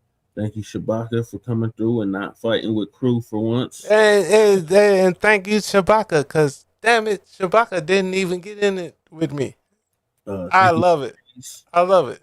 Shout out to Breeze for coming through. Oh, Breeze Omega is short ass at work right now. A goddess. Shout out to Breeze. A goddess. Shout out to Goddess Nobby coming through. Goddess and Leonard. I already said Leonard. Yes, Leonard. I'm sorry, Jesse. My bad. Who else? You know, I'm shouting out all of the family. Right. Yeah. Who else is in here? What is? We've been on Let's see. 7.5 hours. So Oh, you got Fresh Always. Yep. Oh, Tuki's Tether's Dookie outside. Shout out to Tether. Yeah, Tether Dookie. Mm-hmm. Hey, Michael. Yes. Thank you also. Oh, you're welcome. Crew, anytime. MWP. Thank you. I'm sorry. You give me, because you see I'm sitting here with my blunderbuss. Yeah. Right. On my Assassin's Creed. Yep. Mm-hmm. Hey, Jesse. Yeah. Oh, Blacc, are you? Hey, Jesse, you done beat me. You beat my main channel. Yeah. So congratulations to you. Thank you. Yeah. Like, I want you to do this. Right. You get me? Man, I've been helping you. Yeah. Like, I want you to do great. Mm-hmm. You get me? So I'm glad you're better than me. Thank you. I'll help you grow. I will help you grow better than me. Okay. We got time. We had time come through as well. Do you need another keyboard or interface? I got you, Jesse. You get me? Okay. Oh, and also time Yeah, 18. So Yeah. This mic is on this last leg. Rob, I didn't even see you, Robbins. I'm new to your channel. You said the mic on the last leg. What you need, Jesse? Oh, still using that karaoke mic. So what you need? I'll send you some shit. What you need? The actual mic. Bro, I got a mic right here. I've got 2 Pro Tools interfaces. What do you, Jesse? I got you. All right, well, I could use that. That Tascam ain't working no more? No, it's working. I just need a mic. A better mic. Man, I got a mic for you. I've got a mic for you. Okay.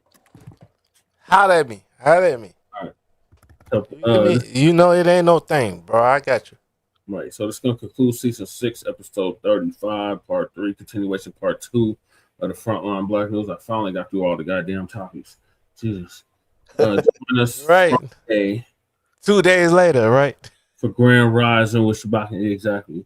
For Grand And me and Shabaka getting along. So yeah. shout out to you. Join us Friday for Grand Rising with Shabaka and the Chase.